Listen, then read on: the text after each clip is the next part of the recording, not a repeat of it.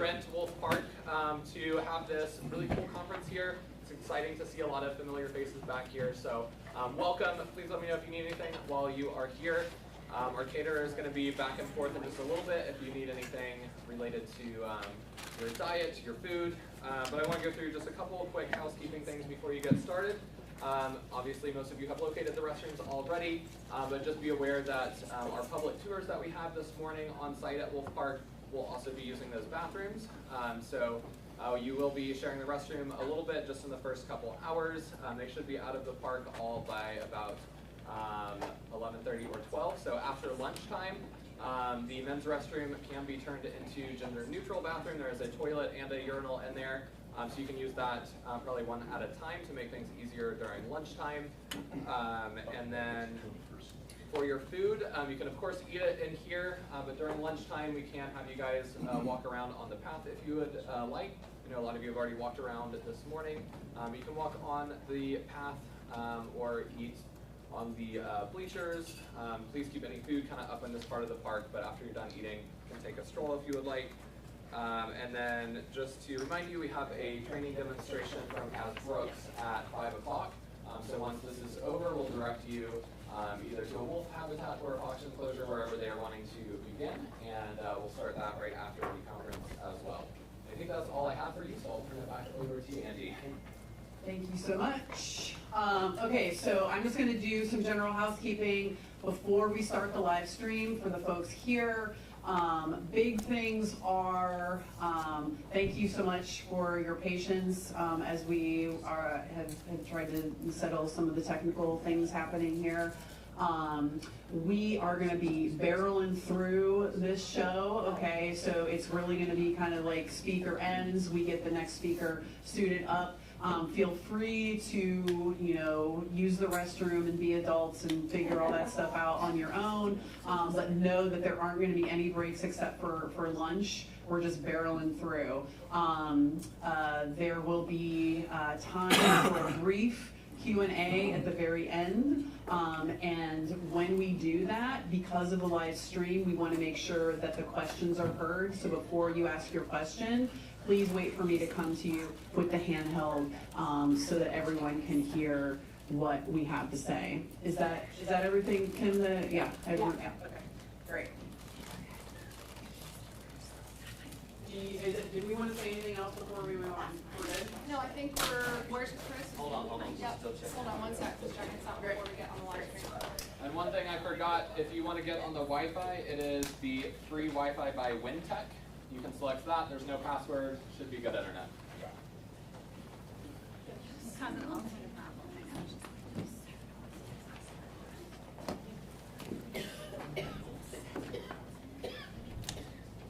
And you want me to walk in or just be there when I start? You have a preference?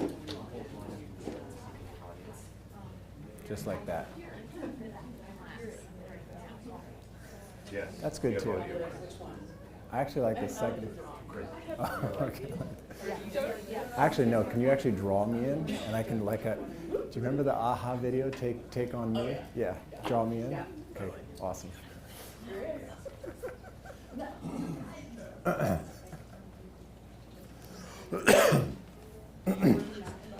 Matt, thank you.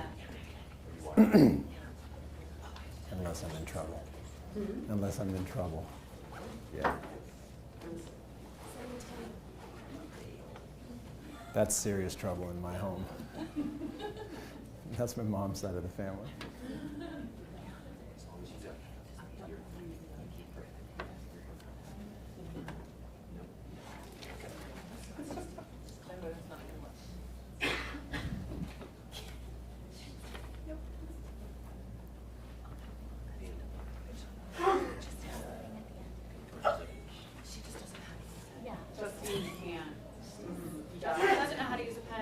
If anyone else doesn't know how to use a pen, you take the little plastic Yeah. top off.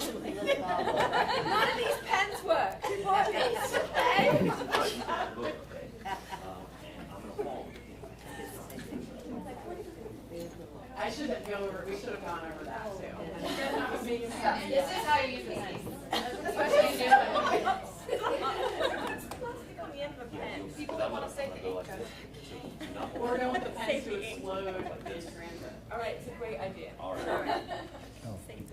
Just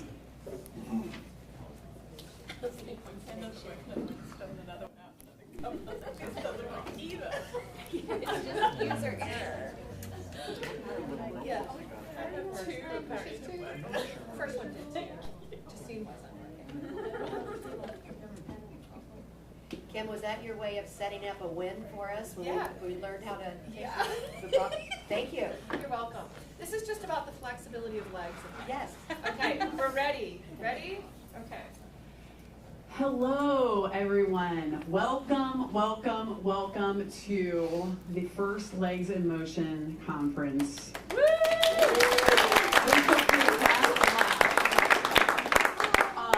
My name is Angie Cook, and I am the division head for the sheltering division and the lead behavior consultant at the Dog Door, and honored to be a member of this movement and that Kim actually asked me to MC this event. Thank you so much.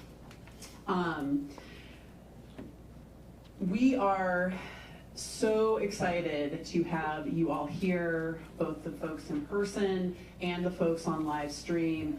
Thank you so much for your patience as we work through some technical things this morning. We're ready and raring to go, and again, we appreciate your patience. A few thank yous. I want to throw out a thank you to Wolf Park. Thank you so much to the staff. You've been amazing in getting this event set up and helping with all the logistics. And we're just so glad to be back here and in this partnership with you all. I also want to thank Christopher and Andy from Asheville Videography, who are going to be who are filming this amazing event and going to just make it just gorgeous for everyone else to see in perpetuity. I also want to acknowledge all the other division heads. The movement could not be as successful as it has been without the dedication of people giving their time and energy and efforts. So I will start with Kim, who is our fearless leader and the behavior division lead. Carrie Davis, who unfortunately couldn't be here today, but anybody who's met her knows she is infectious and fabulous. She is the division head of our training division. Anthony De Marinis, our working division. Justine Sherman's the kids division. Myself, sheltering. The fabulous Linda Keene as our librarian division head, and Colleen Quinn as our veterinary head.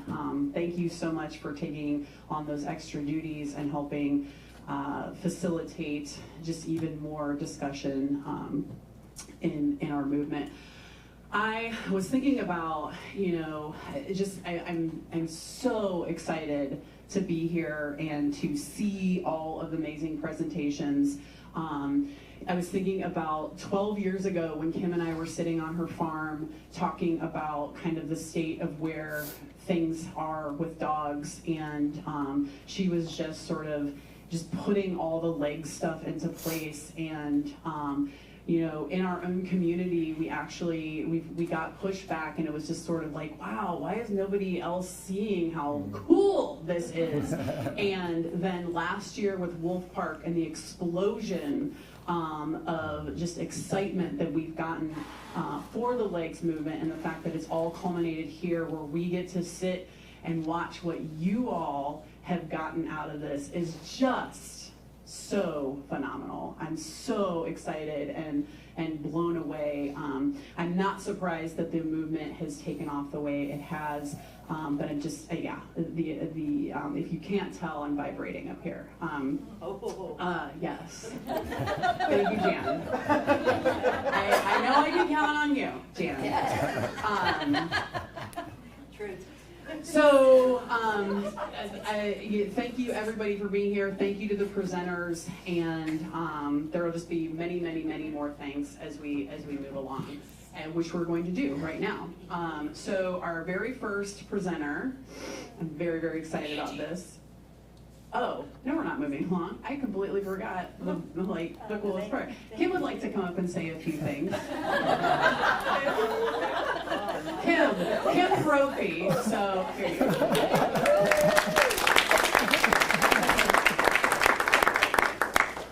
She got so excited that she wanted to leave me out of this. This is Angie's moment to steal the show. Thank you all for making it, for being flexible and understanding about all the crazy curveballs and stuff that we've had going on. I'm so excited I got to be here because it was looking like I wasn't going to, and so this was a last minute win for me, getting to see all of you in person again, in some cases for the first time. I'm so excited to hear all of you present. I love the fact that this entire movement is about us. And it's breaking the mold in our industry of kind of a top-down, like there's one person that has all the knowledge and disseminates it to all these other people. And what we're really doing is we are evolving together. And I love that I get to now sit back and learn from you, that we all do. So thank you so much for this opportunity and for being here and for being courageous. For those of you who've never presented before, this is the perfect way to get your feet wet, right? Like this is the most friendly, wonderful group of people, and there's so many people who are presenting for the first time, and so like I just think that that's fabulous, and I'm really proud of all of you for doing that, for taking that leap. I wanted to take a minute just to thank my personal team, since Angie can't thank herself. I have an amazing team at the Dog Door, and we have a small team. There's 4 of us full-time, and I think maybe only 3 of us were really working on this, and so 3 people have tried to pull all of this together, and there's so much that's happened in the last year with legs. And we didn't anticipate how much was going to happen in a year. It's been a lot for us to keep up with, and I know there's lots of random things that fall through the cracks all the time. Our full-time person that we hired to help us wasn't quite able to fill the shoes we were hoping, so it's left us a little behind, and I know that that affects y'all, so thank you for being so understanding. But I'm more than anything just excited about what's happened in the industry in the last year. It's blowing my mind, honestly, that something that was really like out on a limb a year ago is now a mainstream part of the conversation, and you guys are doing that. You're the ones keeping this going and working it in your own communities, in your own countries. So thank you so much for all of that passion and commitment. Thank you so much to Angie, to Emily, to Rachel, and Rachel will be back in a moment. She's just out with Dexter if you haven't seen her service dog yet. But she's back in. Okay, all right. I didn't even know she was in here. So thank you so much to my amazing supportive team who has been there for me, not just for months or a year, but for years. I love you guys, and I couldn't do this without you. So thank you so much. And on with the show. I think I turned it off. It's on. Thank you, Kim, for absolutely everything, and for making all of this possible. All right, so without further delay, I'm going to introduce Matt Beisner.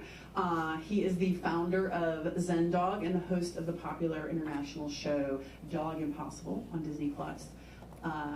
Matt is dedicated to humanely helping dogs and their humans navigate the many challenges that come with living together. He understands that there are no bad dogs and works with them to support positive behavior change rather than relying on fear, force, commands for control. What's good for a dog is good for the world, says Matt, who also serves as ambassador of the Texas Humane Network. He and his wife, Brooklyn, now live in Austin with their son, daughter, family of once impossible dogs. Thank you so much, Matt. I'm so excited to hear what you have to say. Without further delay, please welcome Matt. Thanks so much for having me here. Welcome to an explosion of hope. My name is Matt Beisner. Good morning. Good morning. Good morning. And wherever you're watching from, in whatever part of the world, good morning, day, evening. You're most welcome here. My name is Matt Beisner. In 2013, I attended my first professional dog training conference. And there were a lot of people who impacted me in ways that would take me years to understand. I've been preparing for this for months, and about 3 days ago, before I left Austin to come here, the seeds that had been planted in me opened something up to me. At that conference, there was a man who was talking about working with wolves. And two things that he said stood out to me. One, in 29 years, he'd only been bit once, and that was because the dog wasn't feeling well and he made a mistake. Two, his wife was a veterinarian. She'd not been bitten 30 years. And I thought, how is that possible for me as a young trainer, and I mean young in a lot of ways. For me as a young trainer, how is that possible that you could work with a wolf for 30 years and not get bit but once? How is that possible to work with aggressive dogs and not get bit?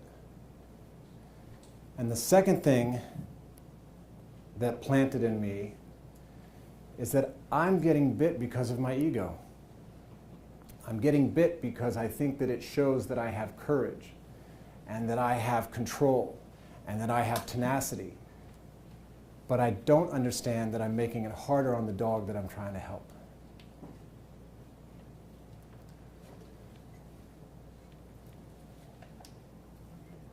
What is legs?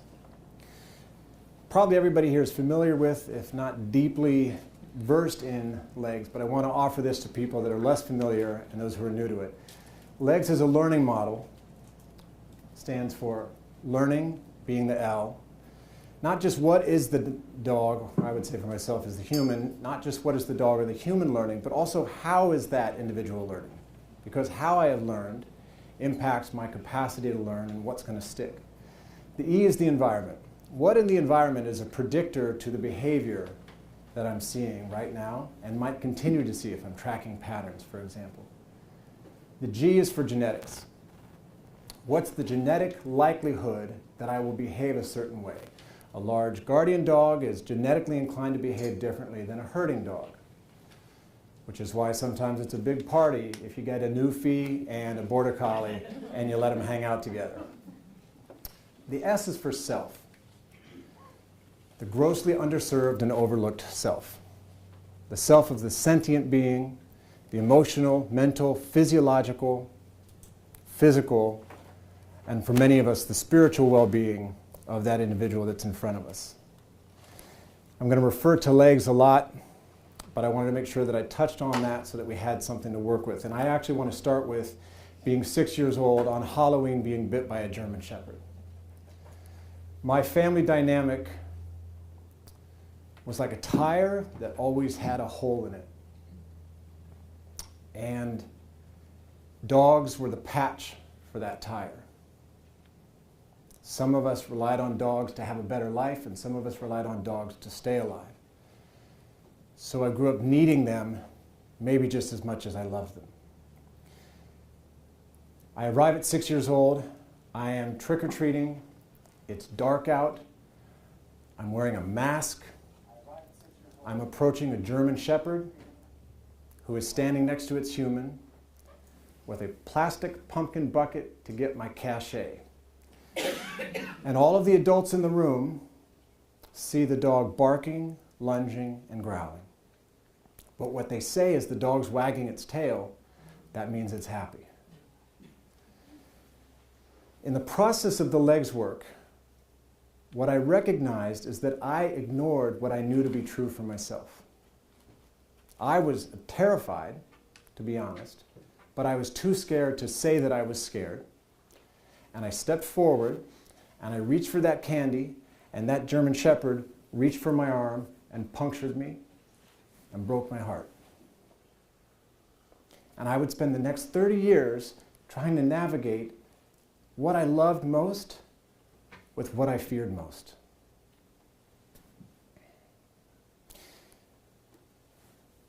Are we reinforcing the relationship with legs? Well, at the time, none of us knew anything about legs. All of us had legs. And I can say, in hindsight, that we made decisions based on what we thought was the right thing to do in the moment. And I would also say that we were not our behavior, including that German Shepherd. We were just taking action based on who we were in that moment.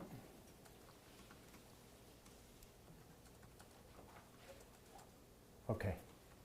I have affectionately named that German Shepherd Spooky. And the reason why I can affectionately refer to Spooky is because of this legs process. Legs has given me a reframing of that experience. So just quickly, in the legs model, breeds find themselves in specific groups. So the German Shepherd would fall into the herding group. I particularly focus on, in my work with aggression cases, what are we needing to buffer against?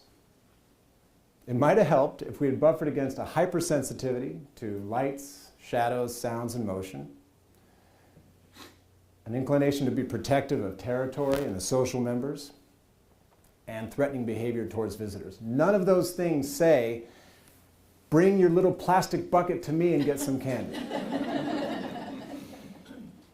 The other thing that stands out to me about the spooky story is betrayal, that everybody who knew better got me hurt. And there was no resolution for that because we had a tire that always had a hole. And the patches would come and go.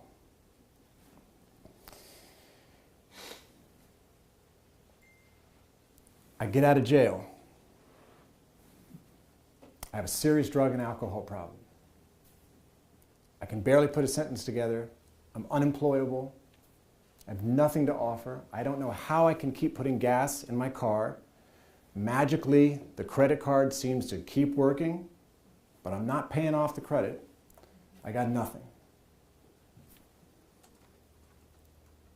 And somehow somebody wants me to be their boyfriend. It's laughable. And in her kindness, she says, you can come live with me. And I think this is an amazing opportunity that anybody sees something of value. And she says, and I have a dog. And I have been practicing for 36 years at that point, not telling anybody that I'm afraid of dogs. If you had been walking down the street, I would have crossed the street. I'm a grown, thank you for filling that in. I'm going to cross the street and I'm not going to deal with the fear. I'm going to go to your house where you have a dog and I'm going to ensure that you don't know that the whole time I'm there I'm afraid. But I am weighing the scales of desperation. So I opt for, I'll let you take care of me, my dear girlfriend, and I'll figure something out with this dog. This dog is a 9-month-old terrier. Yeah. Kingston. In the legs model, terriers have their own group. I am sure the terriers got together and said, we will have our own group. And the fact that he's 9 months old is important because he's kind of like a teenager. I don't know what his L was. They found him on the street. It's always staggering to me that the little ones survive on the street at all. But he showed up with some big feelings. Don't know what his E was, but he was living in a one-room home with a guy that was detoxing, that knew next to nothing about nothing, but knew nothing about what he didn't know. If any of that makes sense. And the human that adopted him has a daughter that can't leave him alone. So it's Kingston and I during the day. I move, Kingston has big feelings. I get up, Kingston has big feelings. I put my lunch down, Kingston eats it, and then has big feelings. So I didn't know to buffer against things like following directions, unmanageability, walking the dog, or excessive barking, which I don't recommend excessive barking if you're detoxing. That's a pro tip, but that's where I was at that time.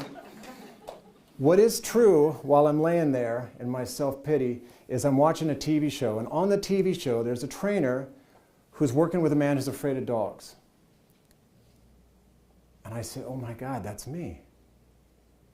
And I get a seed of hope planted. It's possible for me to overcome this fear. And I don't remember much about the technique. I just remember if I try to help the dog, something good might happen. That's become a cornerstone of my work today. As any of us know, if we do what's right for the dog, we're going to change for the better. But I didn't have words for it. So Kingston and I get outside, we sit on the porch and we watch the world. Kingston and I come to learn we both have difficulty following directions. We are both unmanageable out in the world, and we all bark in our own way. and I start to take him on walks, and I try some things. I don't know anything. I'm a hot mess. But what I do know is that I'm out of my head, and Kingston's out in the world. And my love for dogs is returning. And I remember laying on the ground with Kingston in the house. And I didn't lay on the street anymore. Those days were gone. Laying in the ground on the house, laying on the ground in the house, still trying to put sentences together, and Kingston laying on my chest and chewing on a toy. And I remember thinking, oh my God, I feel like a kid. I was just so alive. I didn't know what I was actually experiencing was oxytocin. I just knew I had joy. And my girlfriend said at one point, I think you love that dog more than you love me. And she was 100% right, and I couldn't say that because I was invested. But that was the beginning of this trajectory that has brought me here today. I fast forward craving this oxytocin experience, but I don't know how to get there without inflammatory behavior. Most of you in the room are probably very familiar with oxytocin. For those that aren't, oxytocin is commonly known as the love drug. There are a lot of ways that we might typically experience it. One of the things that's fascinating about oxytocin is that it pairs with other hormones. It doesn't just operate on its own. So if a parent is feeding a child, when it's bedtime in my home, my kids are 6 and 3, almost 3, my daughter will tell you, and I'm reading, and we're in the bed, and they're nestled here, there's an oxytocin exchange happening. With a dog, there's a lot of oxytocin exchange happening. I'm going to keep coming back to oxytocin and the fact that I didn't know what it was, but that it's vital to what's happening here. And the LEGS model, particularly to the question, are we reinforcing the relationship with LEGS? The LEGS model sets us up for those opportunities. Why? Because LEGS is inherently considerate. It's a fundamental principle of the LEGS model. There's something I don't know here, the knowing of which would change my experience and the way I behave. If I were that much more considerate at any point in my life, we'd all be better off. So I start to think there's something here, and I don't know what it is, but I'm going to keep going with it. And I go with it all the way to the shelter, and I decide to bring a Jindo home. And I am remarkably underqualified to bring a Jindo home into my, at this point, 2-year sober life, living with a woman and her daughter and a terrier named Kingston. But I bring the dog in. Oh, before I forget, I want to give a shout out to Sue Carter, who despite the odds began to explore oxytocin. And she wasn't given any credit because it was considered a woman's issue, and there was no money for funding because there's no money dealing with women's issues. And she's been at it since the 80s. Thank you, Sue. So this is Jindo. This is Renge.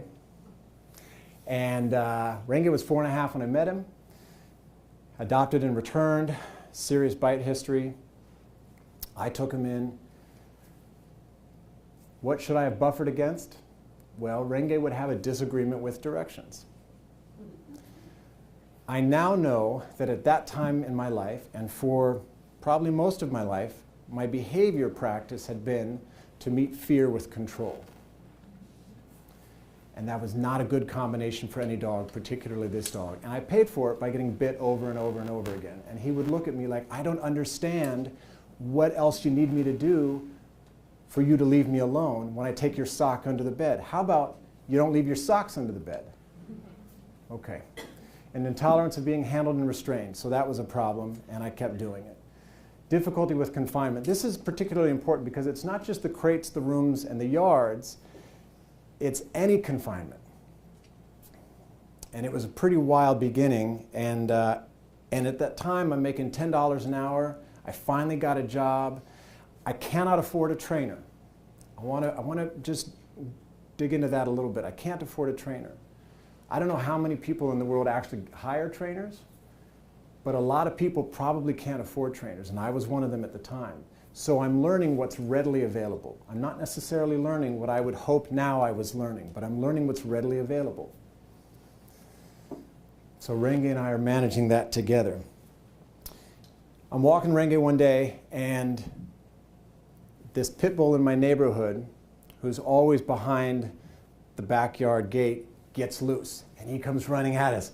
Hey, hey, hey, hey! And he's all enthusiastic. And Renge's not, I don't know how Renge's feeling about it, but Renge is not really in a position to meet him because I'm being fearful and controlling. And they meet, and I'm holding my breath, and they smell noses, and there's a little bit of this. I don't know what would have happened. I know what I did. What I did is I counterpulled, and I yelled, and a fight ensued. And it's reasonable to say that I actually sparked that. And I was trying to do the right thing. And then I reached in to break up the fight, and I get bit. Because I don't practice behavior that lends itself to social support, because I don't really know how to self-regulate, I don't treat the wound, I wake up the next day, I don't feel good, I go to the ER, and the doctor says, you're really close to dying. And while I'm being treated, she says, you know, only good will come from this. And I say, that's probably not a clinical diagnosis, right? And she says, only good will come from this. And she planted a seed in me.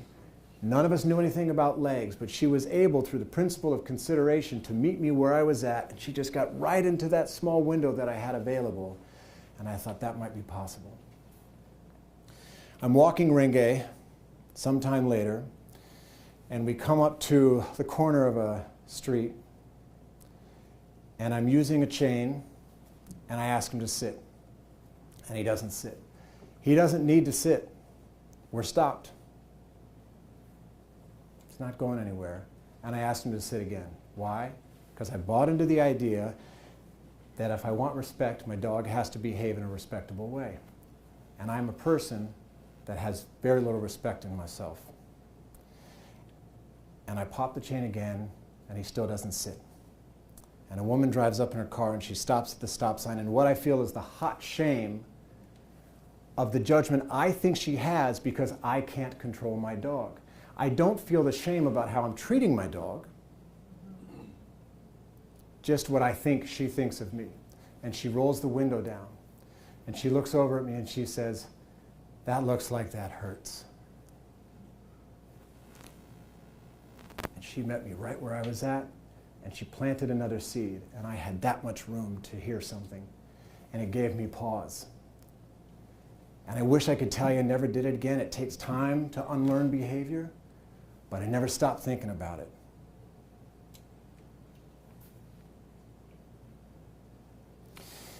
Things evolve, and they grow as they do. And my wife and I clear out the home that we're in, not the girlfriend that I was with. Kingston and I ended up together. She and I didn't, but I wouldn't be here without her. And my wife and I, whose consideration of me is immeasurable, I clear out the furniture, 22 crates, we're running an operation out of our house, dogs are coming in, oh my God, I can't believe it, I'm surrounded by dogs every day, this is amazing. I know what I know, I don't know what I don't know, I'm discovering something, but I don't know what it is. I have some education because I've gone to see some speakers, but I'm not continuing my education, and again, I'm kind of working in a bubble and I'm practicing certain behaviors. It leads to me having a facility. And I start to have 10, 20, 30 dogs, 40, 50, sometimes 70 dogs a day showing up at this facility. A lot of these dogs, much to my surprise, have been kicked out of other daycares.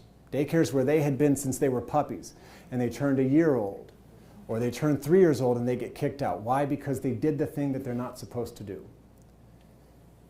How can that be? How could you have eyes on a dog since they were 10 weeks old and then they did the thing they weren't supposed to do? Who were they with? Sure, I'll take them.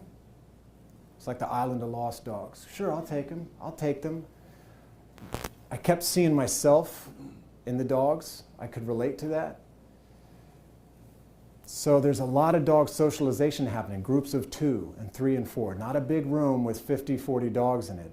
But let's just slow our roll a little bit. I'm at a point in my life where I'm just beginning to slow my roll a little bit. And I'm starting to track patterns of behavior, and it's blowing my mind. Oh my gosh, you did this 3, 4 times, and then you went to the water bowl. Oh, you backed up on that, okay. And I'm starting to do something, just do it. I'm catching and praising. I'm free shaping and capturing just with my words. And something's changing for the dogs, and I'm there for it. I don't know how I had the privilege of being witness to it, but I'm there for it. And then I'm bringing the dogs back out at the end of the day to the people in the parking lot. And I am saying I'm a relationship-based trainer. That's the thing that seems to make the most sense to me. Am I reinforcing the relationship with legs? Maybe, to some extent. I don't know, legs, but we got them and something's happening there. And every day that I bring your dog out to you,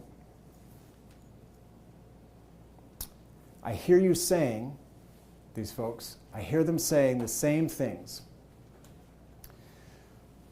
I'm confused, concerned, afraid of my dog's behavior. I've tried many trainers. My dogs don't take treats. I can't follow a training plan. It's all my fault. I think that can't be right. I think you have a relationship issue. Why don't you try some simple things like asking for consent? Why don't you pay attention to the impact on your coming into the room on your dog? What might happen if you used affection intentionally rather than whenever you wanted it? And they come back to me. They haven't hired me for training, and we're doing these 10, 15-minute sessions, and I become a parking lot preacher, and they come back to me and they say, this is working, this thing is working, something's different, my dogs are calmer. And I think that's it, like that's it. I don't know about self-regulation much, I don't know about co-regulation yet, which I'll get to, but something's happening. And they're telling me it's happening, and my dogs seem to be more comfortable in the world. Somehow we're reinforcing a relationship here. And I'm being reinforced 100 times a week. So I keep going. And I can tell you in hindsight that as things got busier, I knew I was missing something. There was a lot that I was missing, but there was something that I was missing. I knew something, but I didn't understand, and that can be a very trepidatious walk. But that's where I was. Self-regulation for me can be exemplified by I meditate, I take a walk, I do some writing, I take a shower, I exercise. For me, there's a lot of value in the ability to self-regulate. I arrive I'm a recovering flaming antecedent, let's put it that way. And so I arrive into experiences knowing that I bring a lot of that. So I have to practice self-regulation. And what I'm offering it to in my experience with my clients is try practicing some detachment and see how you can support your dog's ability to self-regulate. Again, I'm onto something, but I don't really understand what it is. I don't know about co-regulation, and I don't know that I'm missing something that would allow for the oxytocin exchange, which would allow for an anti-inflammatory experience.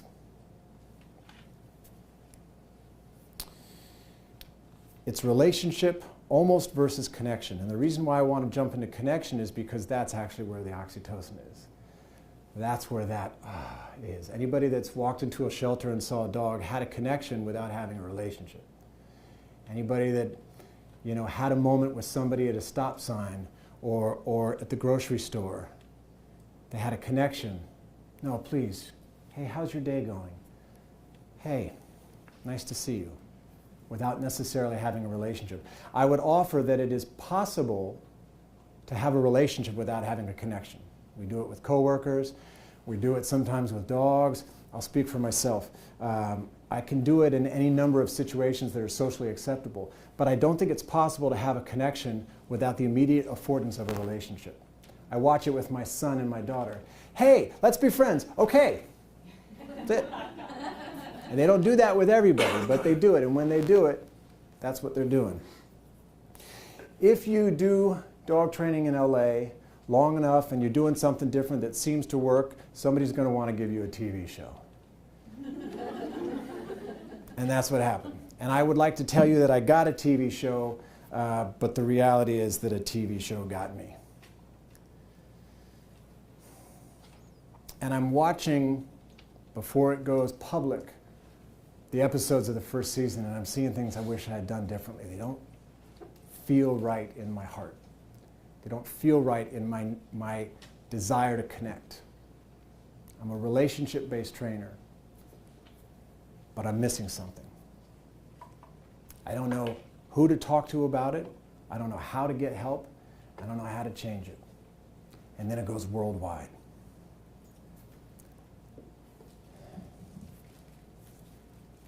And then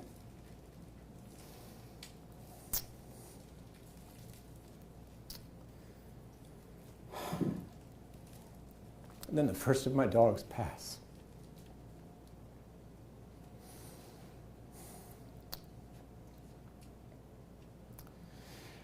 I want to show you a video. It's only 13 seconds long. It may be hard for some of you who have lost dogs or had lost, so you can not look at it. There's nothing graphic in it.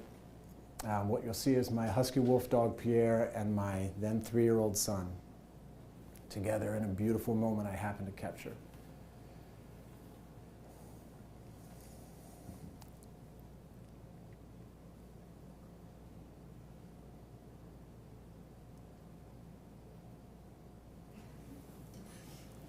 Oh, pardon me. I'm going to run this back because I forgot to plug the volume in. Here it is.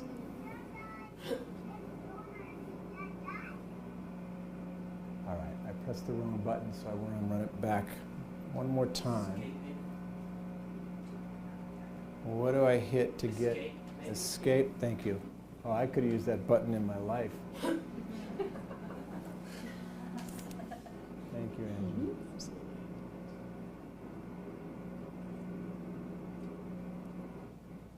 Awesome. Okay. I want to run this back just so. Thank you very much. Okay.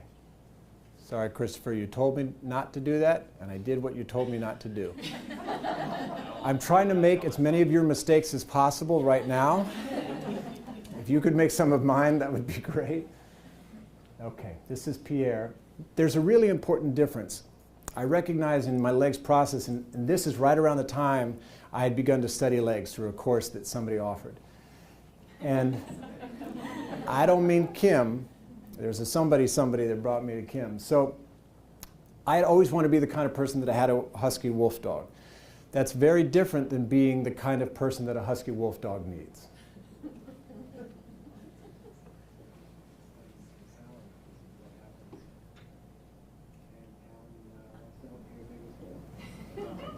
That's my son Talon.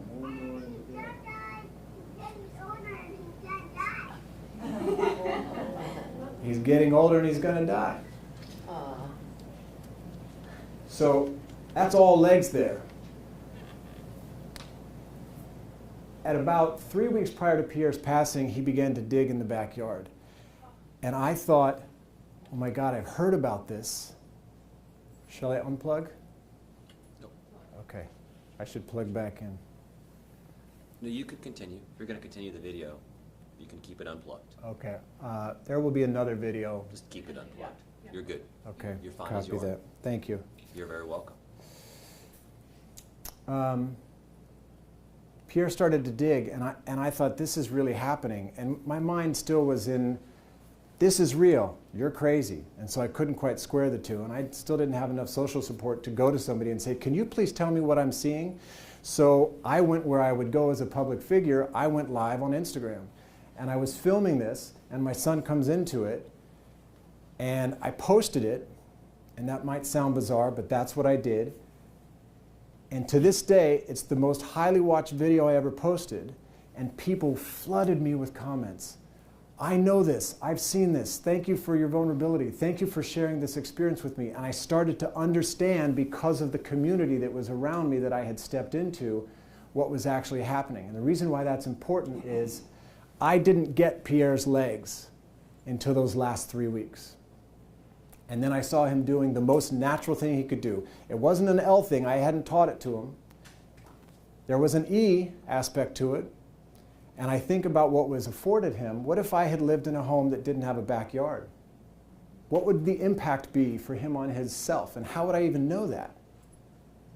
It was clearly a genetic drive. And in terms of who Pierre was and Pierre's capacity to honor who Pierre was, this is what he was going to do. And he worked on it every day, and he rested there, and my son would go out and dig with him. And because of Legs, even though my grief was hijacked by my guilt, I was able to be with him right at the end.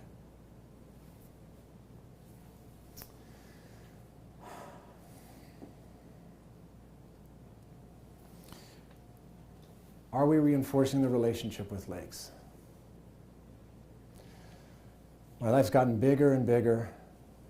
Can't manage it. I don't have room for anything else. And then I meet a dog named Monkey. And Monkey is a mixed breed. He's got Mastiff in him. He's got Pity in him. And he's got a bunch of who knows what else. He is on the Dunbar scale of bite level 5 human, bite level 5 dog. He's consistently biting the boyfriend in the relationship. And he's really dangerous, and I am totally overmatched. And it's that first moment where I practice the kind of professional integrity wherein one says, I don't know what to do. Can somebody help me? Can somebody who knows better help me? And I email somebody who came recommended to me. And I think this person's definitely not going to respond, because I look at his resume, I looked at where he talks and what he talks about, and I brace myself for his response, because I'm still used to bracing myself rather than embracing. And his name is Michael Shikashio. And Mike sends me an email back. And the first 3 sentences of the email, hey Matt, thanks a lot for reaching out. Your name sounded familiar. It must be really hard to work with dogs with everything that's going on around you. And he got me. How is that possible? He met me right where I was at. And he said, with a trembling voice, hey Mike, can you help me with this dog Monkey? Sure. And then I said with a little bit more courage, Mike, can you come to my facility in LA and help me train my staff? I need a reboot. I need to change what I'm doing, and I need somebody who knows that I can trust. And I can trust people that are willing to be considerate. Doesn't mean it's always going to go well, but at least the way that you think has demonstrated that there's opportunity for me to grow. That's what Legs has shown me. So Mike comes to the facility, trains the staff, we go to dinner together, and finally I get to sit down. I'd said with my staff for years, I just want a scientist or somebody to follow me around and tell me everything I'm doing and then sit down and debrief it, and then I'll go back to work tomorrow. Because I liked quick fixes. And I sit down at dinner with Mike, and I'm talking, and I'm asking him, what's R+ mean? I'm asking him, who is Ken Ramirez? I'm asking him, what happens when Dr. McConnell doesn't have things go her way? And I'm asking him, and he's just calmly answering. And every question I ask, he offers an answer to. What's ABC mean? And every question he offers an answer to leads to 5 more questions, like a good connection does. And then at the end of dinner, he says, hey, would you like to take a picture? Sure.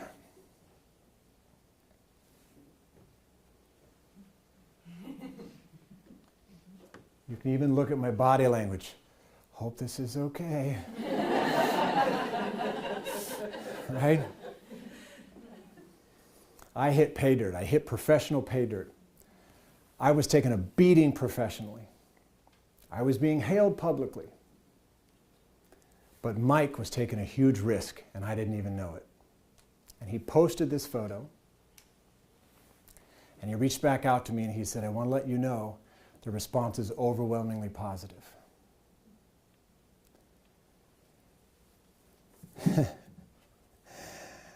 And I got a 2nd season of the show. And I said, Mike, will you walk me through that show? I want to certify this show. I want to be the only certified trainer on television. And I got some stuff to unlearn, and I'm not going to be able to unlearn it in time, but we're going to offer something new. And we're going to show what it's like to grow publicly, because we don't typically do that in our profession, and we don't do that in our world, unless you want to be like a skanky reality show. And then you keep on pretending that you're going to grow, right? So Mike introduces me to this posse of professional support.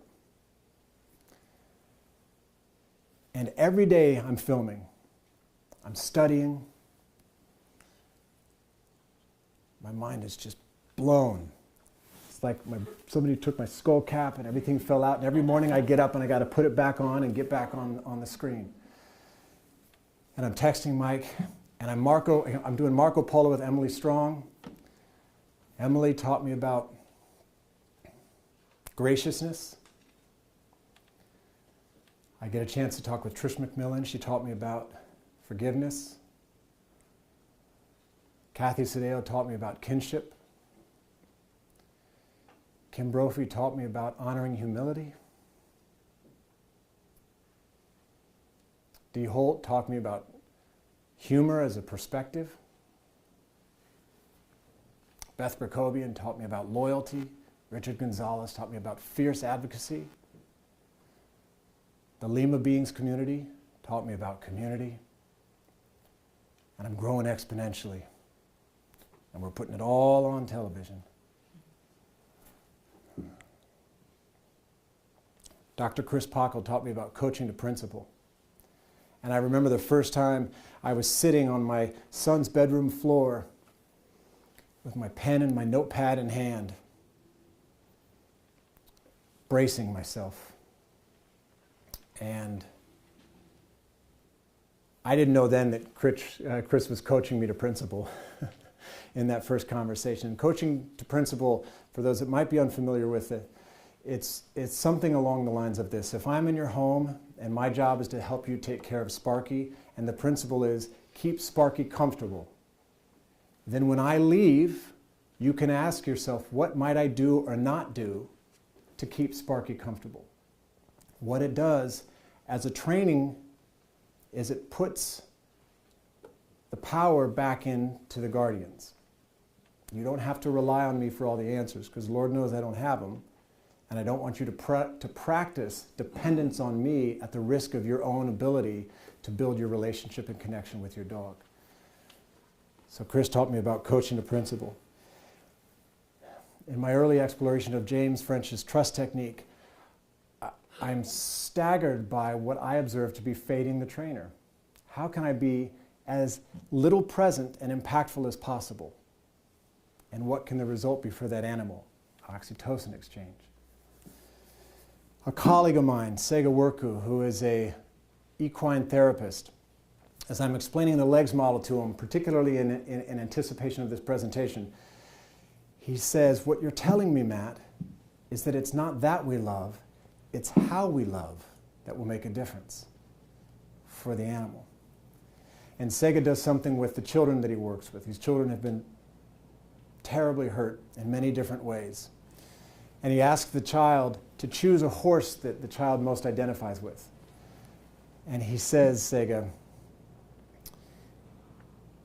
it opens my heart so much when the child chooses a horse that is true to who they are.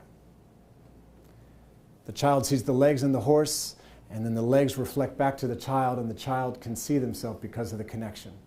But there's a second part to that activity, and he asks the adult, the responsible guardian, to choose a horse that reminds them of the child.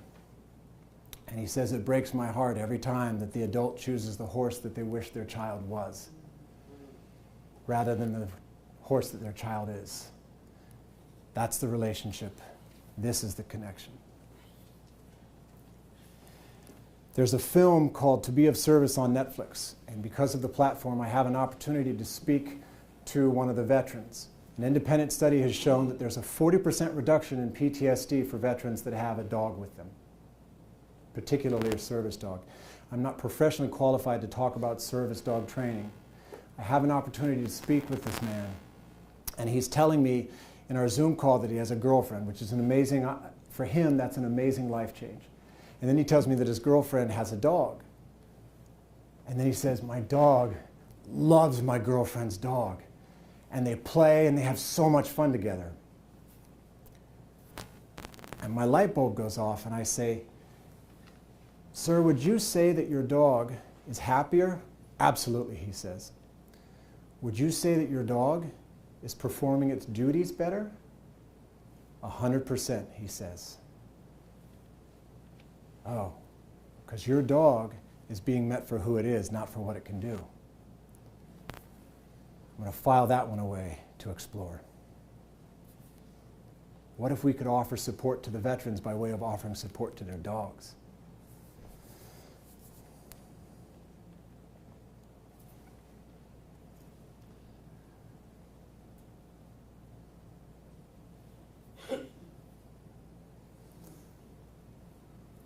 One of the things that Legs has given me is a re-solution.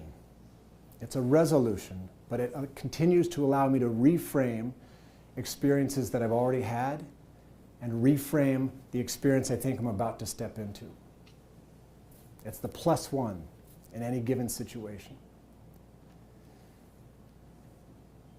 In my journey, I reached out by a third party to Dr. Patricia McConnell, and I just wanted to acknowledge the impact that my global presence may have had on the impact of her work. And she wrote back through the third party, and I braced myself. This time I took a breath because maybe only good will come from this. And in that email she said, we train by regret. That's the adage of dog trainers. I didn't know that. I was living it, but I didn't know it.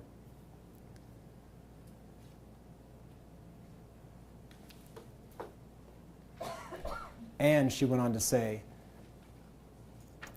that the regret and the expression of the regret is an indication that you desire to do better with what you have in front of you.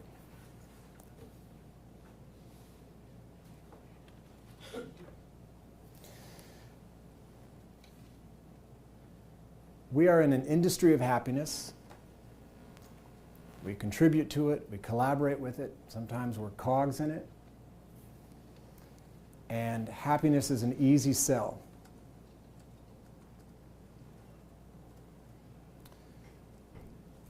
I would like to contribute to an industry of consideration.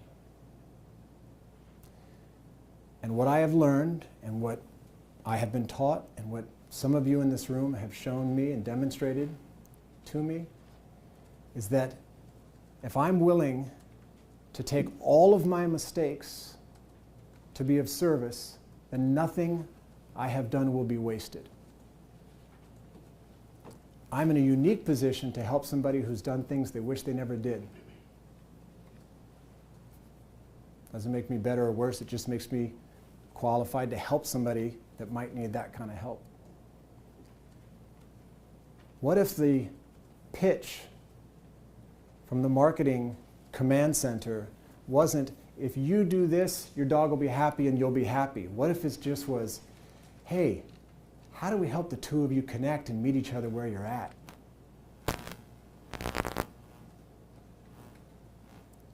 We could not only break ground and break brains, but we might actually have a model that is sustainable, that is anti-inflammatory, and that's not as costly.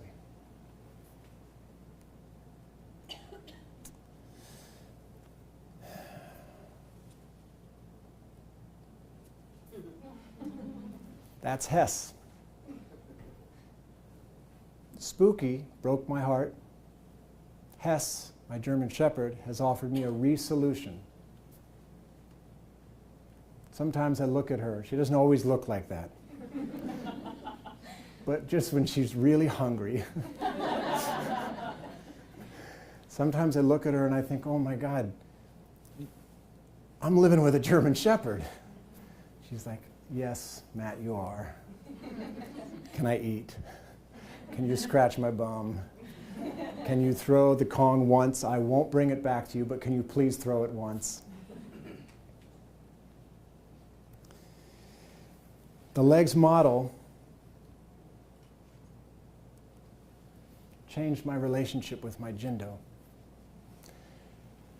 I talked about the guilt that hijacked my grieving process with Pierre, my husky wolf dog. But by the time my Jindo reached his passing days, I had already met him where he was at, and I was able to be present with him. And the legs model, the cornerstone principle, which is consideration, allowed me to accept what I was with him and what I wasn't, allowed him to accept that. That's the thing I got from what Dr. McConnell sent to me, acceptance. Not that she necessarily accepted me, but that acceptance is not only inherent, but necessary to keep moving forward. Otherwise, you know about burnout, you know about everything that comes with that. That's my partner and my wife and my best friend, Brooklyn. And rarely would that Jindo let anybody lay down with him. I could probably count it on 10 fingers. That's one of the few times. That's connection. By the way, he was very scary to her in the beginning. She was able to meet him where he was at, and there they are. And in the last 3 days before he passed, I would find him laying on my office floor. And I got a nudge one day to go lay down next to him. And I did. And instead of getting up, like he had always done, almost always done, he moved slightly closer to me.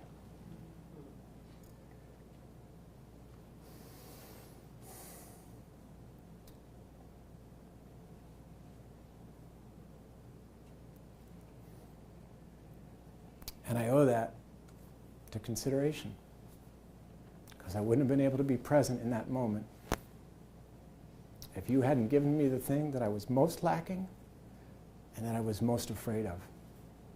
Because when you practice consideration, you're telling me that something else is possible. And if I'm a dog, that's scary. I need it, but it's scary. And I might act in a way that tells you, I don't want it, and you're wrong. But it's scary. And if Dr. Dunbar was right that roughly 90% of aggression is fear-based, then it's a lot scary. And almost nothing that happens in that aggression is true to who that individual is. It's just what they're doing.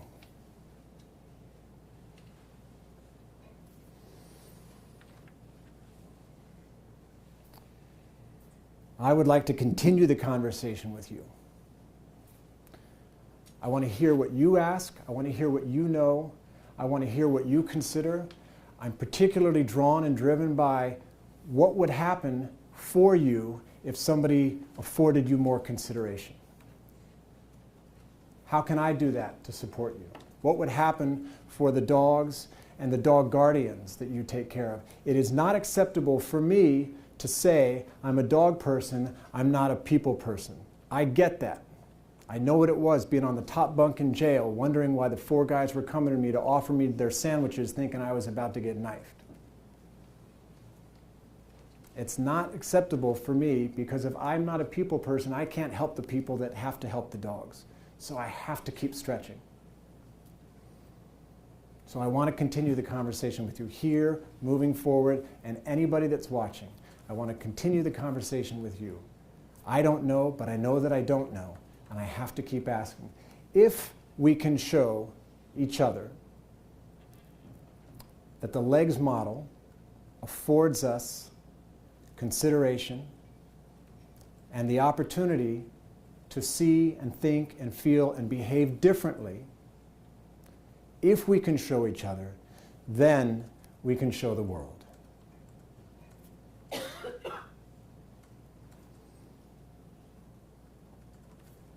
You can find me on social media.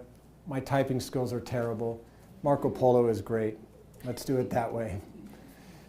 I have a mentorship program that I've just launched. I'm about to announce it. I just did announce it right here for the first time. I got to talk to my press secretary about that. I don't have a press secretary. And it's called the MAP program, Mentors and Partners, because that's what got me here. Mentors and partners. People who knew more than I did, but said, you know what, I don't know, Matt, let's figure some stuff out. And I'm going to share with you, and you share it with somebody else. and that's going to launch this fall. And here's what's particularly interesting to me that Kim inspired.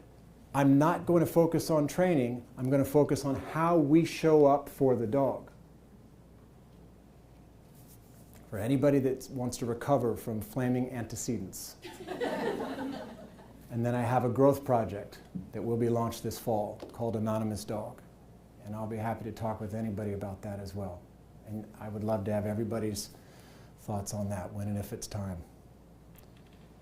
My name is Matt Beisner. I'm here because of your consideration, and I'm here to be of service to you, whether or not it's convenient. That's the true spirit of service, by the way. Service is not convenient, so sorry, not sorry.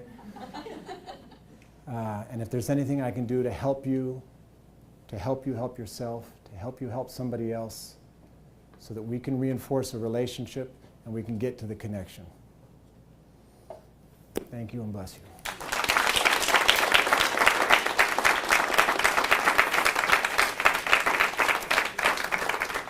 Thank you so much, Matt. That was like the best way to start this. I feel so connected to everyone in this room. The oxytocin for me is palpable. Thank you, thank you.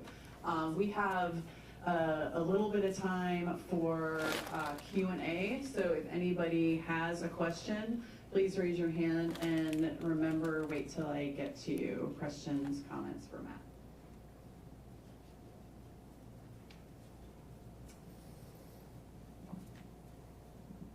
Question about the Jindo. Do you know his background story at all, why he was in the shelter?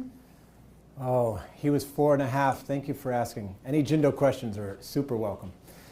He was 4.5 when I met him. They said he'd been adopted and returned, multiple shelters, and he had a bite history. That's all they knew, and that's all I ever knew. Yeah. Are you a Jindo person? Oh. Oh, we should talk. Thank you.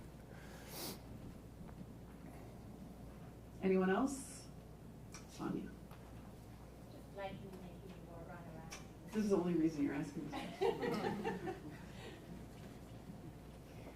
Matt, I just actually want to thank you for your vulnerability. It's really, really what Legs is all about, is opening ourselves up, opening our clients up, and opening the dog up to a new experience, and vulnerability is huge in that, so thank you. Thank you, Sonia.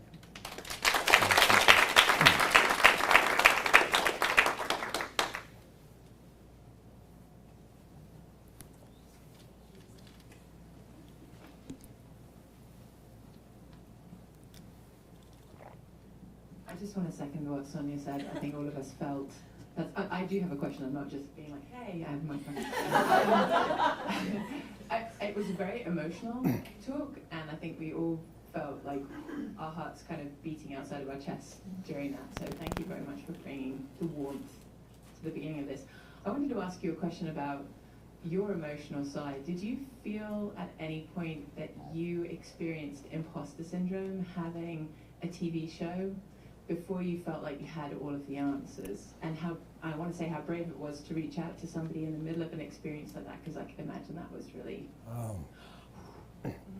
Thanks for asking. I have imposter syndrome right now. Just right in this moment. I haven't throughout the whole presentation, but one of the things about consideration that I learned professionally and outside of the profession is I have to get comfortable, or at least be willing to be comfortable with being uncomfortable. And I have practiced that.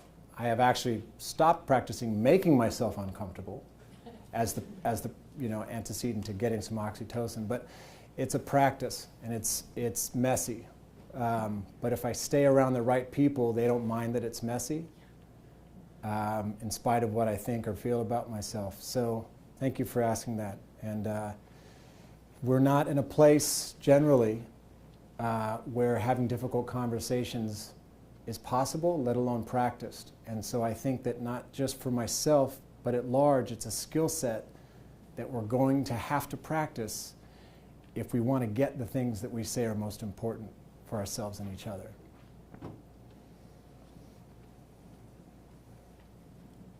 I just want to echo that, everything that Justine said and everything that you just said.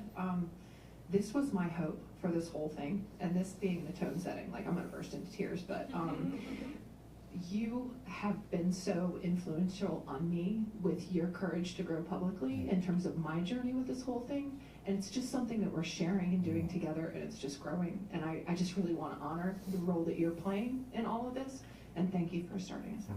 Thank you.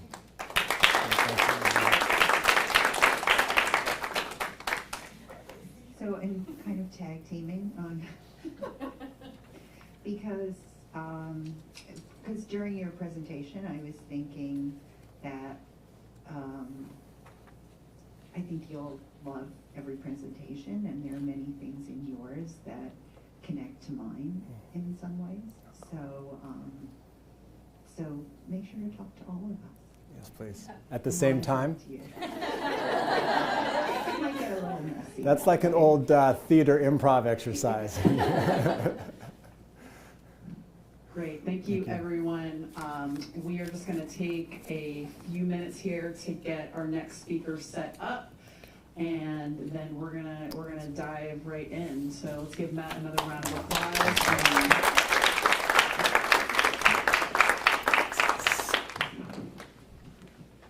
There will be an ISA meeting, which is Imposter Syndrome Anonymous.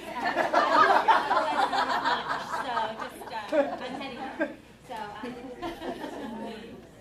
we'll all be there, right? We'll all be there. Makes you appropriate. Because I really have imposter syndrome.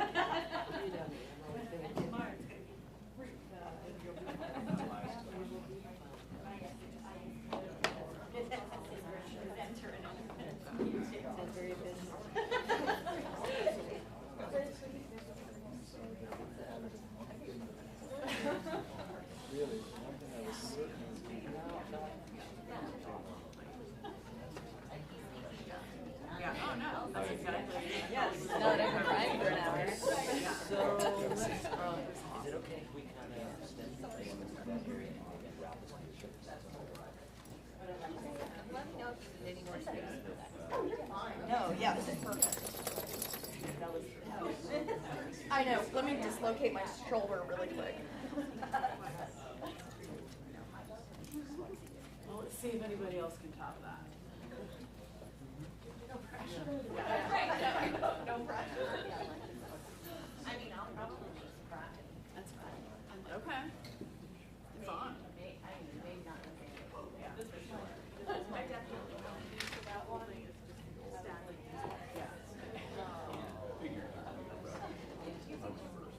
Yes, I know. Like a in there first off. Yes, there is. You can slip in and out. Unseen. Well, that's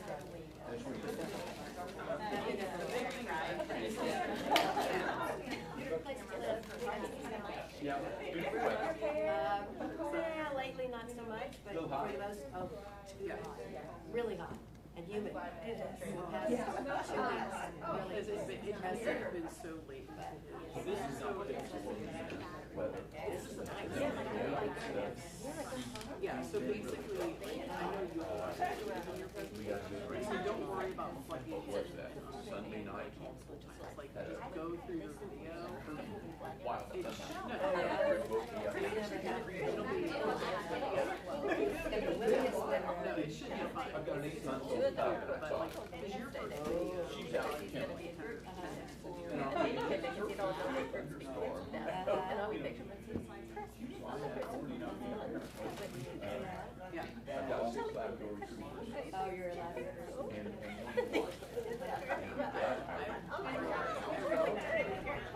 well, 6 dogs and 1 wife. I keep the 1 wife, the 6 dogs and stay in the box. I'm a fourth.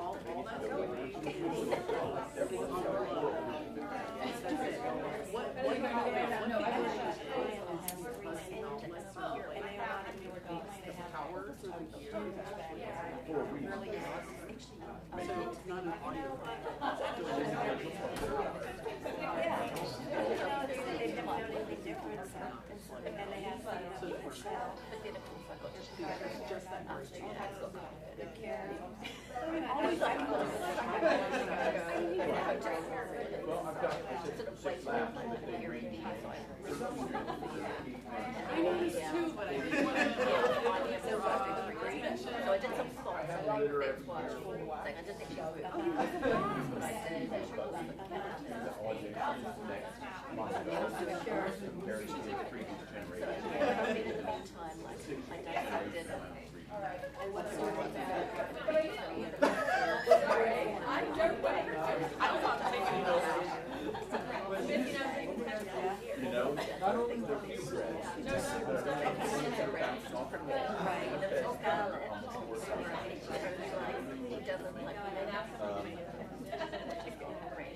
I read the stage differently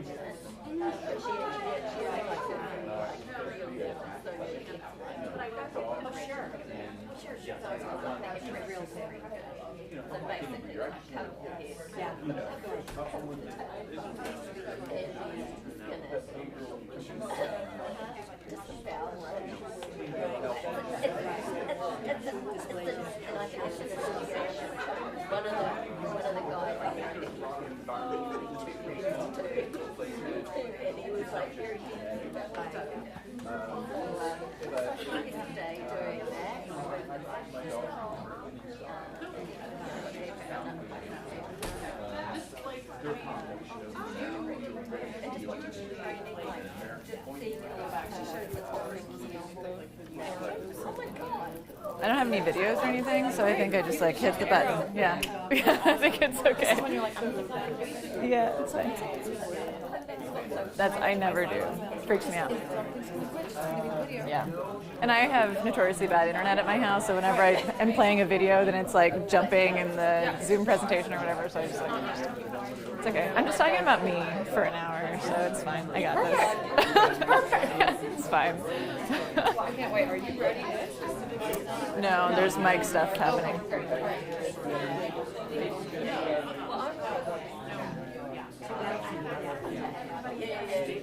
Hello?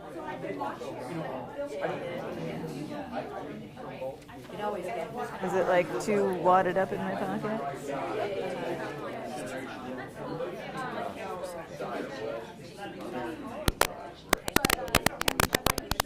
Hey everybody, so had we been able to start on time, I was going to take Carrie Davis's spot, but since we started late, I'm not going to. So I'm going to give you this, and I will walk people through it later, but this is like written instructions for how to use the dog key for accuracy, because there's a couple specific guidelines for when you pick small triangle versus large triangle, whip versus, swoosh tail or whatever, swoop tail. So, and those things are what indicate or predict the accuracy of your result. So these are going to be on that back table. So just whenever we have the next break or whatever you walk by it, grab one so that you can take it home with you, and then I'm happy to answer any questions. I didn't take nearly as many notes as I should.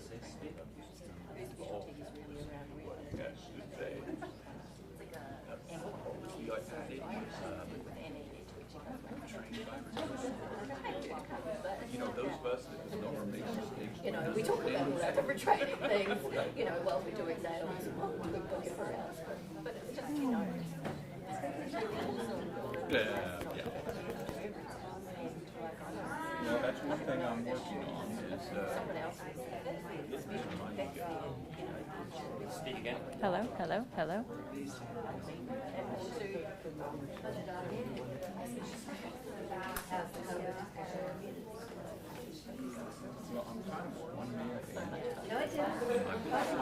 Hello, hello, hello. I didn't do next report, so you want to know about me? Just shut up and listen.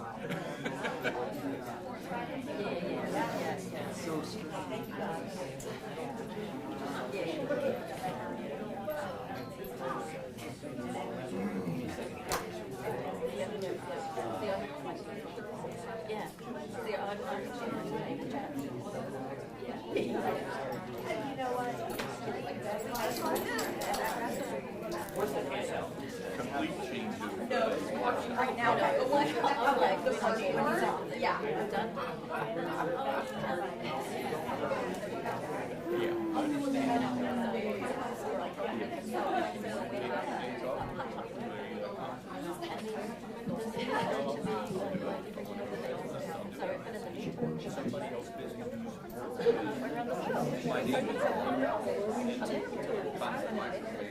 Because that's what it's about.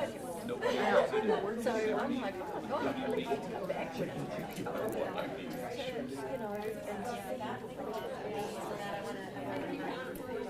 Yeah.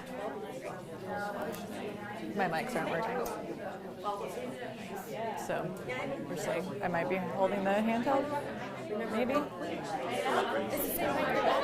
Uh-huh. Okay, guys. Yep. I'm gonna you for just a second, I think.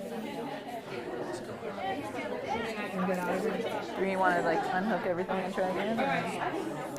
So just for funsies, we're gonna I still have the hair. do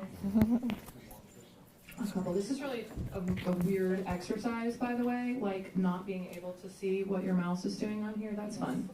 Let me see if I actually save this. And oh, there it is. Okay, good. I did this 2 nights ago at like 11 o'clock in the hotel, where I took your wonderful pictures that, so we'll just start with Sarah Dixon's Tina, just for fun. We're gonna run it through the dog key. So, over here, we have our dog key. So everyone take a good look at Tina and her cute little bod.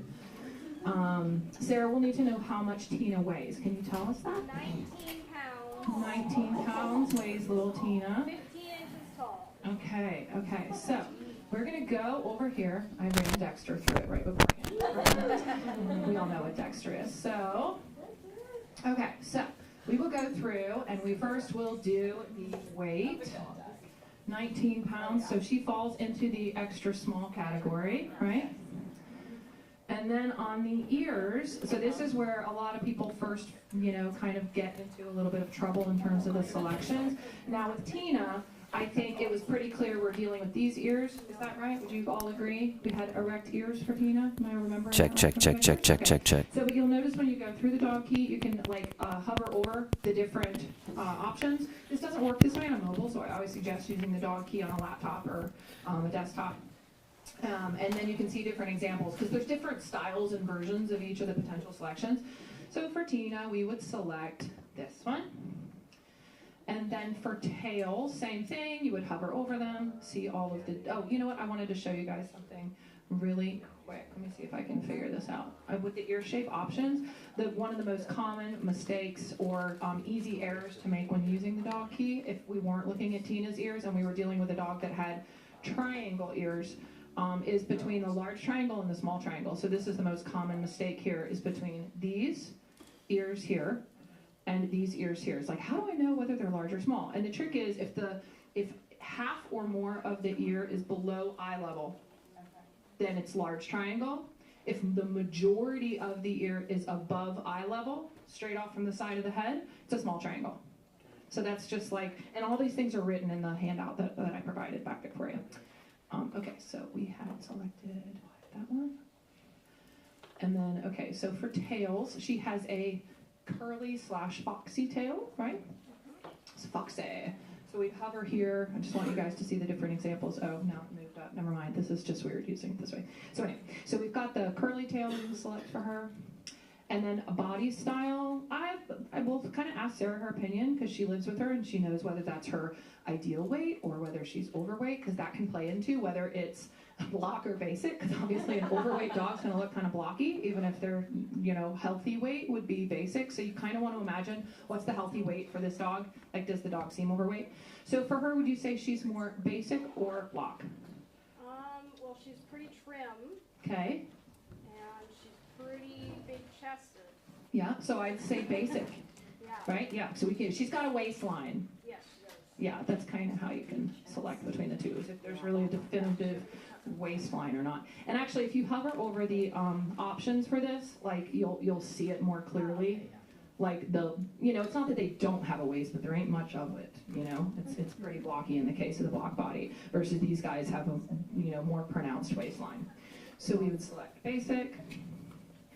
And then for hair length, it looked to me like we're looking at a little more than an inch, inch and a half to 2 inches, depending on time of year. Yeah, it's the feathers. So the Feathers. picture on the right is when I first got her before she got like her adult coat. Okay. But you can see her body shape better. Yeah, okay. And then she That's had a good. double coat? Yes. All of Okay. this is good. So that matters too. So then you come here and select this, and thick is double coat. You know, so if you have those dogs that have the double coat. So we'll select thick because it's not just long and wispy. And then come up here to see my results, which you can't see because the computer. Yeah. And it will say toy is primary. Let's see how accurate we are here. And secondary was terrier. And let's go back and look at her DNA results here. And so the next slide is, oh, I'm not on presenter mode. Okay. So it's totally wrong. So and some dogs will break the app, which is the fun thing about genetic testing and apps, is that so, the toy thing is right in there. It's right behind in second place. And so it pulled that out because there's enough in there genetically to kind of pull that out and indicate it. But it didn't get the first one. But that's interesting. And oftentimes, its accuracy will be, it pulls out a close second genetically, and it might miss the first. Behaviorally, how would you describe Tina? This exactly? Yeah, okay. Yeah, so she's got a lot of that stuff going on. And then I don't think there wasn't a third result on the app. So are we ready? Okay, we're ready. I entertained you and filled in 10 minutes. Great, okay. Back for a second.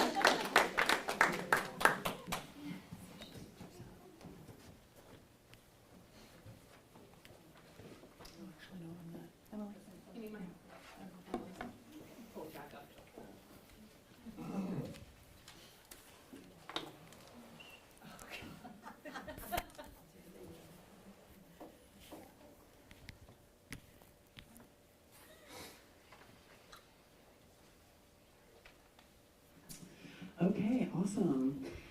Moving along, thank you so much. All right, next we have Kelsey Weber, who is going to be talking about the detour on the humane hierarchy with legs. Kelsey has been passionate about dog training since she was very young, growing up around horses and dogs and numerous other pets. She started training horses professionally and raising puppies for guide dogs for the blind as a teenager. And then for the last 2 decades, she's been helping dog owners not only train their dogs, but better understand and enjoy them. In her business, Positively Trained LLC, her focus is on addressing the emotional wellness of both pets and people in a household through easy-to-implement strategies that are catered to both the modern family and the modern dog dynamic. I'm very excited to hear her presentation, and let's welcome Kelsey.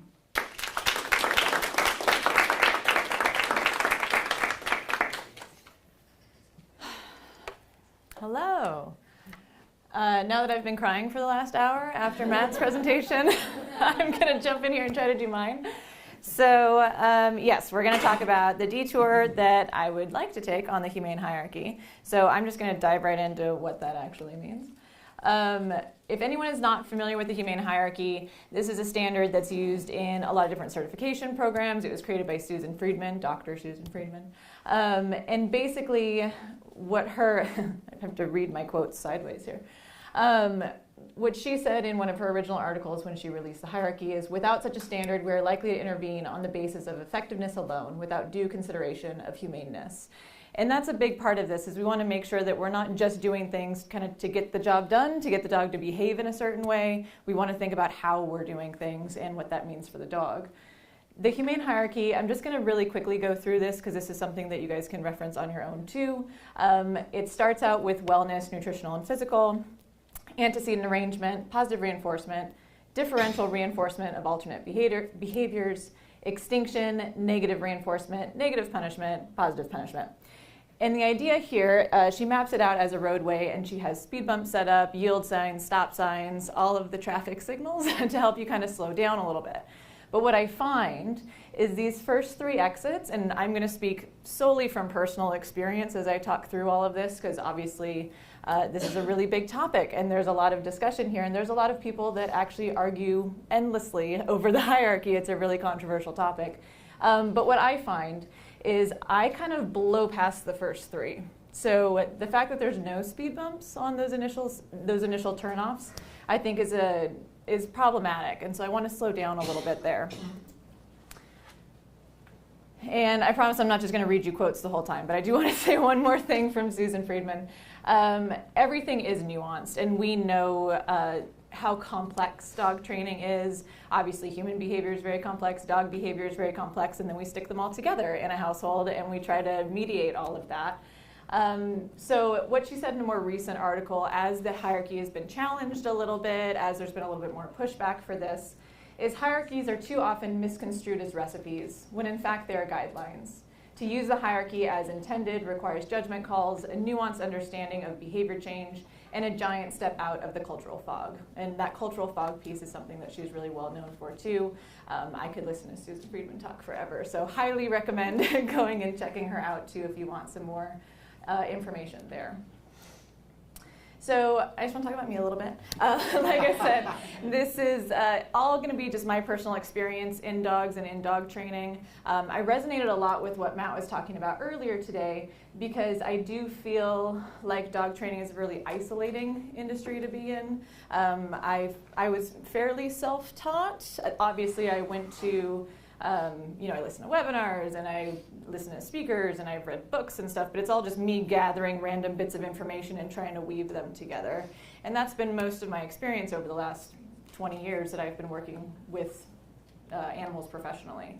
I know I don't look old enough to be working for 20 years with animals professionally, but I've been, even when I was a young child, I had friends of mine in grade school and their parents would pay me to train their dogs. So it's something that I've just kind of always done.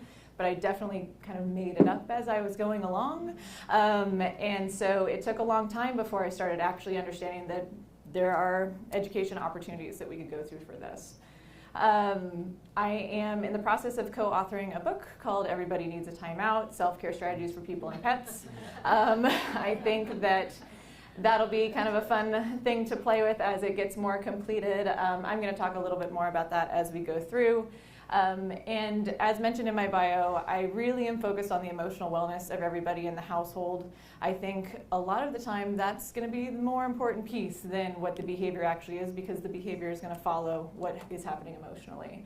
So that's kind of my background. That's where I'm coming from. These are all of my fur kids that are at home. I shouldn't even say that because most of them have feathers. But these are all the critters I share my life with. And another thing that I am recently exploring is working with the LEGS model and my background in training with a variety of species. And it's just been super fascinating to see what carries over and what's different, what's unique with every species. So I am really interested, especially applying that genetics piece of the LEGS model to various different types of animals and how that kind of shifts how we approach them. I do want to talk for just a moment about my journey becoming a family dog mediator, because I would assume that everyone here can agree this has been a pretty impactful experience. The main thing I was looking for, the reason I joined, was for community. So I'm going to cry because I've been crying for the last hour. So obviously pandemic was a really isolating time for a lot of people. So I do feel like this came into the public eye right when it needed to. And Kim has done an amazing job being that, setting the model, setting the tone for the community, and I just am really grateful that this exists. Okay, so the first piece of the community is check your ego at the door, which, sure, that sounds easy, but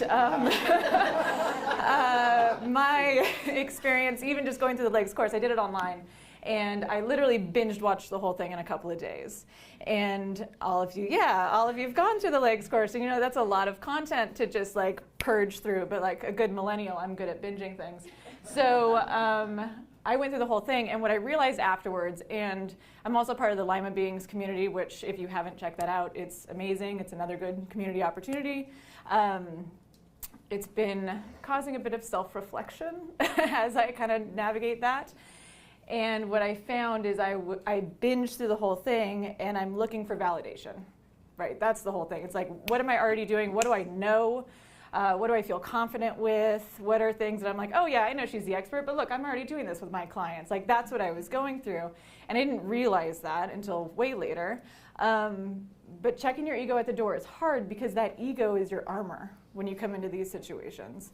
And so it's been an amazing growth process to just kind of work through that and set that aside. There's been a lot of times where I've started like Facebook comments in the group and then delete the whole thing because I'm like, nope, we're not talking about how, and no one asked your opinion on how they should fix this. And so that's been an amazing thing. Obviously, it's still a work in progress. But what it does is it causes you to slow down, right? Like I have to actually edit all of those comments before I post them. I have to think about, is this helpful? Is this kind? Is this considerate, right? And that permission to slow down, that's going to be the rest of our talk today. Is that's what I really want to focus on, is how can we slow down a little bit more. So I'm proposing that we take the scenic route on that hierarchy a little bit. I'm only going to talk through the first 3 exits. I think most of the conflict in the dog training industry is more about the last 3 exits for the most part. I don't think there's a lot of conflict here. I think we just skim over it. And so this is what I want to break down a little bit more. Something that I tell my clients all the time when they're loose leash walking with their dogs is straight lines are boring. Like, let's add some squiggles in here, and specifically these loops back around. Because how I've always looked at the hierarchy is just the graphic itself feels a little bit like a ladder to me. And so when I take a step down on that ladder, it feels like I'm backtracking, like I need to be moving forward. And so I like this idea of kind of looping back in, because a lot of times we might miss something and then new information presents itself and then we can come back around. So first turn off, I'm labeling it as health and wellness. Susan Friedman actually made an adjustment at some point. It was originally health was the language that was used, and then it was switched to wellness. I don't personally know why that change happened. I'm putting these both together because I feel like it kind of encompasses all of the pieces, and this is my talk, so I get to do that. So, so the health and wellness piece, it also, in both of her modifications, includes nutrition.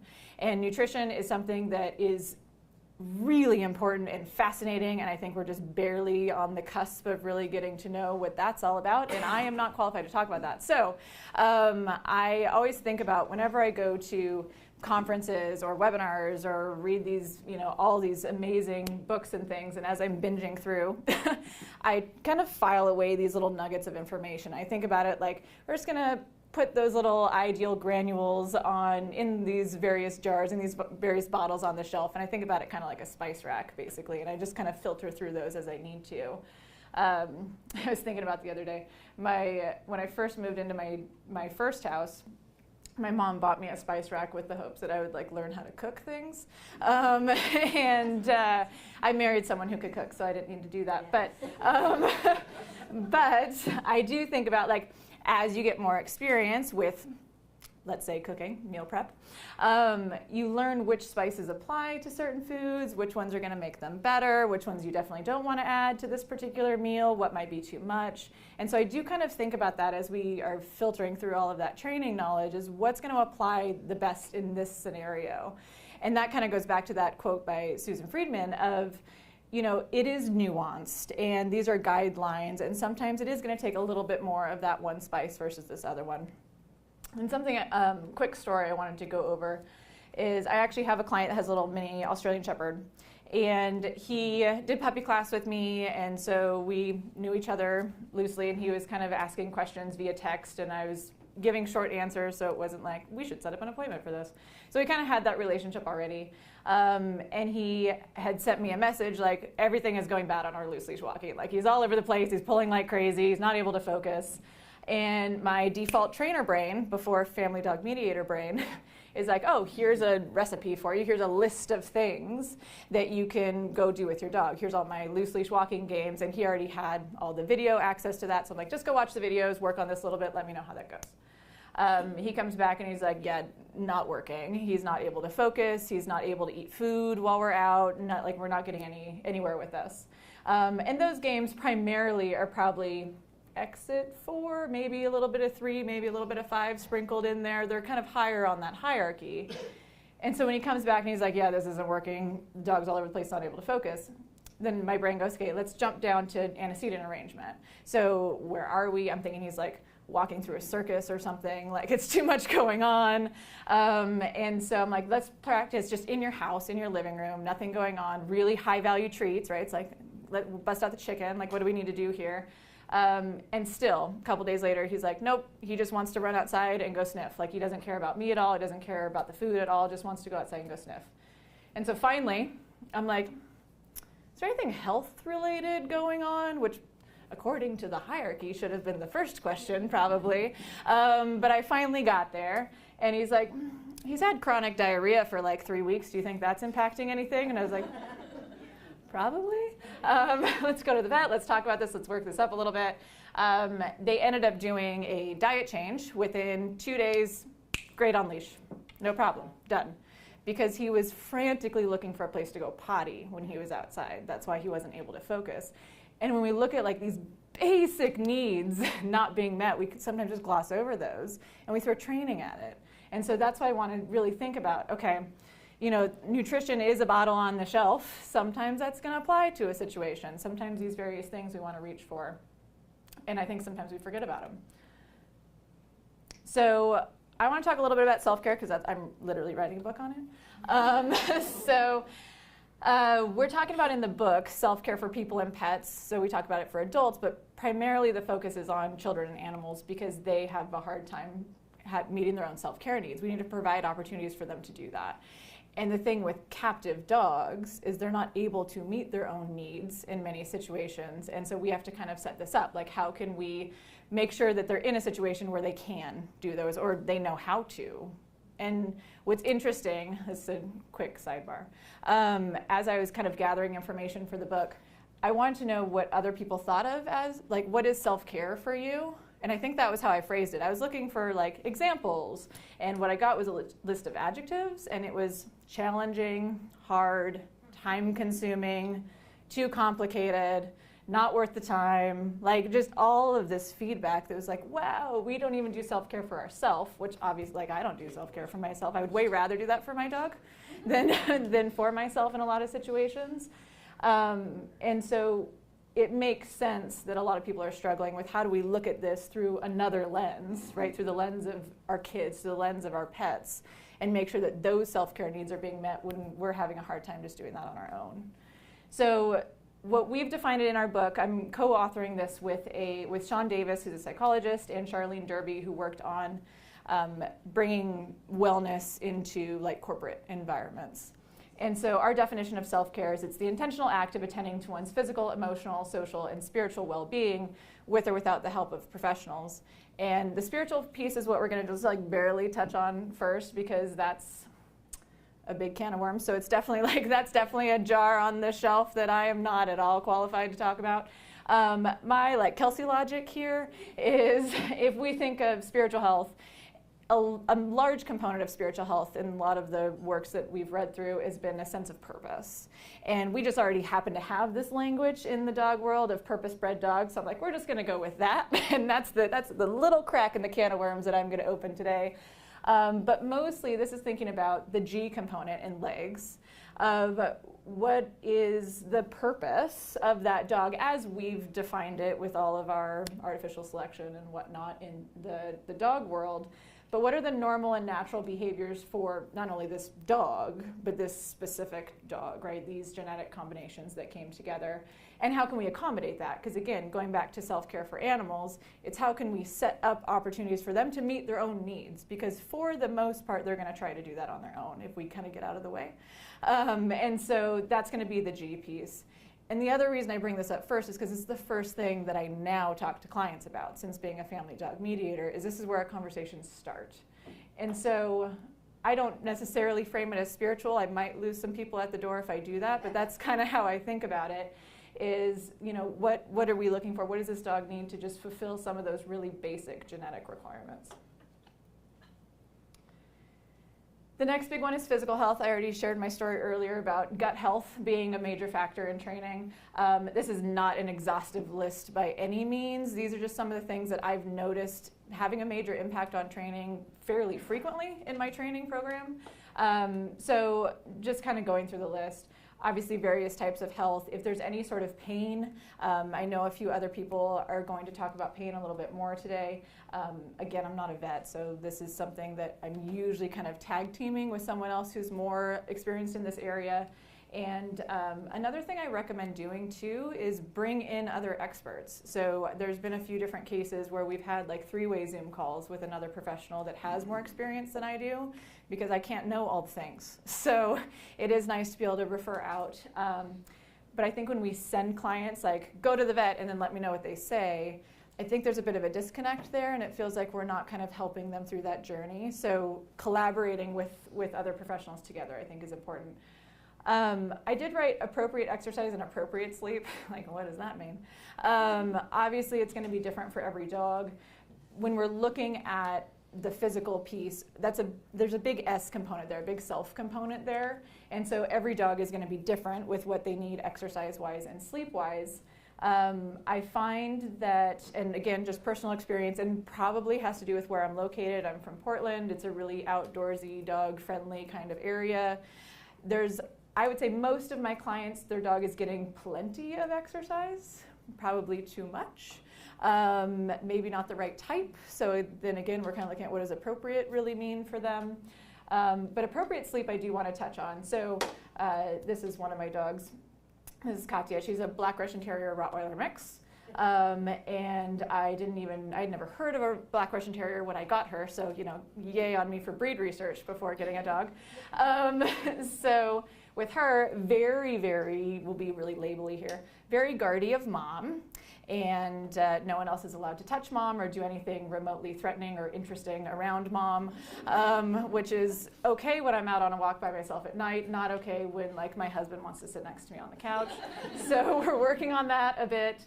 But coming back to the appropriate sleep, what I noticed is since the beginning of pandemic, I would say most of my clients, if they're coming to me for a behavior issue, it's going to be for resource guarding and reactivity since the beginning of 2020. Those are the two by far most common behavior concerns. And what I have found is every single case, I have felt like they're not getting enough sleep. So I am not a scientist. And it's totally like correlation and not causation, but it is very interesting to me. And I find with my own dog, with Katya, on the days that I work from home all day, the days that I have Zoom calls, the day that I'm doing mostly virtual stuff, she's with me all the time because she's here all the time, all 100 pounds of her. And she's resting, but she's not necessarily sleeping. And if she is sleeping, she's being woken up every 2 seconds because I'm like, let me demo this new skill because I have my demo dog right here all the time at my disposal, essentially. And so she actually gets a lot less sleep when I'm home all day versus when I'm gone, she just crashes. And my husband also works from home since the beginning of the pandemic, and he's like, yeah, she just goes and sleeps on the bed all day. I don't even see her for the 5 hours or whatever that you're gone. On the days that I'm home all day, she will resource guard me from our other dog. And on the days that I'm not home, the days that she's sleeping more, she doesn't do that. So just that little individual case study I find really fascinating. And I could do excessive exercise with her and all the things. It's more that sleep piece that seems to be the really consistent variable there. So I mentioned that I'm really focused on the emotional wellness component. I could spend many hours talking about each of these individual points. And so I'm just going to gloss over this because I have a lot to talk about. So safety is a big one. If your dog doesn't feel safe, it's really hard to teach them anything other than that this is unsafe. So where I think there's a bit of conflict with the humane hierarchy is if we look at an example, let's say dog is sleeping on their dog bed and baby is crawling over towards them and the dog growls. Sorry for any of you that are already oh my God, I know exactly what that looks like. There's an argument that if we remove the baby in that situation, that's going to be some negative reinforcement, right? We're removing that aversive. And so therefore, negative reinforcement should be more easily accessible on that hierarchy. It shouldn't be so high on that hierarchy because you don't want to throw treats at this situation. You don't want to throw positive reinforcement at this situation before we kind of work up to that. But how I think about it is because we're focusing on the emotional wellness piece, and wellness is in that first tier, we're just helping the dog feel safe. And so removing that aversive in that situation is promoting a healthier emotional state that is helping with safety. And so that's how I kind of start figuring out where things land on that hierarchy in terms of my methods and how I approach a different situation, is how does the dog feel? And let's help them come back to a nice balance. Let's help them feel emotionally healthy, and then start looking at these higher levels on that hierarchy and then start working out. So safety is a big one. Comfort is a big one. Predictability, I just want to mention, I was really considering putting like Pattern Hack and Mr. Rogers Hack in this level, because I could definitely make an argument that this is helping the dog's life feel more predictable, right? I did save them for later, but arguably they could definitely go here. Same thing with regulation, the grip contingency, the Get a Grip hack, that could also fall in this category too, right? Because we're addressing the dog's emotional health. I do want to mention joy for just a moment, because something that I find kind of heartbreaking is I don't feel like most of my clients know what joy looks like on their dog. And so that's something like when I ask them if they play with their dogs, it's like we play fetch. Like, some dogs I think do show joy when they're playing fetch. I think a lot of dogs it's not joy. And so this is something that if I can just spark a little bit of joy, oh, that was a fun tangent that I was not expecting. So if I can spark a little bit of joy in their relationship, especially in their daily life, I think that's gonna have a huge emotional impact on the dog, on the humans in the household. And this is where I really start getting excited about kids in the household too, because then we can start modeling this for kids and start teaching them how to grow up building these types of relationships. Trust I have a quote on the next slide. This is by Brené Brown, because all good talk should quote Brené Brown, basically. That's my motto. So trust is earned in the smallest of moments. It is earned not through heroic deeds or even highly visible actions, but through paying attention, listening, and gestures of genuine care and connection. And I feel like that really touches on what we're talking about here with self-care, right? It doesn't need to be challenging. It doesn't need to be this huge thing that we're spending all of our time and energy and effort on. It just has to be these little moments that we're sprinkling throughout the day. And that's what's not only going to build that trust piece, but that's what's going to start addressing that wellness piece. And I think that that's super important.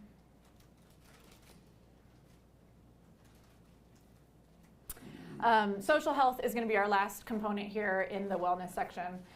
So access to social partners, when we're talking about a social species, a highly intelligent social species, I do think it's important for them to have access to social partners. I understand that members of their own species is not always an option. For many reasons, that's not always an option. But as much as I can, I really try to push that. I feel like even if that dog, that sketchy dog, has one good dog friend, I feel like that's life-changing for them. So if it's possible to integrate the dog with at least one other dog, I do think that we should really go above and beyond to try to make that happen. And I think that meeting that need before, again, we dive into more complicated training plans should be something that we really consider.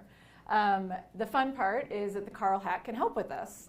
So I added that to this slide because this little dog picture that's sniffing Carl this is a year-old adolescent Cavapoo, little fluffy, really sweet, loves all the people, cute thing. He has not met another dog since he left his litter mates at 8 weeks old. And so he was terrified of Carl. It took 3 sessions just to get to this point where he was able to approach Carl and actually hang out with him. This is an ongoing case. This was just the other day, this is pretty recently. So we are working on him slowly starting to figure out how to be a dog. I feel like toy breeds especially, they kind of get pulled out of that situation. They get carried a lot. They're delicate, you know, so we want to make sure that they're not going to be in a situation that's unsafe for them too. So I feel like a lot of dogs are challenging to socialize, and it is scary to socialize in many cases. And obviously, when we're dealing with fear and aggression, there's a lot of things there to consider when we're talking about being social. The fun part is dogs tend to do really well with humans as their social partners too. So we can also fill some of that role for them. And I also added the naughty dog hack here because it allows us to play more similarly to a dog. You know, I mentioned fetch earlier, and I feel like dogs don't generally throw toys for other dogs to retrieve. Like it's not a normal, natural dog game. So if we can start behaving in ways that kind of facilitate more social play, and Dr. Amy Cook is a great example of that. That's a big part of what she does. I'm just diving into that, and I probably don't have time to go on so many side stories, but another story is with Katya, the Black Russian Terrier that I showed. I feel like her and I are really connected. Like I have never felt as connected to her or with another dog as I do to her. She's one of those dogs that, like, if I think something, she's already doing the thing, like she's on it. And I feel like I play with her all the time, but I was doing one of Amy Cook's webinars on play, and there was a moment where she's like, okay, go spend 15 minutes doing this with your dog and then report back and let's see how that goes. And Katya was so confused. She's like, do you want a toy? Like, I don't know what you want. She kept bringing me her toy over and over and over again. And again, kind of that heartbreaking moment of I don't actually know how to connect with my dog in a way that doesn't involve this thing, this object that I'm going to throw for her or pull on for her and do that tug game, which those games are also great, but I feel like she's kind of lacking in that social health category if we can't play with each other, if she can't have that social play. So now that's my homework assignment, is I'm working on social play with my own dog. And so I do think that that's something that we need to consider here.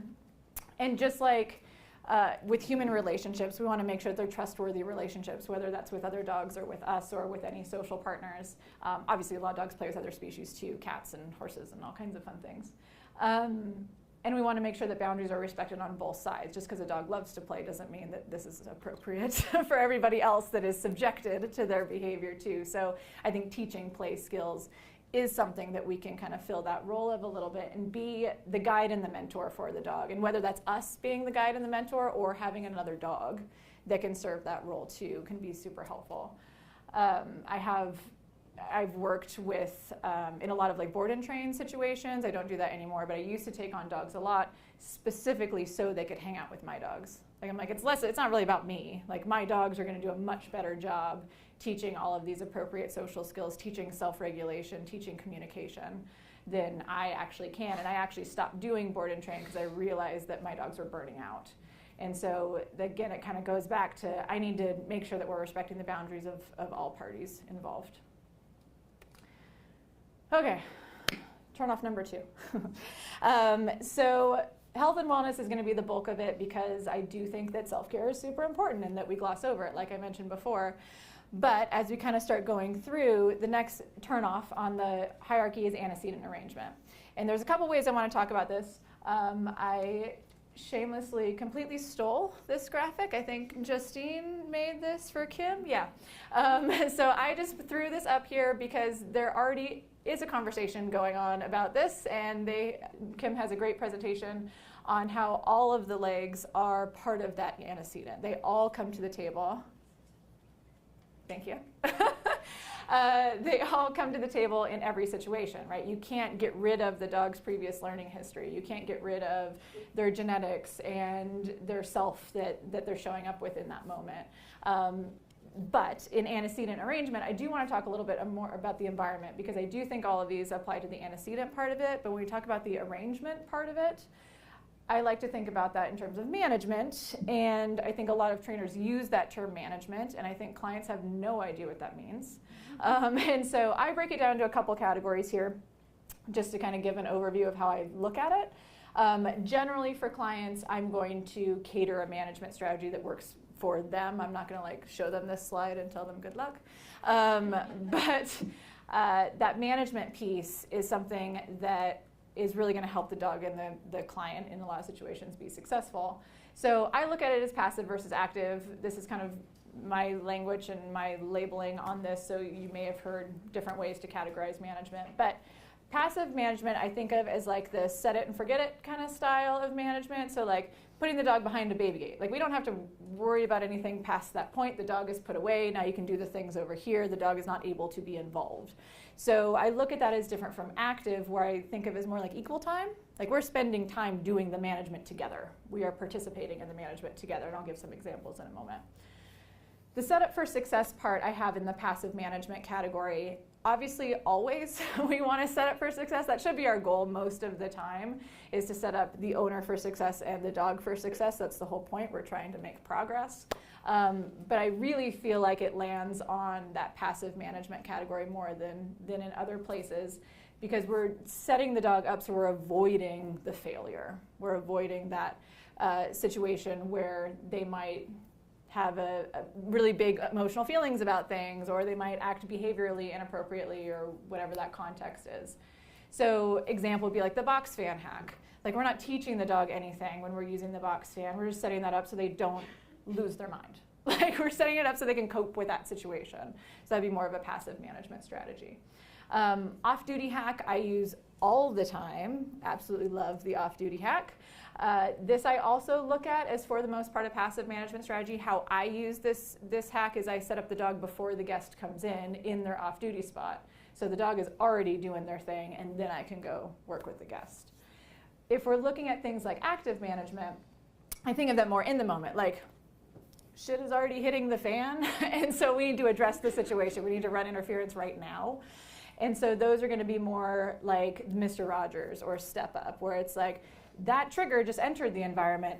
Let's at least give it a name. Let's at least label it. Let's at least tell the dog what's happening here. Or with Katya, my BRT mix, I use Step Up hack a lot, because if I don't, she will step up. And so that's a way that's like, oh, she has a hard time with little kids. There was a lot of trauma when she was younger before I got her. So if we're walking down the street and all of a sudden child like comes out of nowhere, I step up and I label it, and she's like, okay, cool, you got this, and we can move on.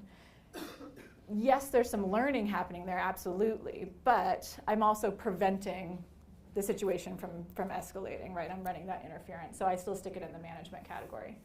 I also really try to give clients permission to just bail. Like, this when in doubt, bail out idea, it's like my mantra. I work primarily with reactive and resource guardy dogs, so bailing out is usually a good plan in a lot of those situations. And I feel like there are kind of two extremes. There's clients that are avoidant, and so they're like, I'm never going to go in those situations because I don't want, that's very stressful and traumatic for all of us, which I get 100%, but they hired me, and I'm not just going to say, don't ever do this ever. A lot of times I'm going to help them understand and navigate that situation a little bit better. The other side of that coin, I guess the other side of the spectrum, is the ones that are like, well, the dog has to get used to this. Like, we have to put them in this situation so that we get better. And a lot of times it's going to fall into like a flooding situation, right, where the dog is just totally overwhelmed and not able to cope with that. Often it's going to sensitize instead of desensitize. So my trainer brain is like going with all this technical jargon, and clients, that's too much, right? And so the easy thing is like, if you're feeling overwhelmed, just get out of there. Just bail. I would rather that situation not escalate, and then we can come back to it later when, you know, everything is set up a little bit differently. Maybe we have different management, better management on board, and we can revisit that. But I feel like a lot of people have a hard time with like, just walk away. Right? I feel like a lot of my clients are really reactive, not the dogs necessarily. And so it's really easy when that off-leash dog is sprinting at you and the owner's like, he's friendly. It's really easy for that client to jump in and start reacting in that situation too. And so sometimes it's like, just turn and walk away. It's okay, you can bail out of this situation, and that I would consider more active management. Moving right along. Actually, I do have a couple things that I want to mention before I totally switch gears. I was thinking about this just a couple days ago. I was doing a property project, and I was ripping out an old piece of chain link fence. And so I was like getting it all set up and pulling off all the little fasteners and things. And then, if you're familiar with fencing, I was pulling off the chain link fabric itself. And in theory, that all just like comes off in one sheet. It's just like one big piece. You just roll it up, put it away, easy. Turns out that in this particular situation, the soil had kind of piled up on the base of the fence, and all the grass was growing through it. And so I go to pull it out, and I have this expectation that that's going to be the easiest part of the project. And it was just like not moving at all. Like, I'm pulling as hard as I can and like flailing around. And then I get that really familiar feeling, like the tension down your back, where I'm like, if I keep going, this is going to be bad. Like, I'm going to hurt myself, and then I'm going to be sitting in this conference in a chair instead of standing, and it's not going to be a good thing. And so I stopped, and I'm just like, super upset. I'm fuming, I'm frustrated, I'm cussing at the stupid chain link fence for not behaving in the correct way.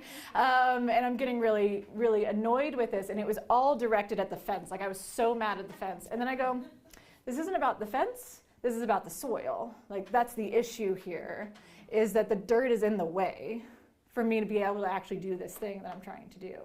And so I just stopped with the fence and I walked away and I grabbed a shovel and I started loosening up all the soil at the base of the fence. And then when I was done with that project, pulled the fence right out. And so I look at that as like a management analogy because, of course, as soon as this was done, I was like, this is like dog training.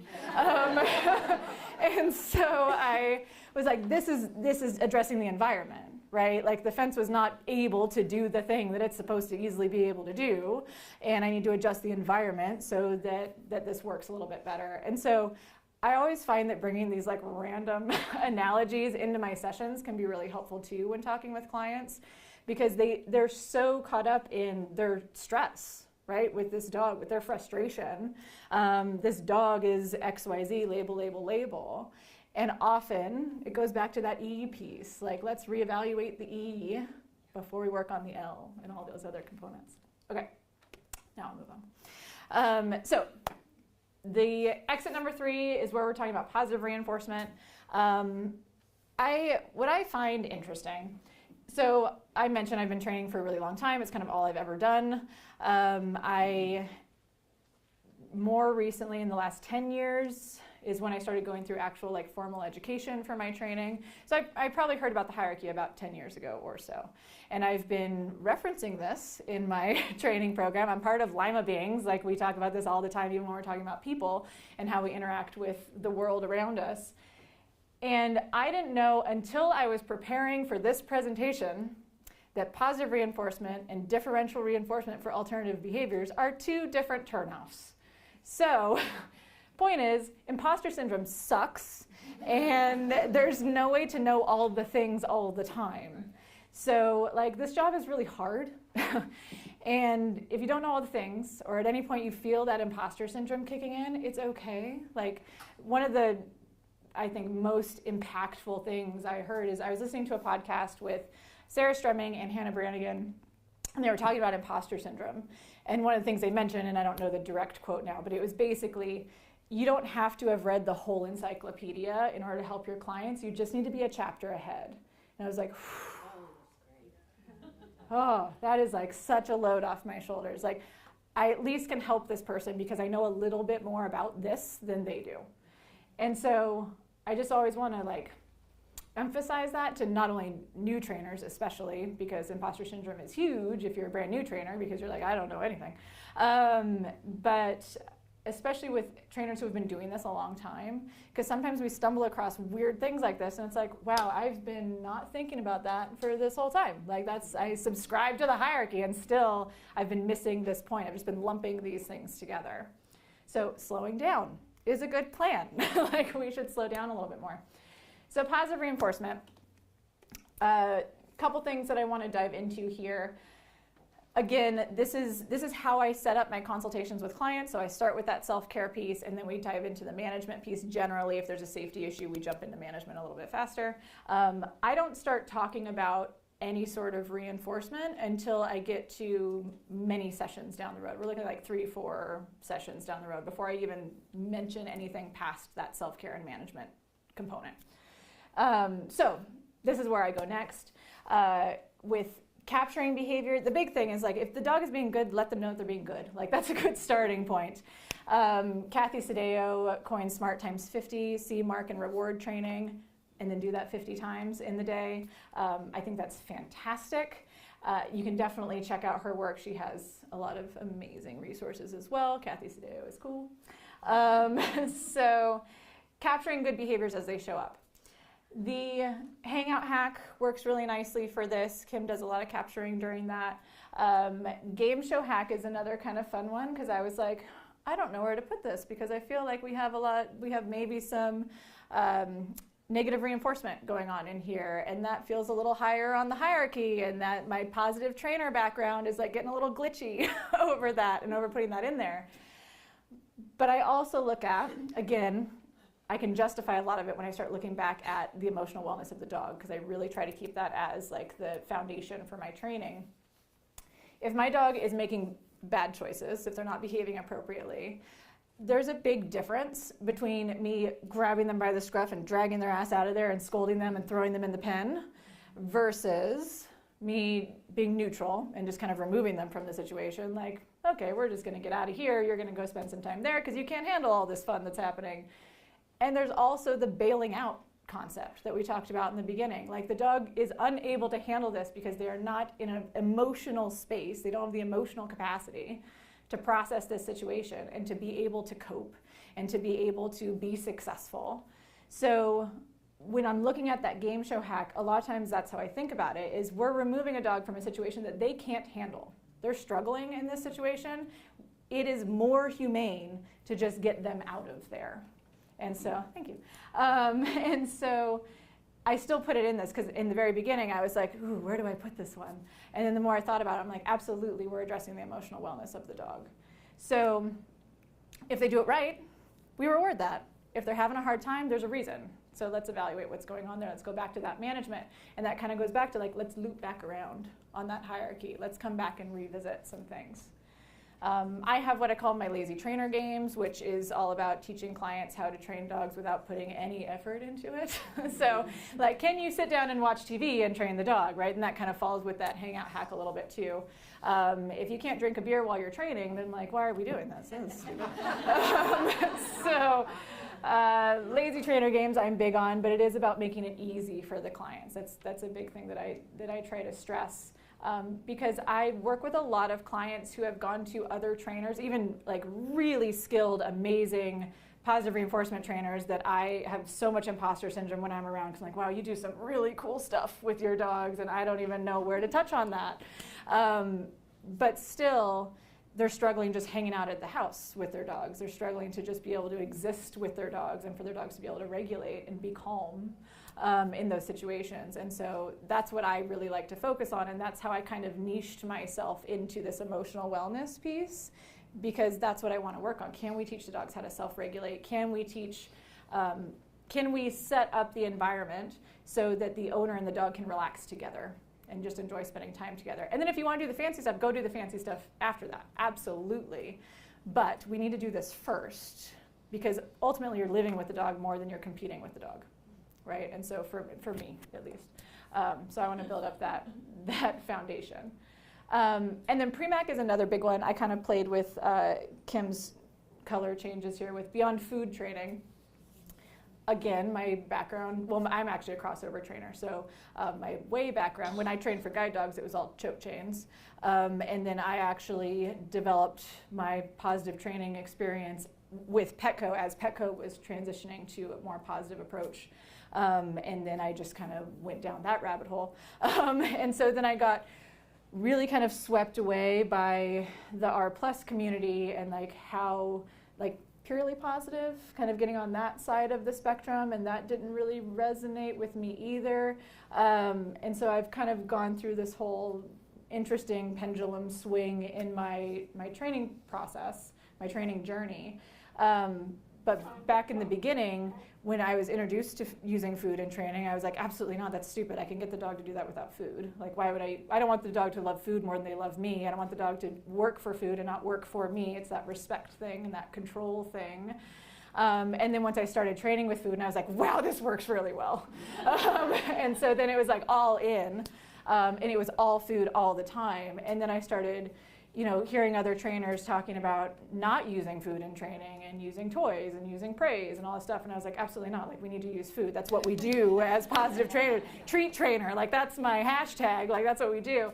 And again, it's kind of slowing down and looking at, I was really moved when Kim talked about, I think it was in one of the Beyond the Operant conversations, being like the puppet master behind the dog. And that's how I started to feel. Like, as soon as I heard that, I was like, oof, okay, I am manipulating behavior by using food.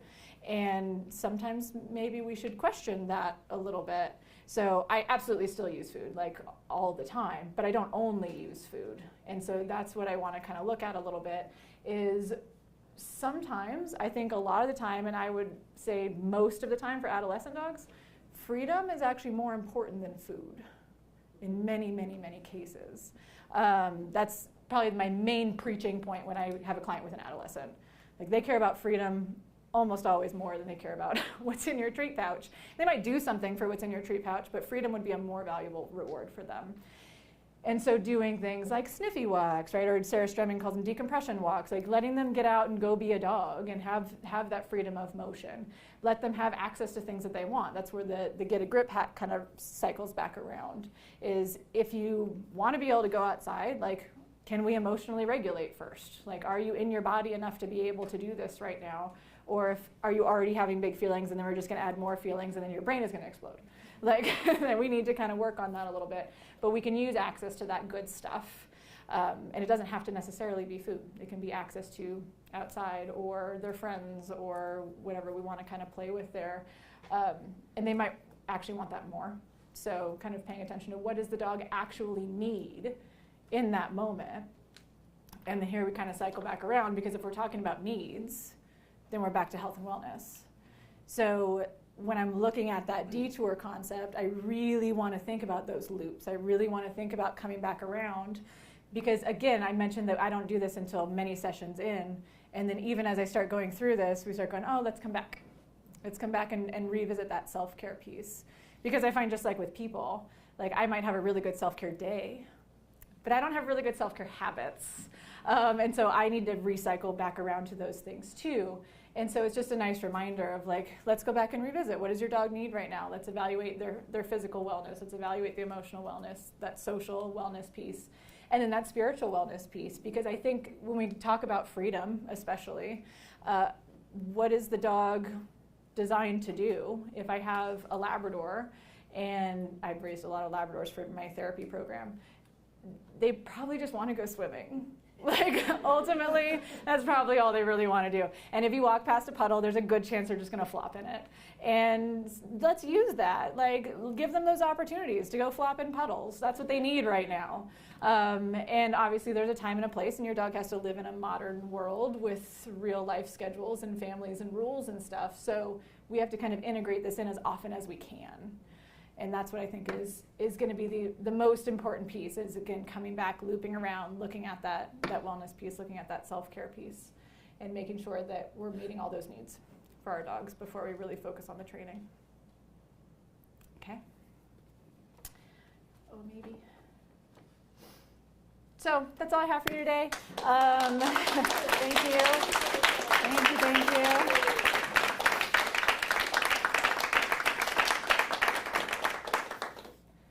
Awesome. Questions for me? Yes, thank you so much. All right, we've got Linda already. I said I could talk for hours about like all the points, so I'm going to really try to not do that. So I actually wrote down 3 questions for you, Kelsey. It was an awesome presentation. Thank you. Really, but my head's still spinning. So I wanted to say, what about a relationship that doesn't include play? So my 2 dogs actually really like each other and never play with each other. They seem to miss each other when one's gone at the groomer or the vet. They like to hang out in the same room together or the same space, but they just don't play.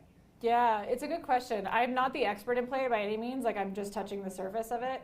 What I find for my own dog, so over the years, I want to say always, is this accurate? I think I've always lived in situations where the dogs do not get along in the house. I've always had divided households to some aspect. In some cases, like full, like double separation, divided. And in other situations, what I have right now, thankfully, I'm like feeling really, really fortunate that my dogs coexist, kind of like what you're saying. Like, they hang out together, especially with my more aggressive, more dog-directed aggressive dog. She wiggles when Katya comes home. She's like, oh, you're back, you know, and just seeing that is like, oh my gosh, like that really is moving for me, because she's never had those types of relationships with resident dogs. So what I do for them, because they don't play together, is I find playmates for them outside of the household. It's not something that we do all the time. It's like going back to the point I mentioned about having your dog experience joy. Like, I don't expect them to be joyful 24/7. Like, that sounds exhausting. So it's okay to have these fluctuations. And it's just like, you know, the idea of like extroverted people, introverted people, different personalities are going to need that more than other personalities. With my Labradors, they've always been very, very social, and my dogs just don't really play with them, but my dogs do teach them about boundaries, which is also important, right? Like, they need to know that as well. There's a lot that goes into social health. It doesn't just encompass play. So play is like a sliver of it. Without knowing any more about your situation or your dog's legs, I would see maybe if you can find play partners outside of the house that One they... of them has nice play Mhm. partners, friends, and the other one is a former street dog. He thinks play is just a waste of his time. Yep. And then I have just two quick Yeah. things I want to throw in. So one is, if you could tell us, because it's come up a few times, how we could join the Lima Beans community. Yeah. So that would really be great. Mhm. And do you get pushback from clients? You mentioned that you, like 3-4 sessions in before you do like what people would think of as real training, Yeah. reinforcement-based training. I call it training with a big T. Yeah, right. Yeah. So do you get pushback from clients like, oh my goodness, you've been here 4 times, we haven't taught this dog to sit? Yeah. You know, I don't anymore, which is interesting. I used to, and I think more I was really scared to not teach all the things. I am absolutely if you give me an hour, I am going to talk at you for an hour kind of person. And it is taking a lot of learning to let the client say things. Because I'm like, let me impress you with my knowledge. That's the ego coming back into it, right? And so and especially when we used to do more in person, it was like, let me show you all the things that I can make your dog do. And so I would take them and have them sit and do loose leash walking and all this stuff within like 2 seconds because I have chicken. And so I think it was actually more pushback on myself than it was from the clients. Once I started working with the clients, in our first session, we're talking a lot about that G piece pretty heavily. I would say G and S are probably the 2 big ones that we talk about in the first session generally. Just talking about that and developing that understanding about their dog, I feel like they get really excited about that and they want to come back for more information. And for me, another really amazing piece of business advice that I got really early on was, when you're busy enough, it's time to weed the garden. And so if a client shows up and I do my spiel and I talk all about the dog and I'm getting excited about their dog and I'm getting excited about helping them understand their dog better, and they're like, we didn't fix the problem, then you're not my people, you know? So, but point is, I don't find I actually get a lot of pushback. I think that was more internal. The Lima Beings question, it's a membership community now. I think they are transitioning how they're accepting new members. I don't know if that's happened yet, Matt, if you have. Yeah, it's gone biannual, so everybody is welcome. Yeah. And they announce, I think they just closed membership for this first official launch of biannual. So my understanding is that if they're contacted directly, then you'll get the information when membership reopens. And I think it's $20 a month. Something like that. Or if you go through Kelsey or I, it's $50 a month. Right, yes. Yes, that's the FDM special. So yeah, it's a membership program, and I can't even do it justice describing this program because I started kind of both at the same time. I started learning about legs and joining Lima Beings and kind of going that route at the same time. And my brain is like blown away. It's been probably the most personal growth I have ever done in the last year because of these 2 communities. So definitely recommend. It's basically about applying Lima principles to how we interact with, other people. I think ourself is a big part of that. So if one of you though could give like the email, the website, some action. LimaBeings.com, I think. There you go. I'll make sure. Yeah. Beings.org, but I'll make sure that we get it. Yeah. Thank you, Matt. Any other questions from anyone?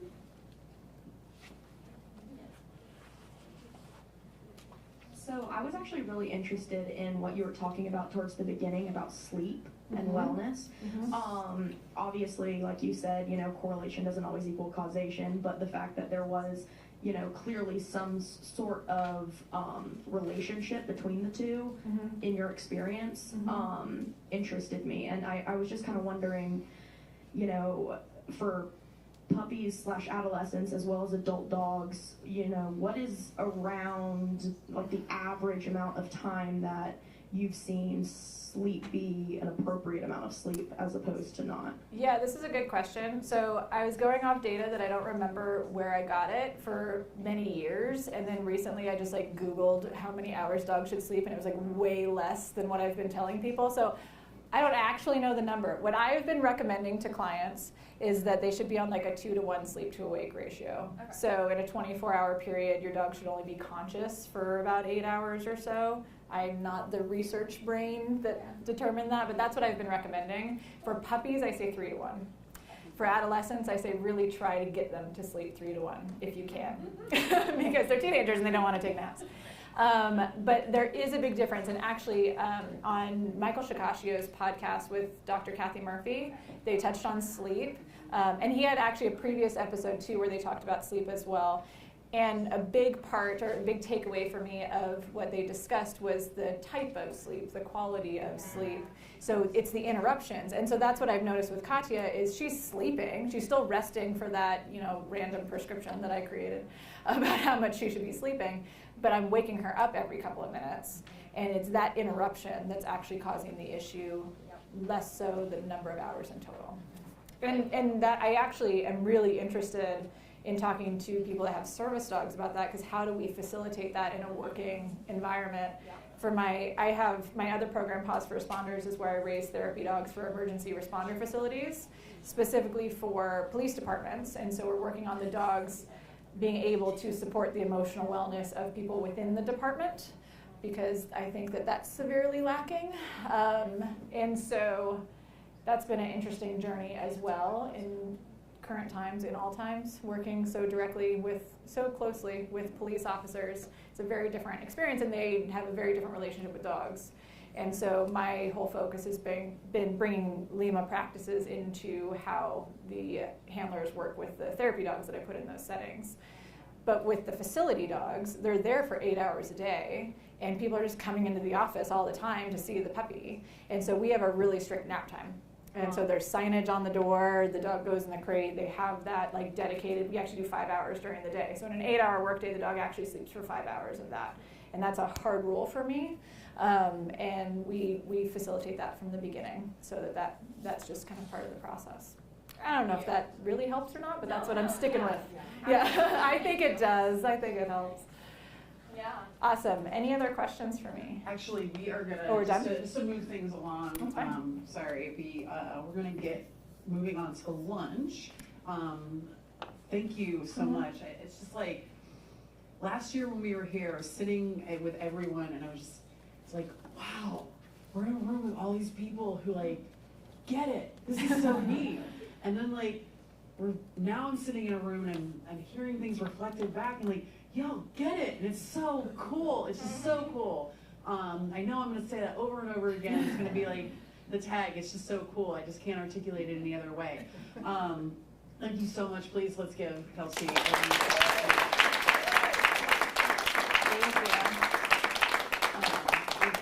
I'm going to be presumptuous, and if you have any other questions for her, please. Please do. I was just going to say that. Yeah, I love talking about this, so absolutely ask if you have questions. Awesome. So we are going to move on to lunch. We are still just sort of like trying to barrel through this. We're going to shorten lunch by 15 minutes. Caterer's going to be bringing it out, so we're going to resume here at 1:15 if everyone could come in and be ready to go by then, and enjoy your lunch. Can I make a quick announcement? I just signed myself up for Lima Beans. Yeah. So you can get in there. Jan just signed herself up for Lima Beans. So it's all right, there. thank you. Everybody takes off.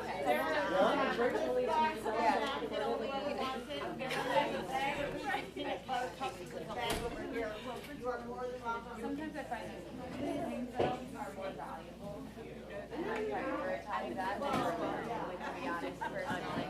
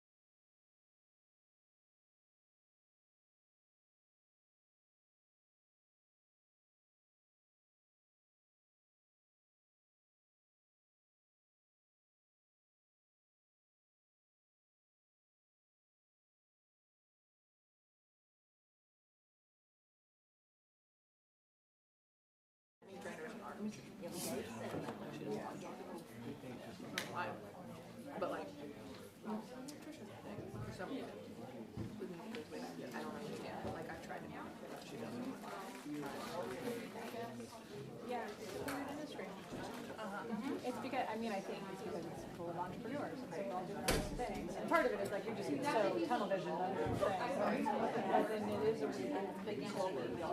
And you know, that's how it is. That's how it is. Like you can only try, right? To like reach out. Basically, all of my trainer friends are all like across the country. So no competition. Right. And that may be part of it. It's one piece of me. Okay, great. Yeah.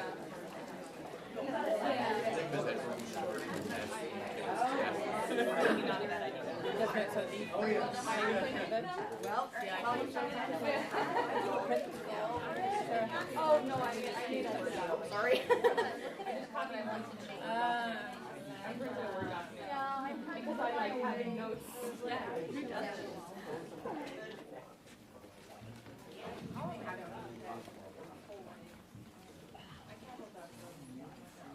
It's not just saying.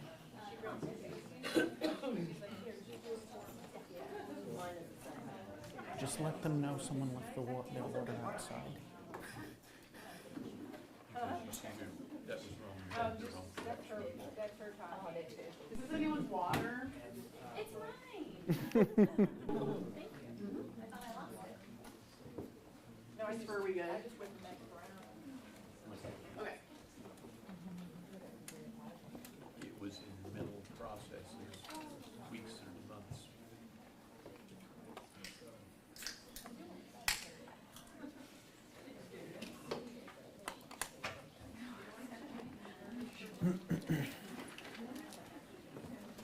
Hey everybody, welcome back. I hope wherever you are, you enjoyed whatever you were doing for the past 45 minutes. The lunch here was delicious. Thank you to the caterer. Next up, we have the fabulous Anthony DeMarinis. He is going to be discussing the off-duty protocol, which has been a game changer for a lot of people. So Anthony specializes in working with dogs with severe behavior issues, specifically with aggressive behavior. He provides comprehensive in-home and virtual behavioral consultations, as well as dog training services across Long Island, New York. Anthony is a personal student of Kim Brophy and Michael Shikashio. He has 7 professional certifications, which include Certified Dog Behavior Consultant, Accredited Dog Trainer, Licensed Family Dog Mediator, Academy Fear-Free Certified Training Professional, Certified Graduate of Distinction from the Victoria Stowell Academy for Training and Behavior, Certified Behavior Adjustment Trainer, and the Third Way Certified Trainer. Wow, Anthony, you are a busy man. Anthony currently has an interest in training behavior modification, working in sport-bred dogs. He's also learning about currently competing in agility and sheep herding. Anthony has 2 Australian Kelpies, Journey and Quest, both of which are training in agility and sheep herding, and he is also the division head for our working dog division. So without any further ado, here's Anthony. Thank you. So, can you guys hear me okay? Yep. So, I have to first say I'm so frustrated because I can't move here. I have to stay here, and anyone who knows me knows I'm loud and I like to move around a lot. So I was thinking about it. It's like when you go to a client's home and the previous trainer told them, oh yeah, it's okay, just throw the dog on the dog bed, and we force them to stay there, and you see the dog like, oh, I want to get up. And that's kind of what I feel like right now. So I have to be glued here, so I'm going to try my best. So this is the off-duty protocol phase 1. And so for me, I have a few different phases when I'm teaching the off-duty protocol, because even though it comes across as very simple, there's a lot of logistical things that are involved with it. So we're going to break down phase 1 today, which is basically my introduction, how I like to start off with clients. So we're going to break all that stuff down for you guys. Work. Uh-oh. Use the right arrow. Oh, it's the opposite. All right, so I'm Anthony DeMarinis. My company is DeMarinis Dog Training and Behavior. Those are some of my certifications. I'm a personal student of Kim Brophy, Mike Shikashio, and the lovely Vivian Arzumanian, who's going to be presenting next. She's actually the person who got me into behavior. I thought I was going to be working with puppies, and here I am. Thank you. So that's my dog Journey when he was a puppy. Look at him, come on. Like, look at the little white boot he's got on his foot over there. So cute. All right, so the content of the presentation is going to involve understanding the off-duty protocol and its purpose, understanding who this can help, how to set up the environment, some logistical things during the protocol, step-by-step instructions on how to begin and end, and we're going to have some video. This one. This is my puppy Quest. Don't let that look fool you. Her nickname's Rebel. This one is a problem. Before I left the other day, she was running along the side of the wall. I'm like, oh my God, good luck to the pet sitter. The poor thing. All right, so what is the off-duty protocol and its purpose? So when I explain this, and you're gonna see throughout the presentation, like when I go through stuff, I'm not Kim. So I'm not using a lot of like all the technical stuff that she's teaching us, which is really important, but I try and really break things down how I would with my client, because I want to really simplify, because you're going to see it gets complex very fast when you go through all the steps. Okay, so for me, what is the off-duty protocol and its purpose? I just explain it as it's to teach a dog to settle down quietly at a distance from visitors. So here are just these are just a couple little things as far as what it is and its purpose. It's to set the dog up for success by managing the environment, by changing antecedent arrangements. So some examples could be where the dog's located in the home. Maybe instead of letting them look out the window and the person's approaching the property, we need to set them up in a better situation to have some success. And then just possibly changing the way that we introduce the dog to the visitor. Is that on a walk? Is it in the house? We have to determine that based on the actual individual we're working with. And then teaching the dog that their job is to settle down quietly at a distance. So by creating predictable patterns for the dog. And you'll see that throughout this presentation. And then teaching the dog that everything's under control. So giving the owner some responsibility in order to really manage the situation a little bit better. So the dog's set up for some more success. Uh-oh. Ah, no. Bad. Very bad. There we go. Phew, that was a close one, guys. So why is it effective? It creates clarity and predictability for the dog because we're essentially setting the dog up to be in the same situation all the time when a guest comes over, so that way they learn the same process. It reduces, and as we know, predictability reduces stress and anxiety most of the time. And it creates a sense of safety by where we decide to place the dog on this off-duty station. So here's just is it going to play automatically? No? Yes? Oh, there we go. There's just here is a little example, if it's willing to play for us. No, it is not. It is supposed to, you're right. We're great with dogs, but electronics, not so much. Yes? Uh-oh. What happened to that whole thing that Matt was going to be the only one doing mistakes? What happened to that? This is the short video. Could you imagine? Uh-oh.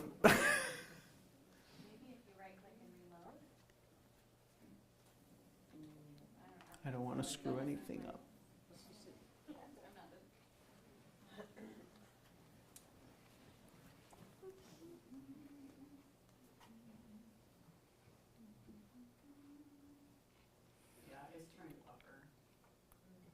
So Anthony's off duty right now. We're just going to do okay. Can someone throw me a treat, please? Ignoring him because his behavior is not acceptable.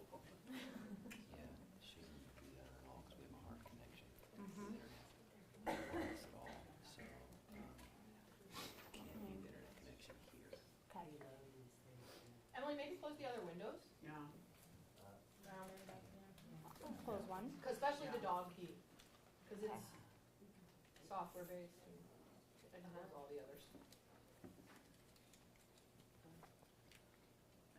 Yeah, at least we got that. Something. Something there. There we go. I moved. Did you see that, guys? We It moved. Pause on that for Close just all a the second. windows.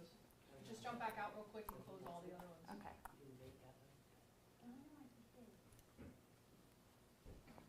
Not gonna close that one. Okay.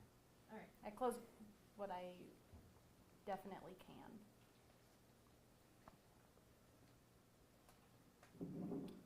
Okay, so this is just a quick little example of the first lesson I had with a client. Uh-oh. If I have to, I have these on YouTube, so if I really have to, we'll just have to take a little break to open all that.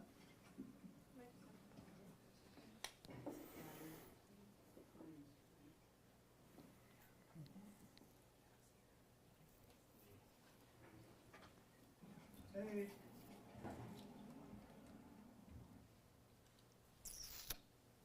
Maybe should we pause it for a second? I'm actually gonna. Have any good jokes you can tell? Kill some time. What is it? No, you have to go back. You're going forward. Oh. This one. Okay. Hey. Hi.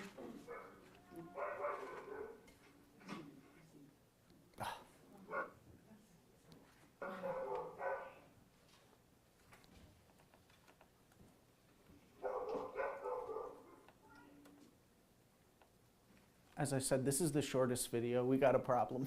The internet is just, it's gonna be a little inconsistent, because we tested it this morning, it's fine.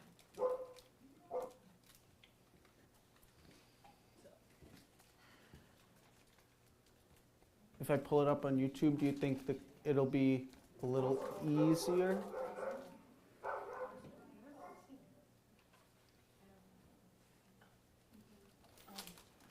you wanna just open YouTube Yeah. really quick? Yeah. Just, because then we can just keep that window open.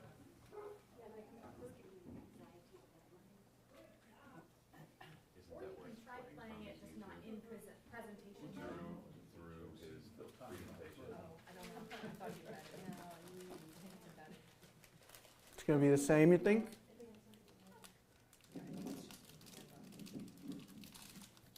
No. Okay. Give us a second here. Okay. Open another Wait, I tab, have try to and play it look. through YouTube. This is going to be a little weird up here.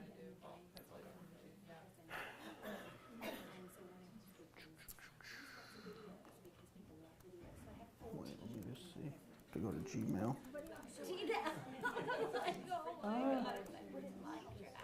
Oh yeah, that's a good. Can we unplug this one? And you know unplug what, the screen? she's right, actually, Tiffany had a good thought, if we can all get off of Wi-Fi, just to remove the load Can on we it. get off the screen for a second? So. I don't know. Fun story, one time I presented at APD. Okay, hold on. They tell me when I get there the day Let me before, see something. there's Oh, no nope. internet. I didn't spell it right. And Look I at that. had like 30 videos. And this is before they had a lot of the stuff now that made this It's not easier. So I had to clicking. like There we go. download an app, install an app, transition all of the videos into these different files in order to embed them so that they would be part of the presentation without internet. And It's it the was like internet. such a nightmare. So this happens even at ATDT conferences, it's not just us. Even though we're a little legs conference, like we can't predict the internet. But we did check it this morning and it was all smooth. So by the time you present, Sonia, it'll probably be fine. It's just Anthony. Well, there's a friend of mine who has massive anxiety as well. So she's like, I know what you're going through. So now I have 2 links on each page to my YouTube channel with that video. And I have a thumb drive with all the videos on. Perfect. Because I'm that anxiously with so I have like backup upon backup upon backup upon backup. So just if anybody needs to do that. Because well now. Yeah, yeah, I know. But yeah, so if anybody needs Yeah, It automatically populated the password. Yeah. so it's going to be wrong. So Yeah. next time. Prepare it. Let me give you some advice. And I said, take it, I will take it, and I will do all the things. Oh boy. I need my cell phone. Can you bring me my cell phone? Update your password. Perfect time. Thank you. He was concerned about us falling asleep after lunch, and that's not happening. We're all anxious for it.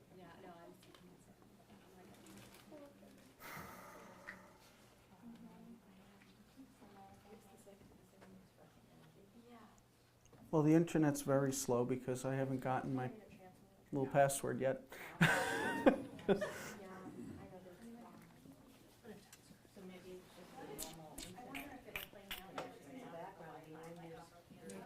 might be worth just trying.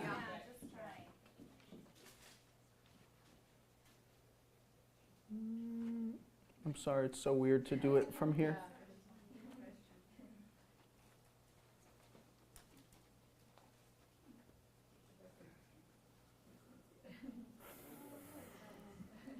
So it did spit all that out.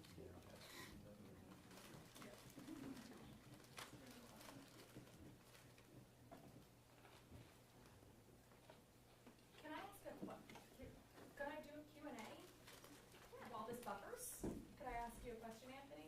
Oh, you could. I'm terrible at multitasking, though. Anyone who knows Anthony knows he cannot multitask. No, I haven't.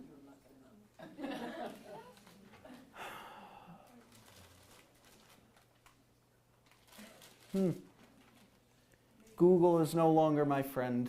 And we played your videos this morning and they played fine. Yeah.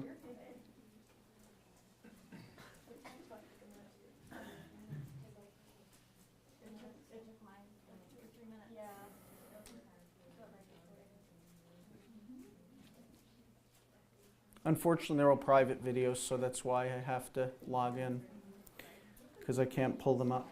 Matt, I don't know if you noticed the picture, I believe it there. Yeah, you can connect Do to you- a hotspot. Somebody put a phone up there? Here. Yeah, do you have good service? Yeah, well, I had 2 bars. Maybe that's good service. What do you have? 2 bars? Oh, I got 1 over here. Yeah, we could try that. No, Chris said it's not gonna work.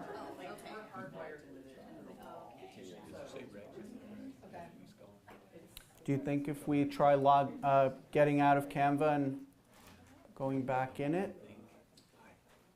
No, I would still continue to wait. You're still waiting on the code? Let the video buffer.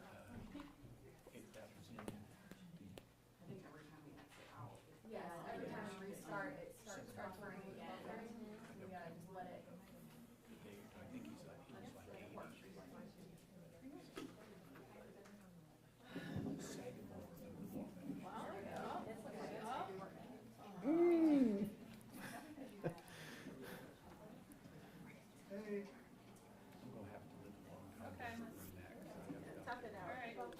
So basically, when the off-duty protocol doesn't go well, am I still plugged into this thing? Okay, so maybe it's gonna play. So this is just the first session of with a client, and this is the dog's reaction on a tether. The first time that we tried this, and then it was going to go into what lesson 2 looked like, where the dog didn't even pay attention to me coming into the home. So I was just going to show you guys what, success can actually look like in just 2 lessons with a dog who has a serious bite history. It's watchable, Anthony. It's just a bit sketchy, but it's not. How's things going?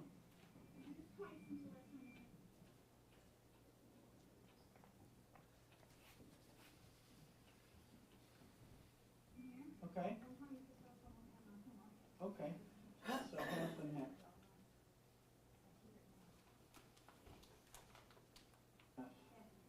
happened.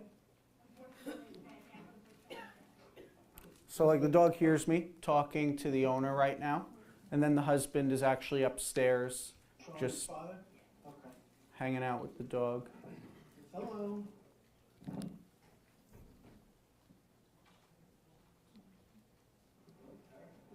What's going on here? Wow, she didn't even look at me. What? Wow, you're prepared this time. Whoa, big things are happening. You have to be a little funny in your sessions. They're like, what's the point? All right. Wow, interesting. And so he's actually going over and reinforcing her, just rewarding like a calm behavior because she did end up looking over her shoulder real quick, so I was there. Over here at the counter, that's all right. So I'll give her a little. So that's really the end. So we're going to move on to the next slide from there. Can I ask a question? What was the time interval between lesson 1 and lesson 2? A month. A month, okay. Yep. For this protocol, it can be used for visitor-directed behaviors such as aggression, so territorial or guarding-based behavior, fear and anxiety-based, impulse control or conflict-based behavior. Reactivity, same thing, territorial or guarding, fear, anxiety-based, impulse control, conflict-based, and then the excited greeter. I think of Dexter in that situation. And my puppy Quest, she'll just like barrel into you and knock you over. So the excited greeter, excessive jumping, attention seeking, and that excitement or arousal, barking. The one thing I just want to make clear, and I say this a few times in the presentation, is that this is generally not something I use for dogs who have extreme fearful or phobic behavior, because we're taking away that flight response potentially, so that could increase a problem more. So I don't want to do that, okay? And I'll go through some of that more. So why off-duty protocol versus stationing or counter-conditioning and desensitization? So the first thing is, whether it's a dog that's displaying aggressive behavior or excited behavior, that surprise at the door is a really big deal, right? So that big surprise at the door causes the dog to display that reaction. So the first thing is a lot of people teach go to place, go to your station. And the problem for me with that is that a lot of times the dog cannot fully stay there. And if they do, how many of them are sitting on the edge of their seat, right? Like they're just there like, oh my God, I want to go. Whether it's aggression or it's excitement. So that's something that I generally don't do because we're just potentially making the problem worse now because we're building up frustration. Counter-conditioning and desensitization I use in a lot of different areas. This is with greeters or visitors coming over the home. It's something I don't always do, so I find it to be a little bit arbitrary or confusing when a person's walking in the house and we're just standing there with the dog on leash shoving chicken in its face. Because the dog's already over threshold anyway. So like if we're supposed to work with the dog below threshold or sub-threshold, then what is the point of standing right there in the hallway when the dog walks in? It doesn't make sense to me. So it's not, sometimes it's something we have to do. We don't have a choice. But generally speaking, it's not the first thing I'm going to jump to. So then that's where the off-duty protocol comes in. It creates a predictable situation. There's signaling from the owner. And it can overall create a dog who is more relaxed, as you saw in the quick little video that I showed you. So the first thing I want to go over before we actually go through the setup and everything like that is just setting up the environment. So the first step in setting up the environment is we want to identify a safe space, preferably the furthest end of the room. And that could be either in the corner of the room or it could be an adjoining room next door. The second step is we want to understand how to secure the dog. So we're going to use a tether, and that could be either bolted into the wall, under a doorway, or attached to a piece of heavy furniture. Using a baby gate to secure the dog or some barrier, and then using an X-pen, and that's going to depend on the size of the dog. How many guardian dogs are going to be in like an X-pen? So anyway, step 3, I'm staying in this space though, aren't I? Like, I figured out a way. So step 3, dog bed and the dog's favorite chew items, toys, etc. And then the fourth thing is going to be the placement of where the owner is in relation to the dog. So we're going to go through each of those. So there she is again. Don't let that look fool you, that little one over there. So she's a character. So step 1 and 2, identifying the location and securing the dog. So stations should always be away from the visitor at some sort of distance. So in this picture, the first one here is just Quest tethered to a piece of furniture on her little off-duty spot. The next one is a picture of just like what you can do where you could split the house in half using a baby gate. So the visitor and you could be on one side of the house, the dog could be on the other side. And then the third is the X pen in the corner. So just some tethering options. Tethering, something I do use a lot with this protocol. It's not for every dog, and we are going to have to teach the dog about the tether, which I'll go over in a second. But the first thing is tethering underneath the door using a steel cable leash and PVC cap. This is something that Kim actually taught me, so I make these for my clients. And so all it is this is really good, by the way, for dogs who chew on the leash or get really frustrated. So if they're those type of dogs, then you want to use a steel cable leash. And also if they're really strong, this could potentially be a little more secure than just using maybe a fabric leash of some kind. So what you want to do is you want to put this underneath the door, and then when you close the door, as you can see in the second picture over there, you just slip it underneath, and the PVC cap will hit the back end of the door so it can't slip under the doorway itself. A lot of people like to tie a knot. I'm not a fan. I could see that thing slipping right under with a really strong dog. A lot of people also tie the leash to the handle of the door, the doorknob. That's another problem for me. So this is one of the ways I do it. And also, just as a little side note, you want to make sure that the door always opens away from the dog. So what I mean is this door here is opening into the room. If that dog was strong enough, they could easily pop the door open if the door is going to open towards the dog. So if it opens outward, you could potentially get hurt. So if you don't have a choice and that's the door you need to use and it is what it is, then I always just tell clients you need to get a bolt there or some lock of some kind that's more than just like the little strike in the doorway itself, because I don't want that door swinging open when they have a visitor over the home. And then this option here is just the same concept using an Arizona iced tea bottle or a detergent bottle. This is what I used to do before I was doing the steel cable leash. This is the quick, easy version when you do not have a steel cable leash with you. So this is just something I've done for a while. It's just, the chances of that Arizona iced tea bottle going under the door, come on. Let's be realistic with each other. So it'll be like the Santa Claus when he slides through, like the chimney just like sucks right through. So, and then that's just same thing with the doorway closed. And the third picture is just what the off-duty station actually looks like. So the door's closed, the dog bed's there, and the chew items, the toys, etc. are there as well. It's only missing the dog in that picture. So, some other tethering options. So, tethering to a heavy piece of furniture. Be smart about that when you tell a client, because what they might find strong and heavy might be a very different reality for your situation. Okay, and then the other option is for really strong, powerful dogs, like the two dogs that I'm showing you in this presentation today. They're both on eye bolts or eye hooks. So this is where we'll bolt this thing into the stud of the wall. You can put it at the very bottom, at the baseboard, towards the floor. You can also hide it behind furniture, because I know what you guys are thinking. Oh, my client is not going to do that. And so we try and come up with creative ways to try and hide that, so it's not something that is this eyesore that your visitors come in and they're like, what the heck is that thing over there? So we want to try and hide it, okay? And I will say, just from my personal experience, I don't have a lot of people give me pushback on it. One, because I believe that part of it is that I'm confident in presenting it to them. And the second thing is usually I'm the third or fourth person they're using, so they're kind of tired and desperate at that point. And so this fly keeps coming in my face. Go away. So at that point, they're kind of willing to try whatever other options are left.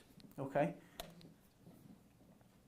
So step 3, the dog bed and some chew items. So the first thing is I want the bed to be a safe place, a joyous place.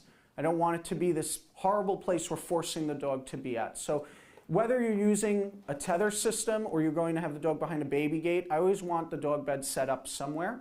So that way it's just a place the dog knows to go to. Like if I take a bone out, like if I just have a bone in my hand, my dogs will shoot to the bed because they just know right away, oh, he's got that thing in his hand and he's gonna, right? So they just go there automatically. I don't need to tell them chill out or park it, which are their words to mean go to your spot. So they just know that. So I want it to be a good, happy place for them. Even if they don't, in the beginning, even if they don't stay there, I don't really care so much about that. Right now, it's just the idea of I want you to associate this as a good thing.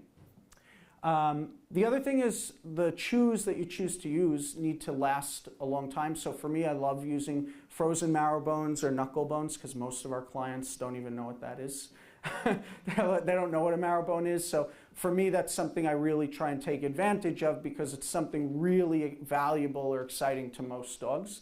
I want something that's going to last a long time on that spot because eventually they're going to have guests that are going to stay over for more than 10 minutes or 20 minutes, etc. And so I want items that can last for a long time on that space.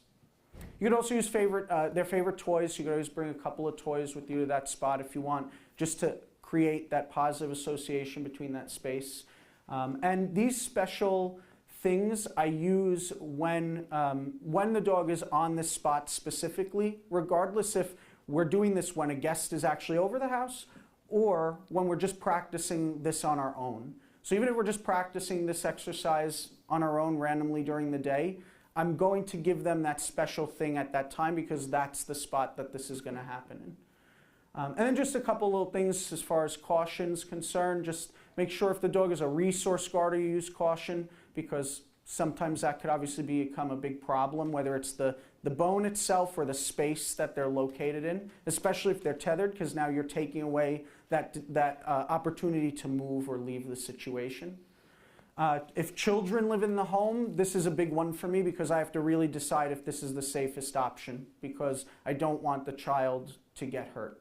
So, because we all know, like, no matter how well they listen to instruction, how many of them are going to go over there or accidentally pass there to go grab their thing or a crayon that's nearby that we forgot was there. So we need to be very mindful of that. And then the other thing is dogs in the home. So we need to make sure if the family really isn't that good at managing the multiple dogs in the house that we decide whether or not this is a safe protocol for them or not. So as far as the introduction to tethering goes, I'm going to show you a little video. You can follow the concept of this sort of the same whether you're using a baby gate or you're tethering the dog. But for this video I have Quest on a tether.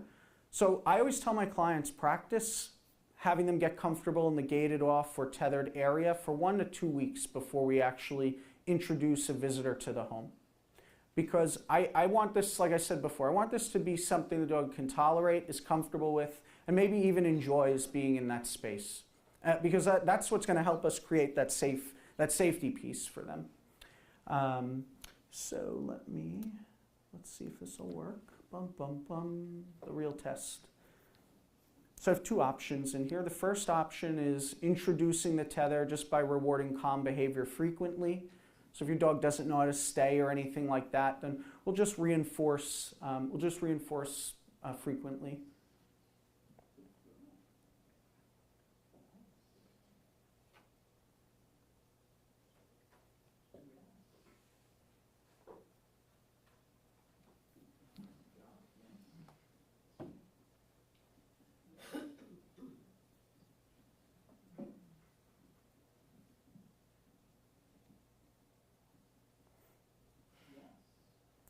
And we could start reinforcing looking away, sort of like Kim's hangout hack.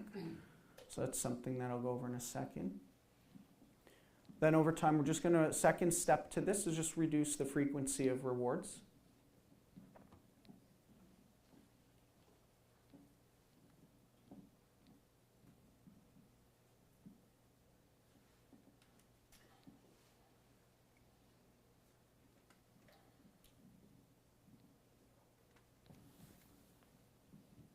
And then step 3 is just rewarding the dog for disengaging. So like Kim's hangout hack, the dog maybe looks away, looks in another direction. And this is just in slow motion. What's up?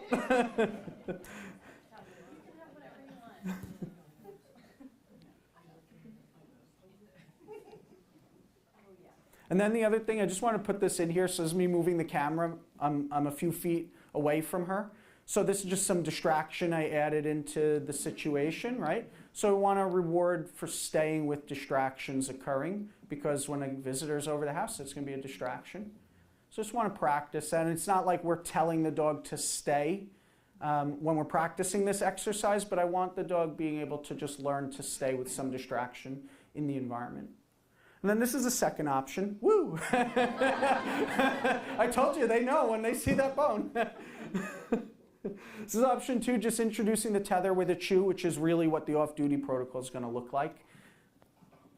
And what I just do is while the dog, you'll see in this video, we're going to it speeds up a little, like right now. So you'll see she's going to be moving real fast. She doesn't actually chew like that. But what I do is every once in a while, every whatever it could be, every like 2 to 5 minutes, I'll just drop a little treat there just to reward her for just hanging out, just chewing there. So chewing equals, rewards. I'm just rewarding her for calm behavior. So the chewing, that calm behavior is just getting rewarded. And again, like that was just sped up, so obviously the treats were spaced out. The rewards were spaced out a lot longer than that. So the dog owner's role. So the main piece for this is a really important step because it helps more with the dog starting to understand certain things by the placement of the owner. A lot of dogs who maybe are protective of their owner or the home are going to want to maybe go out in front of the owner, and so we want to make sure that let me just plug this thing back in. Sorry, guys. I want to just make sure that the placement of the owner is always in between the dog and the visitor. So the reason for this one is it signals to the dog that the owner has things under control. Like I was saying, dogs that maybe resource guard or protective, they maybe want to go out in front of the owner, but in this situation, we're reversing that a little bit. Now the owner's going to be in front of the dog.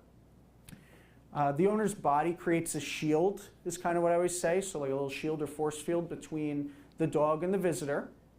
And it allows the owner to, in some cases, put mild pressure on the dog using body blocking. And so the video that I was trying to show you before, the first video, Holly was barking and the owner went out in front and just kind of, it's okay, it's just Anthony, go back to your space, please, look, your bone is there.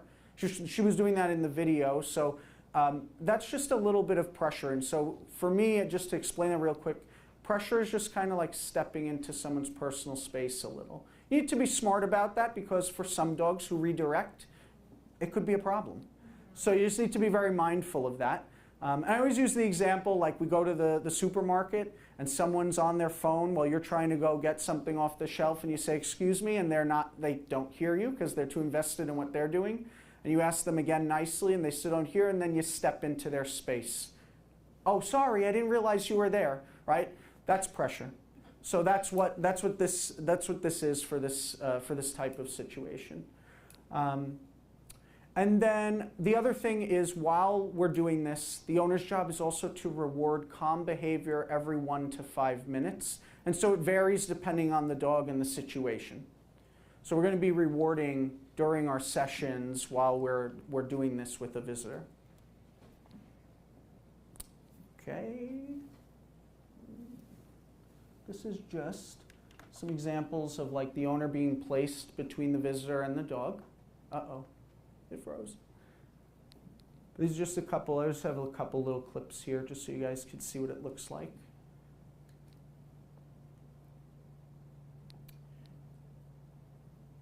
I offer moving services as well.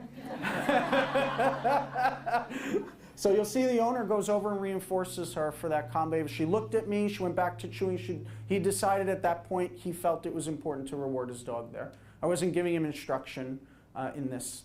So One of the issues with Holly is that movement, any change in the environment causes her to react, and that's where a bite usually happens. So we're trying to teach her here that just because the visitor is moving around the home doesn't mean you need to start getting all intense and try to come at me in any way. And then in this video, Zoe, if you notice, she's just laying there. She's attached to a tether. There's no toys, no bones, no dog bed, because all of those things cause extreme intense guarding behavior, even towards her owner. So the only thing we're able to do with her is to reward her doing this when a visitor is over the house. And it took me about 5 sessions for her to be my friend. And now she's obsessed, but like it takes her that long to get comfortable with someone. So that goes to show you how important this strategy can be for those dogs. Okay, so the recap for that. We want to identify safe space furthest end of the room, so we create some distance between the dog and the visitor. We want to secure the dog using a tether, gate, or X-Pen. The dog bed with some favorite chew items, toys, etc. can be placed on that off-duty space so you can make it a good experience. We want to teach the dog to get comfortable with the tether or gated off area for 1 to 2 weeks before the visitor comes over. And then the owner's position is really important. They should always be placed in between the dog and the visitor somehow, just to help kind of navigate that situation a little bit. Okay, so how to begin the sessions. So there's 3 options for me that I typically use when I'm introducing a guest into the home. So the first one is we'll meet the visitor outside and just parallel walk.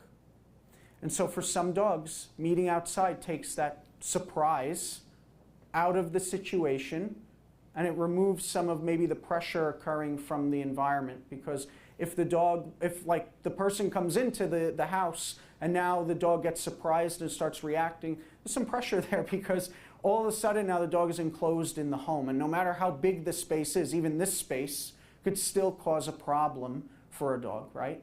So just sometimes changing it up by going for a walk can really be beneficial for that dog. And so I might tell a client, well, just let's meet, what I'll do is I'll meet you down the street. I'll meet you like 3 houses down, so I'm not standing in front of the house and the dog just gets surprised when they walk out. So I'll be a few houses down before like we actually meet. And we'll just go for a parallel walk. Some dogs I can sort of ease my way in and get closer, and sometimes I have to be across the street the entire time. The other way is having the dog set up in the off-duty station 5 to 10 minutes before the visitor's arrival. And so for some dogs, that could still be a problem because they're going to react a little bit. But that's part of the process. We know that they're going to react a little bit. We're just trying to set them up to have the most success possible moving forward. And then the third option is when the bell rings, we bring the dog over to the station. So you'll see videos of that now. So this is with Holly, and she's muzzled here.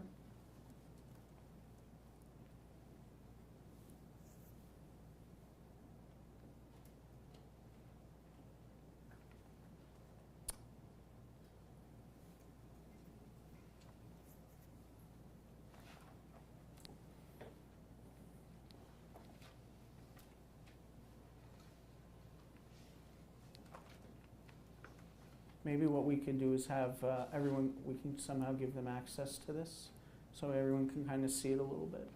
Everyone will. Okay, good, okay. Sorry everyone, I apologize. They were really good videos, I promise.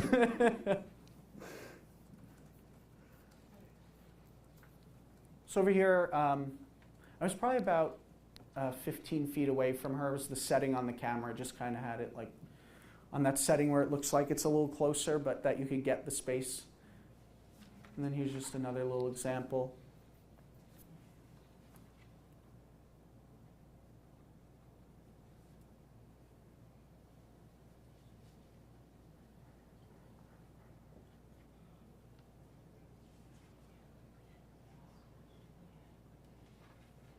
I would skip to the next one, but the problem is the other options are all attached to this video, so, or else I would just kind of go to the next slide for you.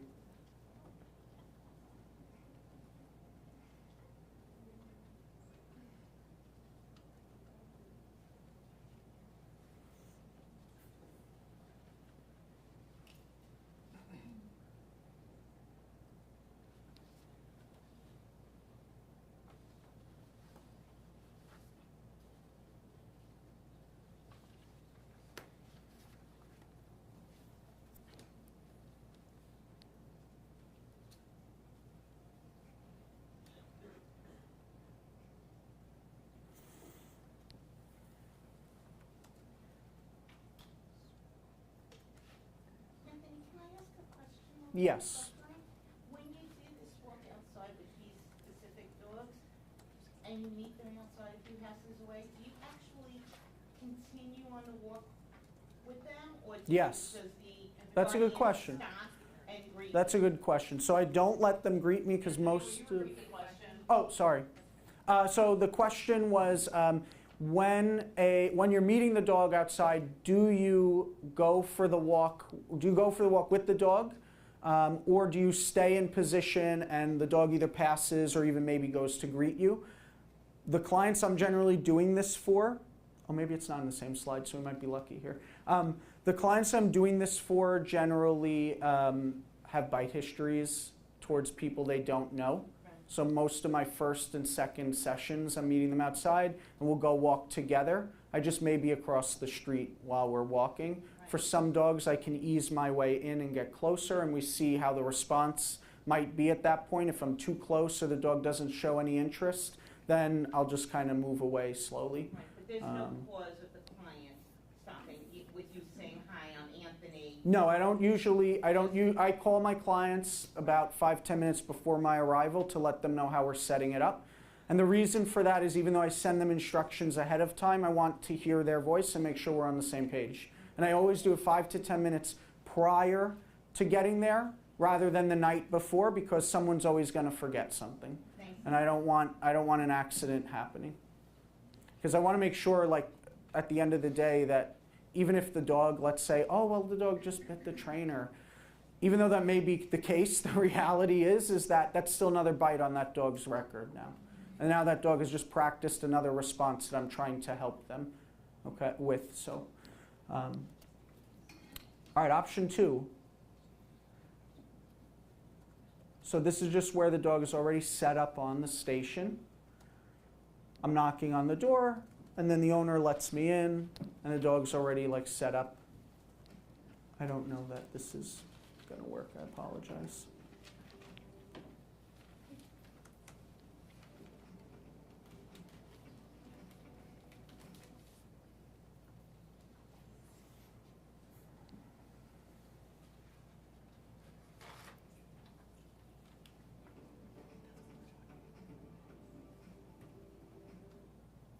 So you want to just make sure, like with the setup that you choose, that sometimes it's going to be a little trial and error. If we know that the dog really has some like bad reactions towards a person, I'm always going to meet outside first, and then we can always move on to one of these other options later on as maybe the dog starts to improve a little bit with the plan that we're putting into place.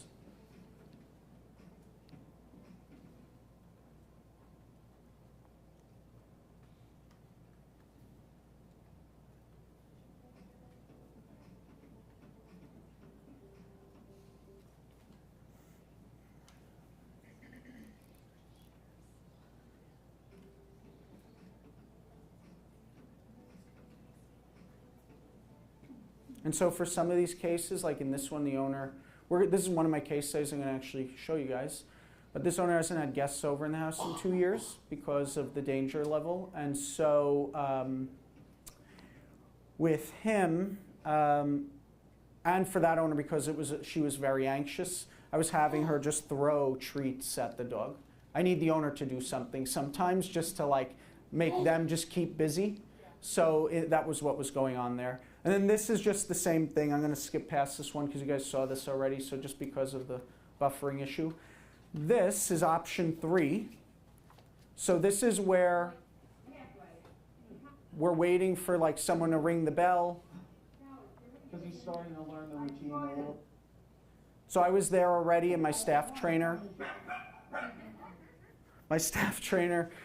he's a pistol, this guy. My staff trainer was ringing the bell because she's never met him before. And so what we did was the owners were able to stop him before he started charging the door, and she put him in the space. And this is just kind of like we're speeding ahead a little just to show you what it looked like. So he was reacting. They were letting her in. He was reacting a little bit. She gave him a bone. She gave him a couple things. It wasn't really working. And we just decided to wait it out because he's going to react anyway, and he wasn't panicking. And it wasn't causing like a bigger problem, so we just decided let's just wait it out a few minutes. And eventually what ended up happening about maybe 7 minutes later was he decided to just chew on his marrow bone that's right there next to his foot.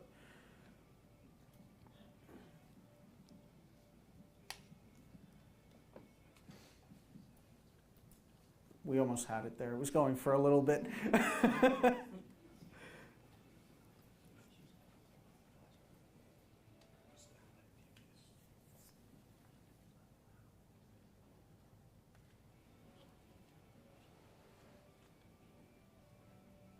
So this is about, like I said, about 7 minutes after. So he's starting to chew. And then what we decided to do is you'll see that I moved towards the living room, and the family and myself and Katie, who was with me that day, we just sat down in the living room and decided to hang out together. And he was on the other side of the house just chewing on his bone.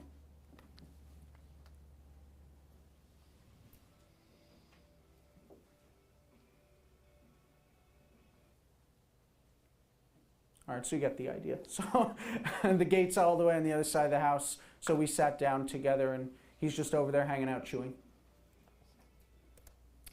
So, time for a couple case studies. Whew, I thought I was never going to get to this point. So this is, so the first case is Jimmy. He is a pit mix, approximately 4 years old. He's a neutered male. Some additional notes about him. He lives with his biological sister, which is actually part of some of the problems in this case.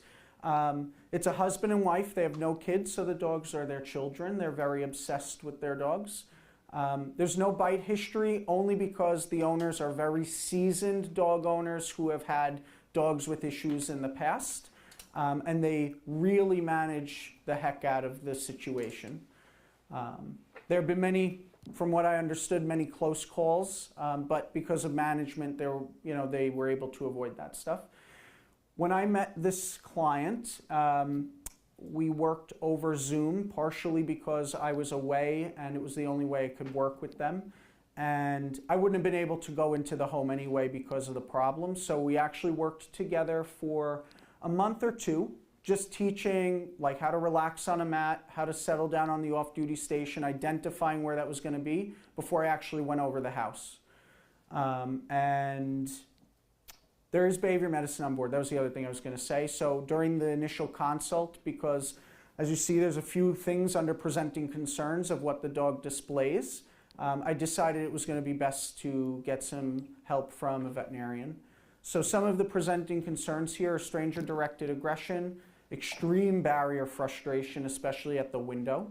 The last trainer they had, he was trying to actually grab onto the railing through the sunken living room and try to break through it to get to the other trainer. So like barriers cause some frustration. Impulse control aggression, you can learn more about that on Dr. Karen Overall's textbook. She goes over that in nice detail. Resource guards at times towards the sister, possible territorial aggression. I wasn't 100% sure on that one. And he had a bunch of interesting compulsive behavior, which I'm not going to go over. The owner's goals were to have family over on Sundays for dinner. And so anyone who knows a true Italian knows that Sunday's a big deal. So they were an Italian family. They haven't had guests over the house in 2 years. So the video I'm going to show you is the first session that I had gone there, and it was the first time that they had someone over the home that the dog didn't know in 2 years. It may not play, so I apologize. It was a 4-minute video, so we're probably going to have to pass through this one, and possibly the other video I have, because both of them are about 4 minutes long. And it was actually showing you the entire session itself of what it looked like. Some of it's sped up, but I wanted to show you guys just what the actual sessions looked like because I had footage of this one. Maybe what we could do is tomorrow, something during a break, we can try and play it for everyone if that's okay. Sorry about this.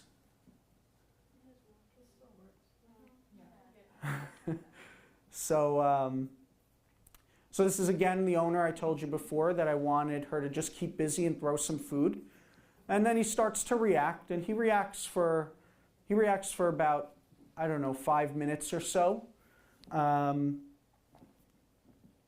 And then eventually just went to his bone. We decided to ignore this behavior because I wanted to see, okay, like if we just leave you alone and we don't make a big deal about this situation, what's gonna happen here? Because I'd rather know now than later on. So we decided to wait it out, and after about 5 minutes, he did just end up going to his bed, which you'll see.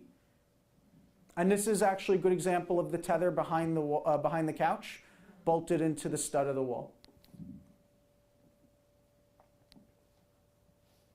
And you can see, like, even though he's barking every once in a while, and he was initially pulling a little bit, it's not like he's throwing himself and his body against the tether, right? So if he was, then I would have stopped this. That's where I would have either asked the owner to maybe go try and calm him down, or we would have maybe put him away for a little bit or something like that. And you can see he decided on his own to just, oh, okay, the bone's here, I forgot.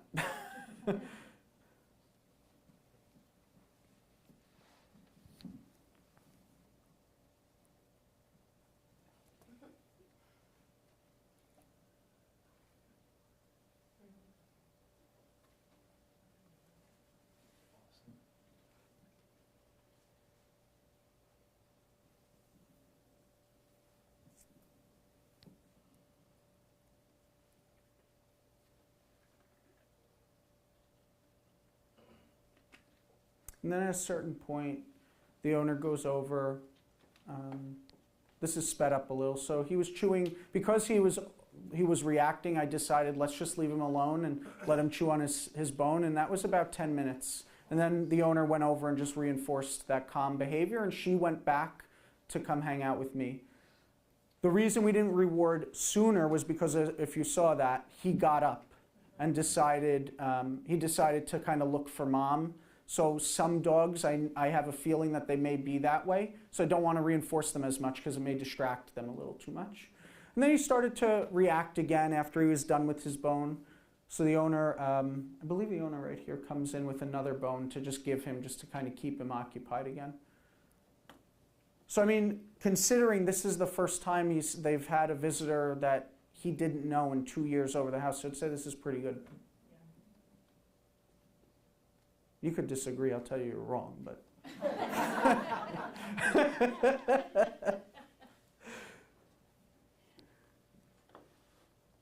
You can see he's getting a little worked up, like he's pacing a little bit.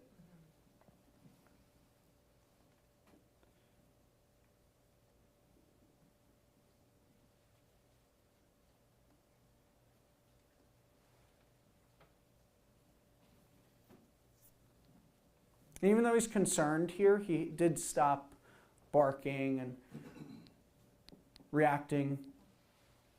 So just kind of hanging out, and that's where mom brings the bone. And then for the rest of the session, I'm gonna pass through this just so that way, just for time's sake. But for the rest of the session, this is what it was like, and the owner would just occasionally, like every 5-10 minutes, go over and reward him as needed. So the next one is Holly. It's a dog you saw in the video before, the brown dog. So she is a German Shepherd Aussie cattle dog mix. She's approximately 3 to 4 years of age, and she's a spayed female. Some additional notes: the husband and wife just recently married, no children. They lived in a New York City apartment without any major issues until the owners moved to Long Island. So Long Island's more of a suburb area for anyone who doesn't know. So the dog never had any bite incidents until the dog had its own property, moved out of the city environment, and the dog started practicing some.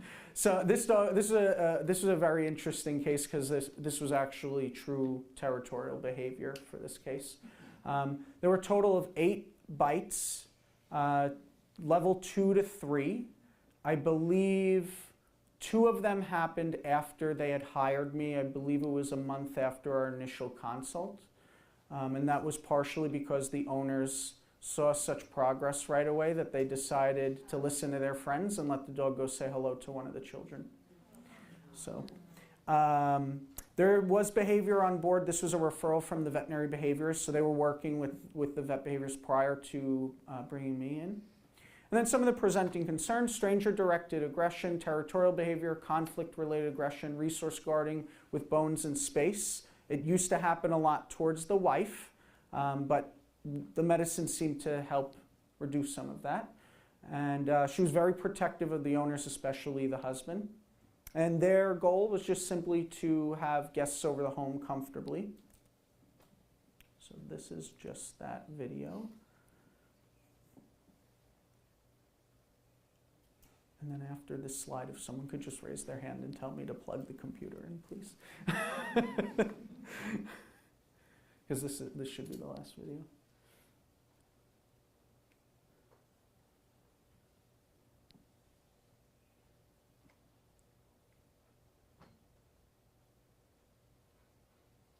And if it freezes too much, we'll just kind of pass this one and we'll look at it tomorrow.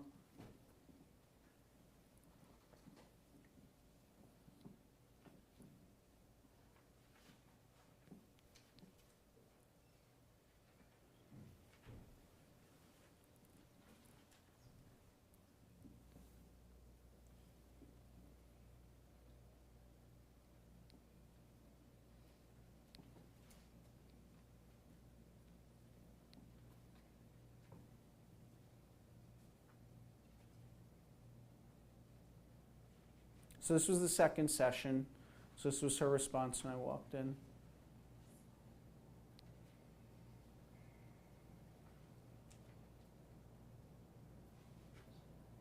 And so the owner decided to reinforce her there just because she looked towards me. She didn't react.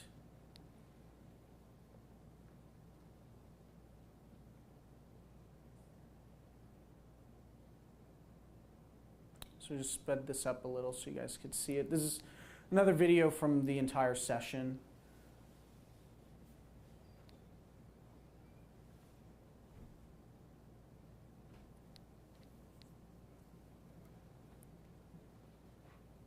So these two lessons were 45 minutes, which is pushing it for most dogs. Usually my first sessions, like when we're doing this special visitors, are going to be between 10 and 20 minutes at most. So I want it to be a positive experience, the most positive experience possible. So if after a certain period of time I decide, okay, let's end it, we'll go outside and debrief while we leave the dog inside, not on the tether. They'll be wherever they normally would be. And that way we're not overly stressing the dog out. So these sessions, they went really well. So the session was they were both, I think, about 30 minutes each, and then we went outside while the dog was inside for the remainder of the time. Okay, I'm going to pass through this if you guys don't mind, and we can look at this tomorrow. Maybe not. Maybe it'll work. So she looked back again, and the owner decided to reward her there for just noticing me. The other part of this video was that we get up to go outside because, again, oh, here it is. It's supposed to happen here. Where one of the issues for Holly is that when changes occur in the environment, people move around, it causes her to react. Okay, we're going to pass through this one. So this is just a little recap of the sessions themselves. The duration of the first, second, and third session should be short. They should be between 10 and 15 minutes, 20 minutes at most. After the second or third successful session, you can reevaluate if you want to increase the duration of that session. Choose visitors, this is an important one. Choose visitors that will follow your instructions on the process. How many friends do we know? Oh, but dogs love me. I'm thinking of my brother-in-law right now. Oh, every dog loves me. Sure, sure. So make sure that you choose someone who is going to be smart. I will say, generally speaking, I try and pick visitors the dog generally knows or tolerates for the first couple of sessions because it makes it easier for the owner and for the dog in a lot of those cases. Because the dog may not necessarily have as bad a reaction towards someone they sort of know or tolerate versus some stranger walking into the home. And sometimes the first session is not with me. I'll coach them through it, but that doesn't mean that they actually do the session with me because it might be too much for the dog and for the owner at that time. So it's just that. And then what should the visitor do? So I always say that we should have an assigned space for the visitor, so that way they are in the right spot as opposed to deciding where to just randomly be. I want it to be across the room at the furthest end away from the dog. Ignore the dog, that should be an easy one. They shouldn't acknowledge the dog in any way, like no eye contact, no like laying down talking to the dog or sitting down like looking at them. Oh, hey buddy, what's up? Like we all know, our friends all do that. So we just want to make those rules really clear to our visitors. And then the owner's role. They should be placed between the dog and the visitor, like I said earlier. They should reward calm behavior every 1 to 5 minutes initially, and then as time goes on, you can increase the duration between the rewards. So it can be every 10, 15 minutes at some point. Because what's going to happen is, I know a lot of people look at it and say, oh, well, shouldn't you be rewarding every 30 seconds, every minute? But the reality is when someone's talking to their guest, that's not realistic. Sorry. You know, like even for me, I'm not going to put a timer on my phone and just, you know, oh, wait, hold on, a minute passed and start rewarding the dog. So I want it to be a little bit more real life in that situation. Oh, you know what, 5 minutes passed, my dog's doing awesome, let me go reward that. Okay? So, and then the other thing is that when needed, the owner should reassure the dog using Kim's Mr. Rogers hack. So it's okay, don't worry, Anthony's here, it's okay, you can go back to chewing on your bone or whatever. So, how to end your session. The one thing that I do is if the dog is reactive in any way, I will have the owner counter condition desensitize as the visitor is getting up to leave or walk away for the dog noticing that change in the environment. After the visitor leaves, this is an important one, after the visitor leaves, I want the dog staying on that space for 5 to 10 minutes after the visitor's gone. Because if you take the dog off right away, chances are they're going to rush to the door, rush to the window, go search for the person. And I want to avoid that if that's possible. You'd be surprised after 5, 10 minutes of the dog being occupied and the person is left, how many of them really don't even go looking for the person anymore. And then once the dog is removed from the station, I want you to remove all the toys, the bones, the bed, etc., because we're done. So, some next steps. Come on, look at Journey. You can't tell me that face isn't cute. So phase 2 options. So this whole presentation has been on like what phase 1, the first introduction, looks like. It was a lot of information, but realistically, it's only a few little steps. For phase 2, once the dog and the owner are having success, we can choose any of these options. They're not in any particular order, but we might decide to increase the duration on the off-duty station, so having a longer session with the visitor, maybe that's 30 minutes, that could be an hour, whatever it is. Having the owner occasionally move away from the dog, that's going to change the setup a little bit. Oh, I have to go cook, you know, something over there on the other side of the kitchen. Increasing the distraction by maybe having the visitor move around, go to the bathroom, etc. Possibly reducing the distance with the visitor. That's going to depend on the situation, so that's just important. Counter-conditioning and desensitizing to distractions or changes in the environment, similar to how I was saying end the session. So when a visitor gets up or moves around, you might decide to reinforce the dog for just kind of looking at what's going on. Increase the number of visitors, that might be another one. Reducing the frequency of the reinforcement, and then the other one is introducing the dog to visitors. And so I'm not going to really touch on that one too much, but that's going to have to be something that you decide in your sessions as time goes on. If you feel that it's a safe option, you might decide to use a muzzle with something like that. And then just some situations. That was Baby Journey. So don't come touch my toys. Situations where this protocol might not be recommended.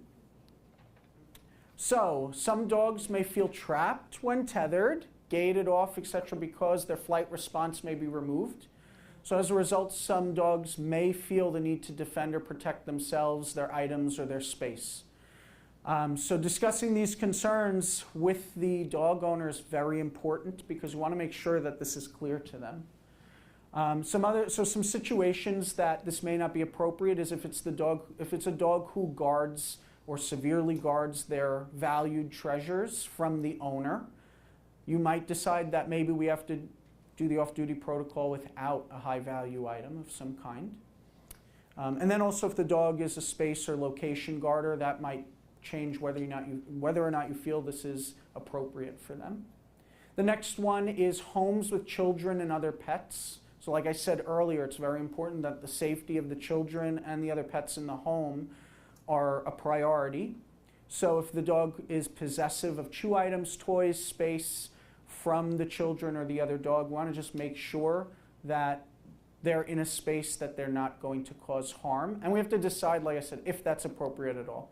Because all you need is one little mishap, and we know management does sometimes fail. So we want to make sure that nothing happens. And then just some additional considerations. So dogs who are fearful or phobic, those dogs generally prefer to hide or avoid.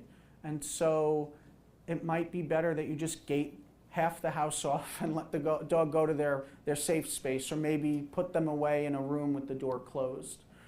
So dogs who overreact, if they have like these overreactions, we have to decide if maybe they need help from their veterinarian or a veterinary behaviorist before we can help them. Because if we can get them into that thinking state as opposed to that reactive state, then we have a better shot at helping them succeed. And then dogs who have low frustration tolerance or barrier frustration, this exercise could cause some of those problems to occur. And we have to decide if it's appropriate or not and how to help with something like that. And then if the environment or the space isn't suitable, so if the person lives in a studio apartment, it might be a problem. If there's not enough distance between the visitor and the dog. And if the dog can't be contained safely, then we have to decide some of those things. And so you guys can connect with me if you want on Facebook, Instagram, YouTube. I do in-person and virtual consultations. I do coaching with other dog professionals. And then I also do a lot of consultations for clients that are trying to make difficult decisions for themselves and their family. And I do those both in person and virtually. And that's my contact information, DeMarinisDogTraining.com, myaggressivedog.com, and DeMarinis Dog Training on social media. Thank you, guys.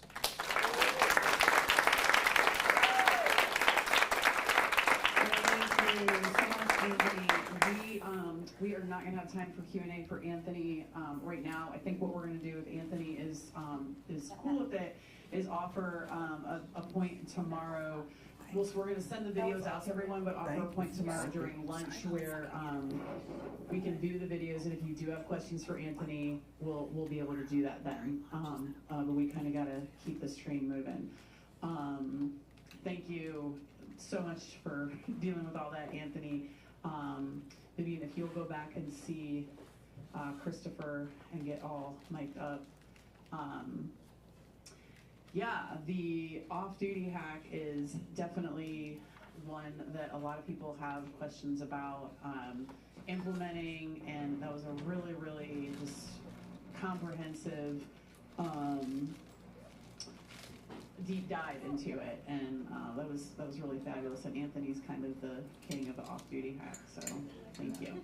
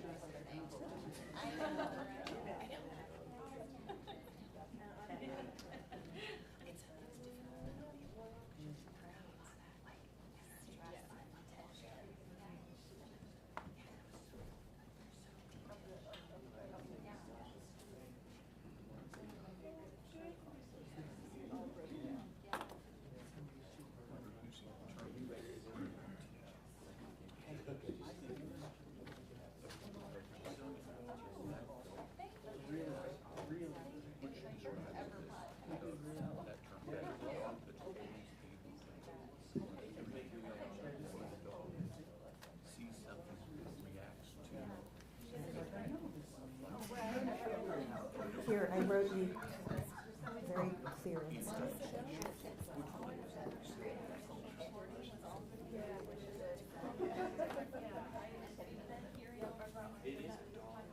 Yes. Oh, you want me to talk?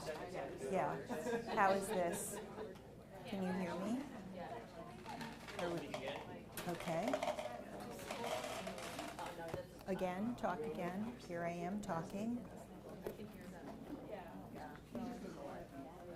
Which seems counterintuitive. Okay. Just need a second here, guys, to get myself set up.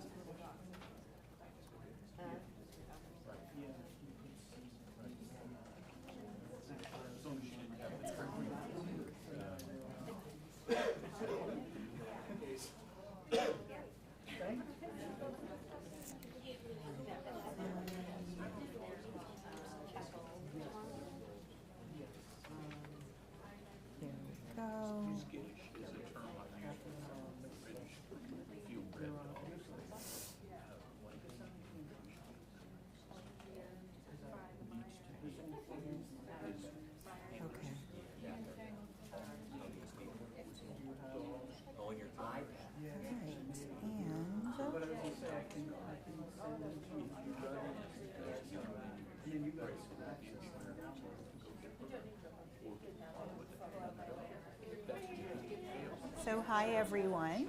Oh yeah, you're doing my thing.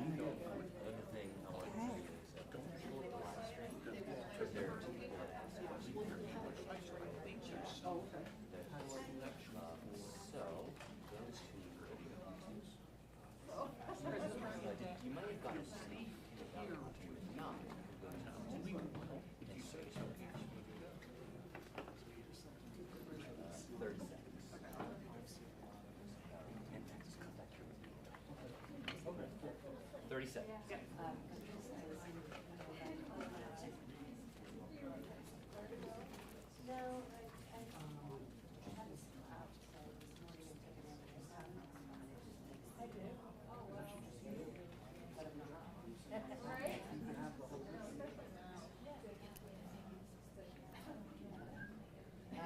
All right. I'm on the other side. Next up, we have Vivian Arzamanian, her coaching humans through the legs lens. This is going to be amazing because this is what everybody kind of wants to know. How do we get people to do this? And I'm very, very excited to hear this presentation. Vivian has been training dogs and conducting behavior consultations since 2005. She is a networker who values collaborating with other animal professionals in order to best serve her clients and colleagues. If she doesn't have a resource you need, she will use her ever-expanding network to find it for you. In recent years, Vivian has increased her focus on the human side of dog training and behavior. She offers coaching and guidance in an atmosphere of acceptance and safety. Her clients include a range of other professionals needing a sounding board for finding new or tried and true ideas for puzzling difficult cases. Client coaching has always been Vivian's strength and joy. She is focusing her coaching work to help pet parents with a range of issues that involve quality of life for humans and canines living together. She still sees dogs and their families for a full range of needs from puppyhood to old age on a case-by-case basis. I give you Vivian.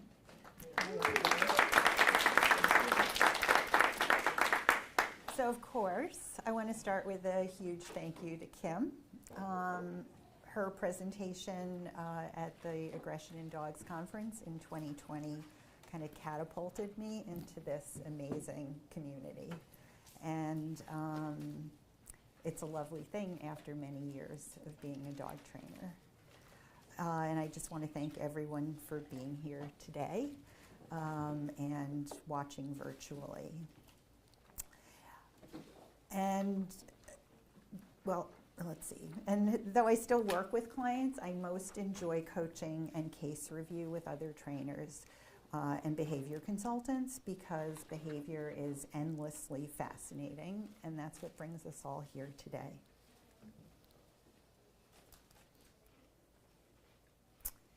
So coaching clients can be satisfying, hard, frustrating, scary, and confusing. So be kind to yourself take time to think and regroup and get support if you're not sure.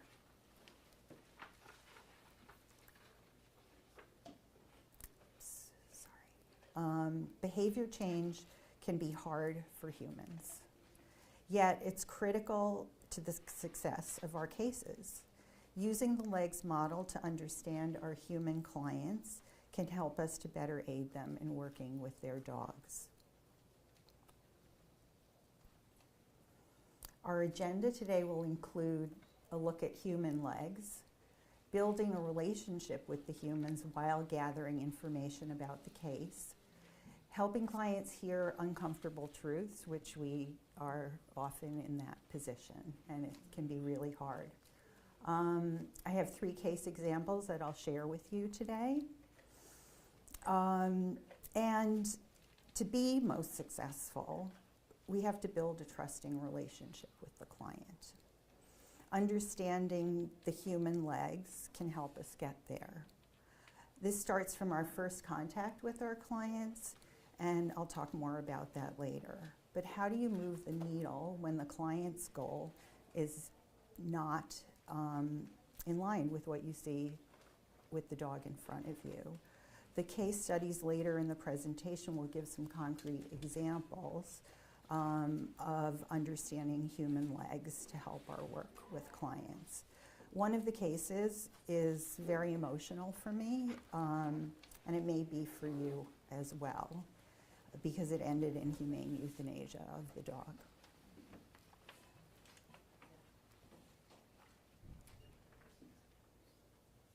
So,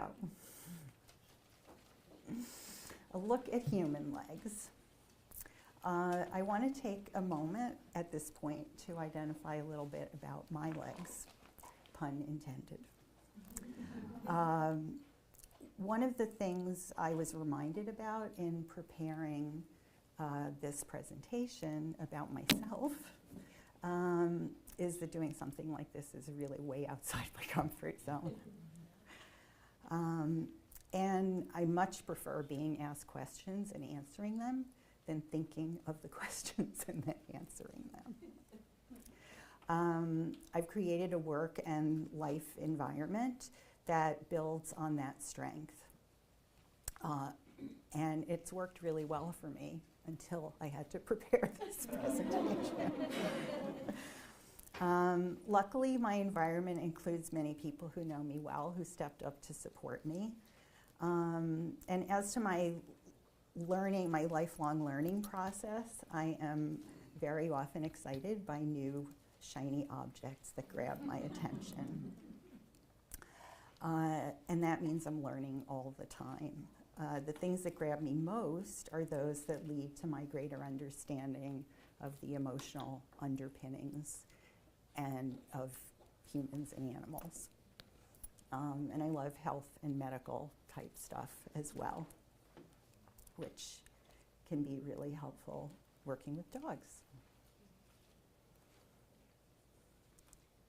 And while humans only have 2 physical legs, their learning, environment, genetics, and self-legs are super important to our work with them. And understanding that is really critical to being as successful as possible.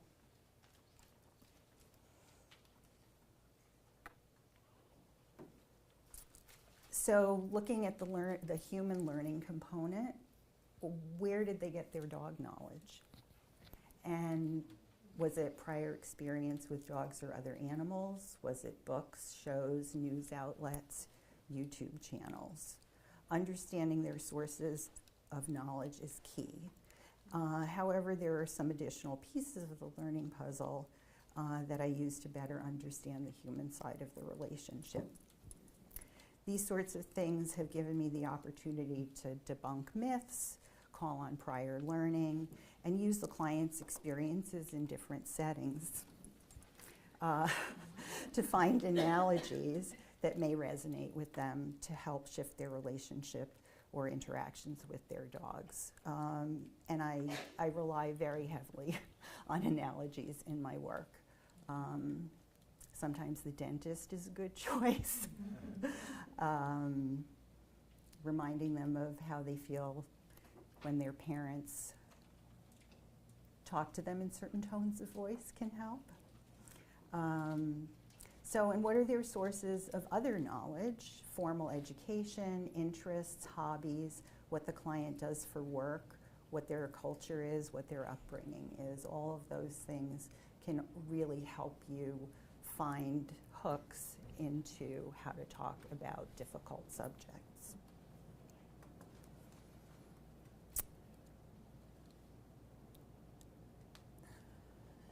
And using those pieces to help them really see things from their dog's point of view is pretty critical. And sometimes formal education, like teaching or in psychology or business management, can provide analogies for interactions with their dogs and the rest of the household in ways that may be affecting the dog. It gives you ways to kind of shape their thinking, because as much as shaping works with dogs, it works really well with their people. Okay. So to the human environment, there's the physical environment in which they live. There's relationship dynamics, and I'm going to talk about each of these in a little bit more detail. Interspecies or conspecific dynamics, and even division of responsibilities and schedules in the home. And often the impact of the human environment is really underestimated in its effect on the dog. Kind of think antecedent arrangements, which are just so critical. So when dogs are, being brought from all over to suddenly live in urban settings, and even, even a setting that's just super different in terms of smell and sound, can be really life-changing for some of the animals that we see.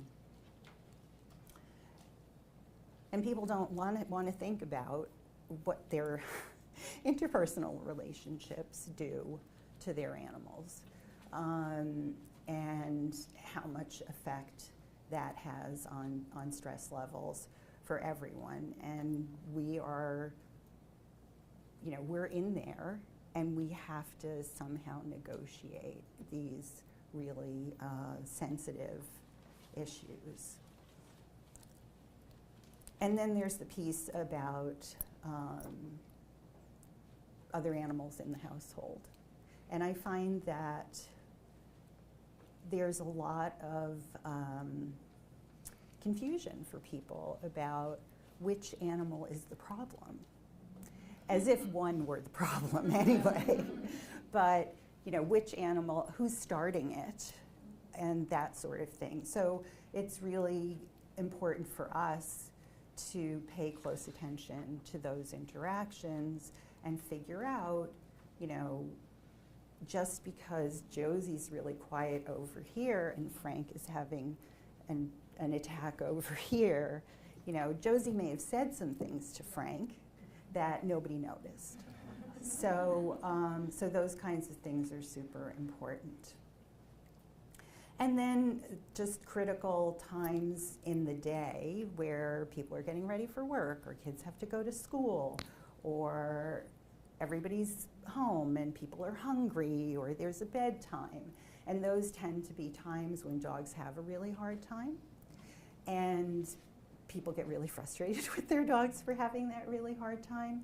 So we need to help them see how changing their behavior is going to help their dog, because I think we all agree that is the critical ingredient.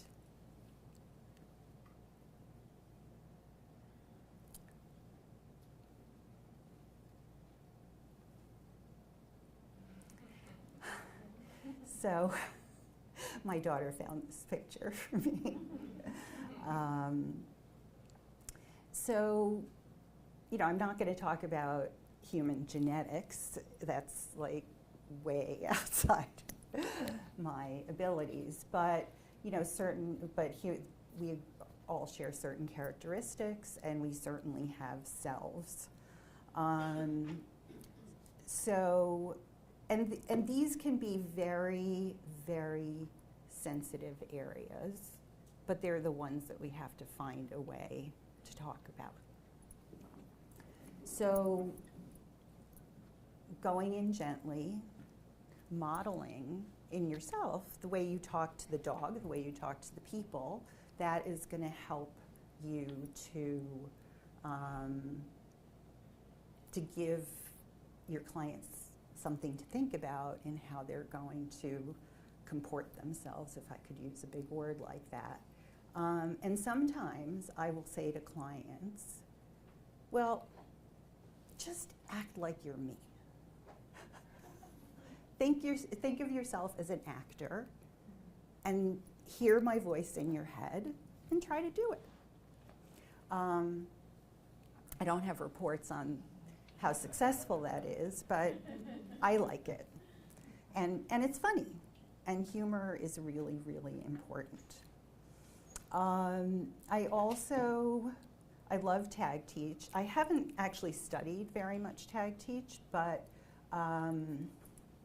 I took a weekend course, and just the simple ideas of finding 5 words or less to explain to someone about where their hand should be, or how they should, you know, straighten their back, or, you know, any number of things that you might want to say to a client, where when I first started out as a trainer, you know, I would say, well, don't, but, you know, but we're not supposed to say don't.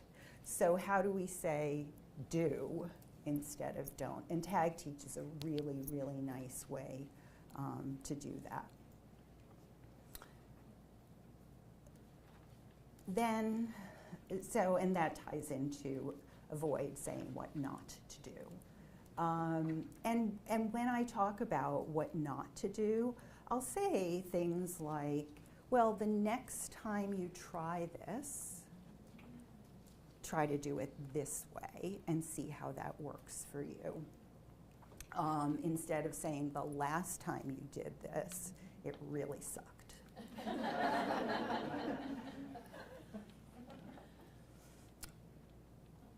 The other interesting thing is that when my kids, who are now adults, and one is a very accomplished dog person, she's the one who didn't want the dog. When they were in elementary school, there was a mediation program, and kids were taught to use I statements instead of you statements. Instead of saying you're doing something wrong, it's I feel this way, or I do this thing. And those kinds of very small changes can be very powerful. And then I'll also do things like ask each client to work with the dog and observe each other, which, you know, can get into a slippery slope of, George, don't do that. But sometimes that can be helpful, and if it isn't, abort quickly. Then taking some video of the client working with the dog, and then looking at it and saying, well, you know, when you were delivering the treat, what was the dog doing? Oh, the dog was shying away. What do you think might have made the dog shy away in that situation? What was your body position? You know, and all the things that we learned when we were told that we should be videotaping ourselves all the time to improve our training techniques.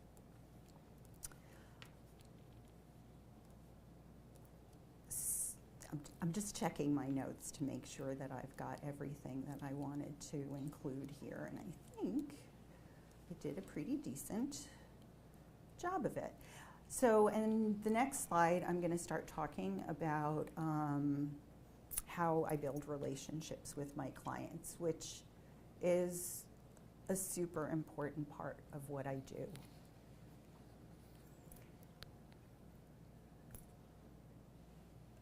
So I am basically an information junkie. And I always want to find out as much as possible about the client and the dog and their interactions. And, you know, and all of that kind of points to the client's self. You're getting a picture of who the person is that you are going to face either on Zoom or when you meet them for the first time.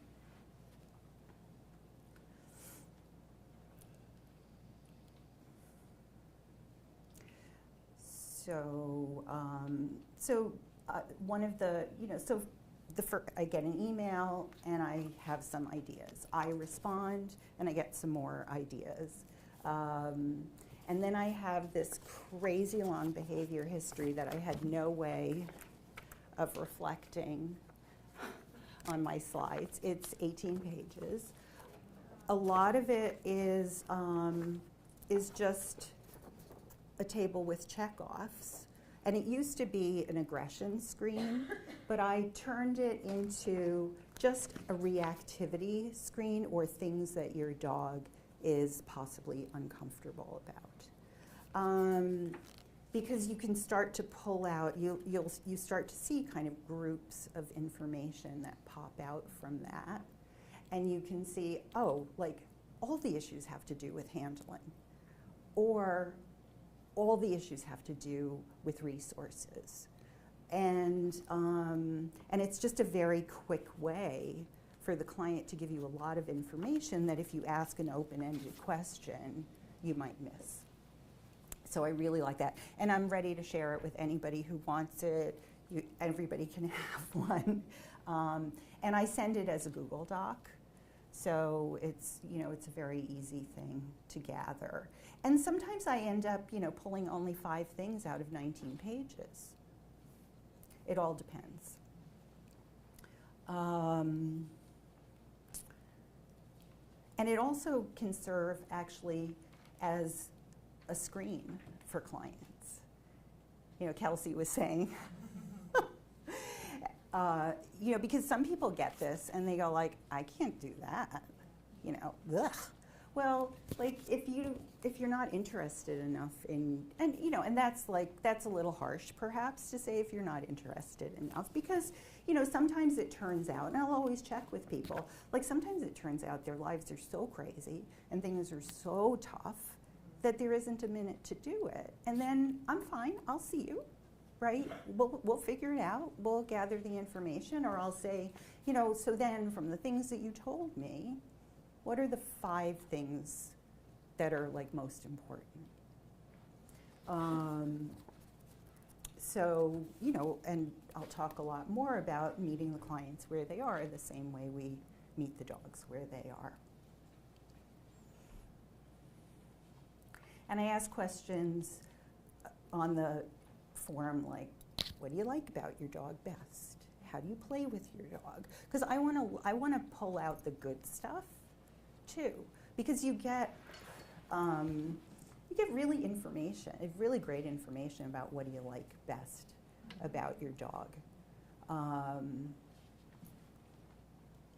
So I really do like that one. You know, and it lets me also pay attention to the kinds of words that they use to describe their animals. And are they using labels? Are they saying, you know, some of the standard things that we hear about the dog knows it, but they're not doing it? Or, I don't know, I mean, you all have, you know, things that are going to resonate for you when you read the answers to the questions. You know, so often now when I hear about dogs having problems on leash, it's like, usually has nothing to do with leash training. I want to teach my dog to walk on a loose leash. Well, they're terrified or you never let them sniff anything, and they're dying to sniff things. So, you know, just getting as good a picture as you can, and it allows you to kind of make a list of the things that you want to make sure that you hit in that first meeting, especially if they have really off perceptions about things, or they are, you know, in Susan Friedman's cultural fog. And then just in terms of videos, I'd love to see videos of dogs doing just sort of normal things at home, especially for dogs that are described as being super fearful. Because if, you know, and this was, you know, some of this was from before COVID, of course, because now we can see dogs without us there pretty easily. But especially for dogs who are fearful of people coming to the home, like, I want to see videos of them comfortable at home, because I also want to know, are they truly comfortable at home, or do the people think they're comfortable? So that's another piece of it. And then videos of the clients interacting with their dogs, again, like, and I don't do this all the time, but it's a thing I will do depending on the case. But that can show you some really pretty interesting things about interrelationships between people in the home. If there's more than one adult, or even if there are kids in the home, you might get videos of pandemonium. You know, or you get videos of the client being very overbearing with the dog, or you get clients who, like, you get a video and you go, oh my God, I can't believe you're doing such a good job. So that, that can be really, really helpful. And then on the next slide, I have something I'm so proud of. I created a little tool after having a conversation with Kim about a week or two ago, for it's a little table which allows you to fill in information about the legs of the dog next to the legs of the client. And, you know, because we all have it in our heads what the mismatches are, but sometimes seeing them right next to each other is, like, super helpful. Because like, this is stuff I've known, but in one of the cases that I'm going to present, it just made it even more stark for me, the kind of sort of mismatch between the client and the dog, or the client's needs and the dog's needs, I should say. Because actually the dog loves them and they love the dog. They just have hopes and goals for the dog that may not be at all realistic.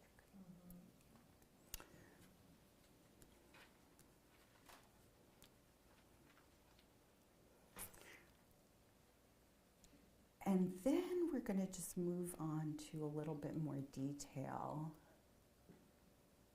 on relationship building with the client.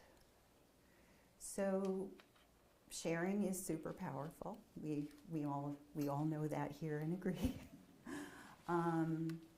Leading with empathy and with a sense of humor is super important. Discussing non-dog commonalities, if they come up, can be a really nice way to connect with people. Having an understanding of where they're starting, because you may know what you want them to end up doing, but you have to start at a point that they can start to make moves. So, and a lot of this is, you know, it's what we do with dogs.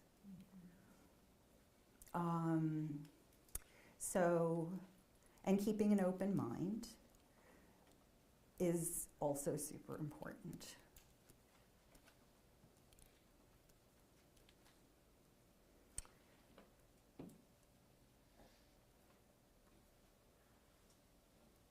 I'm sorry I lost my thread just a little bit, but I will catch myself here. I had some points that I wanted to make sure that I included.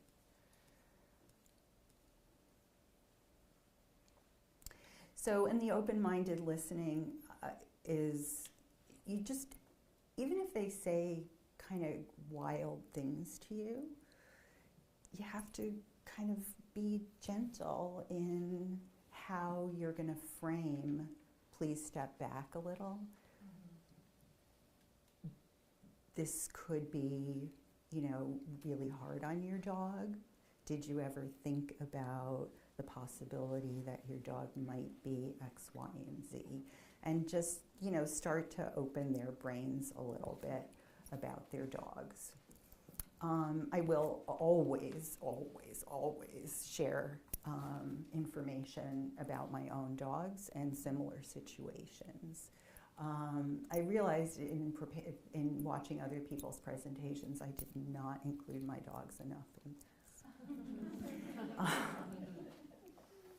I have 2 dogs. One is 12 and a half, and you'll see her picture later. And I might not have, and she's a breed mix. She's a pit bull, Shiba Inu, Basenji, who knows what else.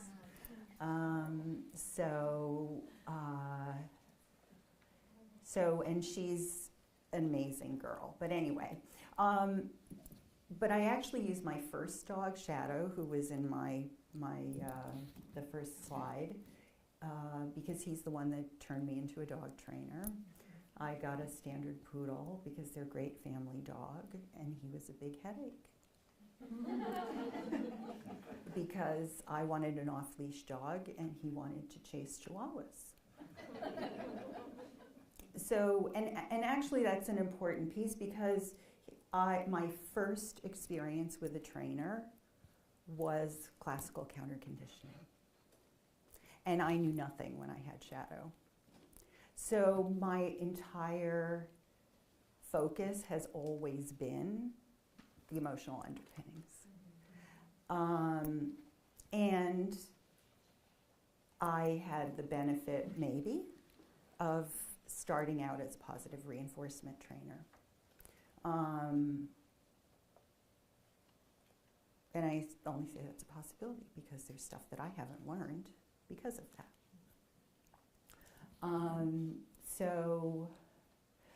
And I'll give other case comparisons, and I'll also commiserate with people about, you know, what it's like to have an annoying child or an annoying spouse or an annoying dog, because, you know, we can have wonderful relationships, but we still get annoyed.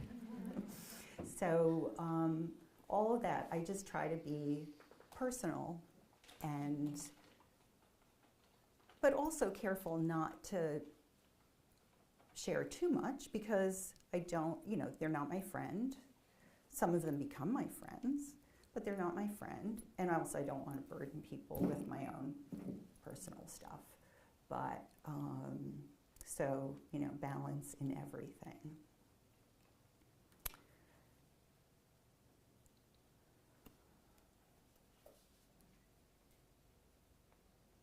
Oh, what happened? Oh, haha.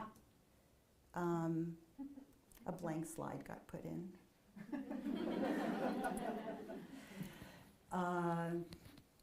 Which is an easy thing to do in Canva, actually, because if you press too hard between slides, you get one. And then, of course, there's some real hard parts in working with our clients, where there's frustration or confusion or there's anger, and that can be tough for us. And and I think especially for younger trainers, possibly, or for trainers who don't like that stuff. But again, leading. Oh, I'm on the wrong slide here. All right. So again, just like dogs, you're gonna slow it down, you're gonna break it down into smaller pieces, you're gonna give reality checks, you're gonna recheck on goals and make sure that the client has realistic goals. You know, we live and breathe this stuff, and for our clients, it's kind of like they're tourists in a strange land, learning a novel way of seeing, a new way of seeing things and building new responses. And you know, if there is a lot of anger, if something really frightening has happened with the dog, there can be a lot of blaming going on, and could be blaming within the family, or it could be anger and blame at, you know, the target of the issue, or the owner of the target of the issue, or all of that. And, you know, and sometimes all you can do is listen for at least for a while, and let people kind of say their stuff, and maybe slowly work in what the other person's point of view might be if you feel that there's something valid to share there. You know, and generally, like I have a pretty high comfort level with that. Unfortunately, my family prepared me well for doing a lot of listening. But I've turned it to good use.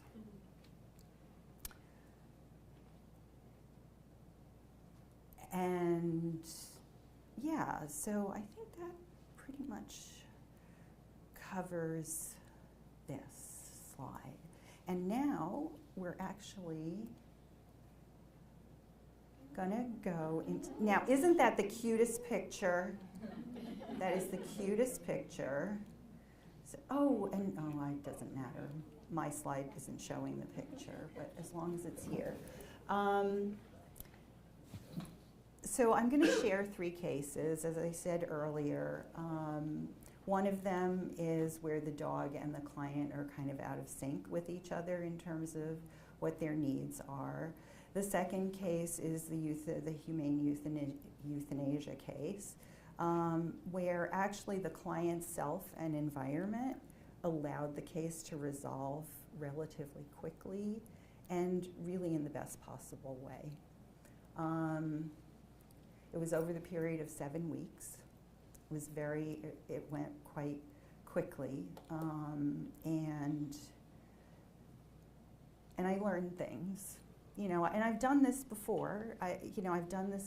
But in this one, I learned some things, which always happens, right? We're learning all the time. And the third one is a little legsy, and it's kind of a little funny. And it was just a case where I picked up some really important information that wasn't really apparent to the client as being an issue, and it was just one I thought I would throw in for you. So here we are this is Albie, who's a German Shepherd mix. He's a totally lovely dog. He's sweet and gentle, and his client's goals for him and his goals for himself really don't mesh. So he's terrified of sound, so fireworks, thunder, traffic sounds, and he lives very close to an expressway. And just the hum of traffic is really hard for him. Backfiring motorcycles, not good. And his owners love the camaraderie of dog ownership. And you know, I'm in Brooklyn. They live in Park Slope. It's a huge dog community, and there are water bowls outside outside business establishments. Pet supply stores are happy to have people come in with their dogs. It's a very, very dog-friendly neighborhood. But at this point, he's so afraid of going out for walks that they have to drive him to the vet, which is 4 blocks away. And this case has basically challenged my patience. It's made me want to take Albie home with me. And it's really stretched my brain to find ways to explain to my clients over and over again why they really have to not keep pushing for what they really want to be able to do with him. And part of their pushing is that they don't read him that, unless he totally puts the brakes on and won't move,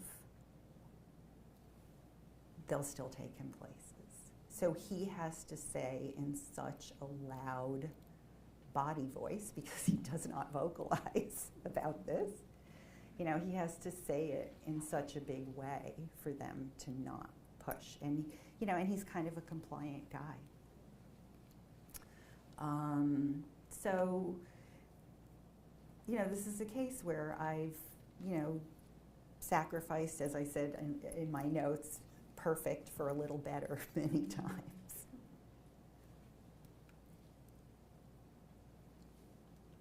So, and these are kind of case basics. You can see I stole this from Anthony. Looks exactly like his. And so he's a German Shepherd, Husky, Australian cattle dog mix. So maybe we're getting some genetic clues as to his sensitivities. They got him at 11 weeks. He was 13 months when I came into the picture. I was not the first trainer. They had a trainer when he was a puppy, and they also took him to puppy classes. But both of those training options were not nuanced, shall we say, for a sensitive puppy. And they were given information about counter conditioning, but he was completely over threshold for the counter conditioning. But he was so compliant that he sat quietly and didn't take food.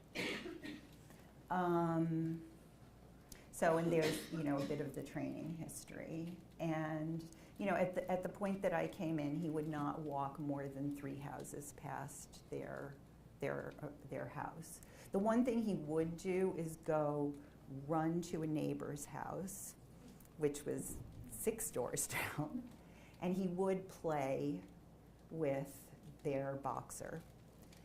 But the interesting thing is, Albie and the boxer love each other, and all of the video that I have seen, they're playing really high, and they're like both interacting with each other, trying to get away from each other.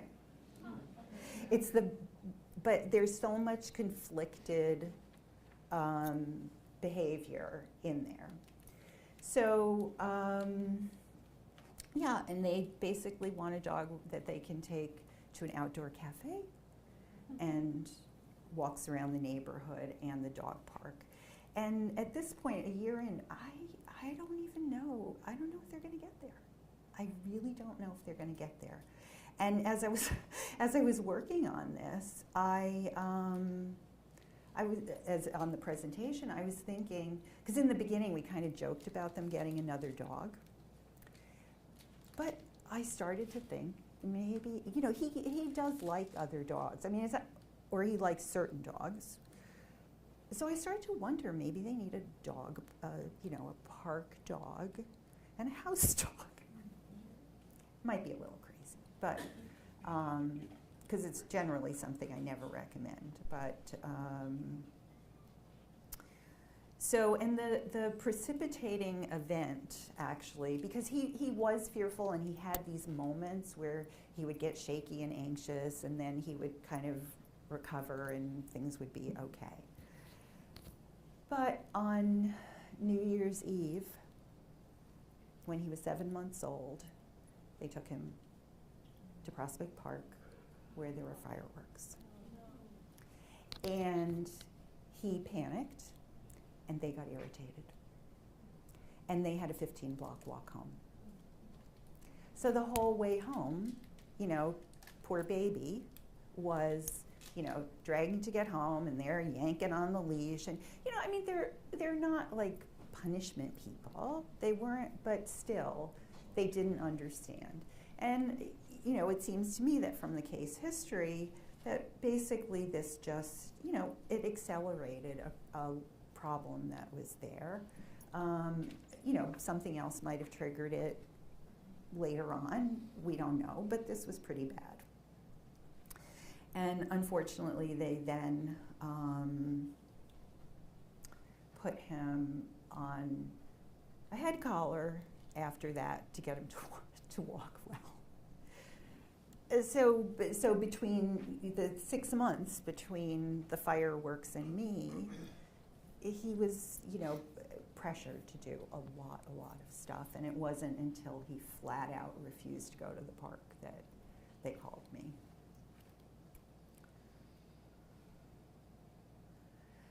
So this is the little chart that I made for them, and you know, so Albie's learning is, you know, that fear-related behavior gets pressure put on it. That they did a lot of luring and coercing him to go places. And the trainers had the clients had some information about, am I allowed to step this far?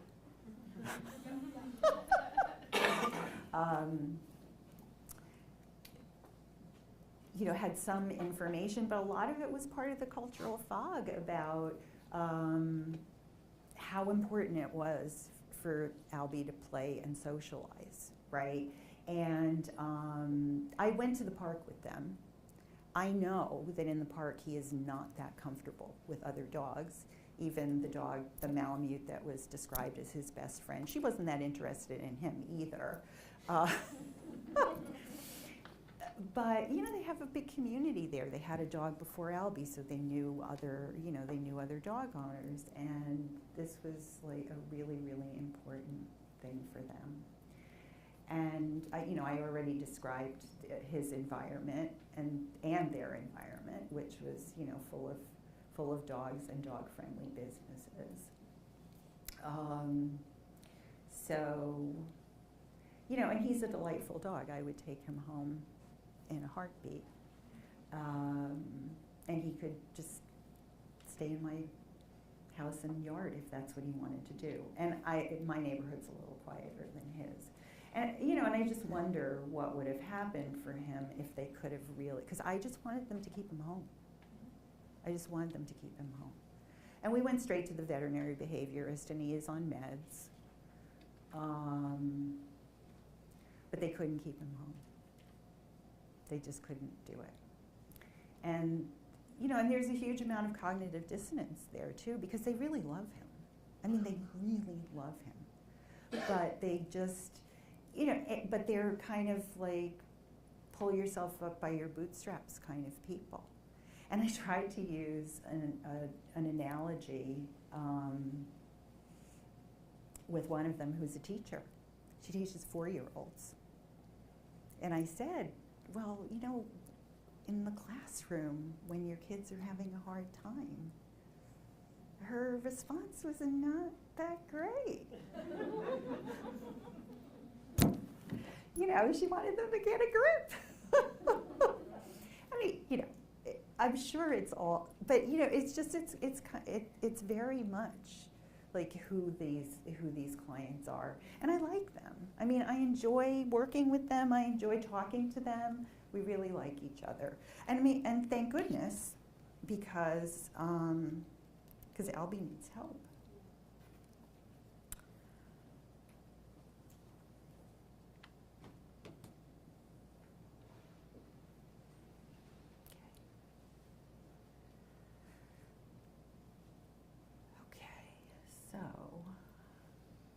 Now we come to the hard case. Because, I mean, in the end, Albie's going to be, I think he's going to be fine. I think I'll stop them. We're closer. And actually, before I go into this, I'll tell you a happy story about them, which is that she wrote to me that that morning she was ready to take him to the park and he absolutely wouldn't go, and she was really frustrated. And then she realized she wanted to go to the park, and she took her bike and she went for a ride. Yeah, small, because stuff happened after that. But at least now I can refer to the bike ride. Okay, and then Biscuit. This is actually not a picture of Biscuit, if that helps anything. So Biscuit, Chihuahua Terrier mix, no DNA done, so that's based on what he looked like. 14 pounds, supposedly 5.5 at adoption. He was adopted straight off a van that brought him to the rescue, so there was there's no foster, there's really zero information about him. He was not in good health, and he was, very unkempt and not well kept. So, so we know, or we can assume, that before he was 5, life was not very lovely.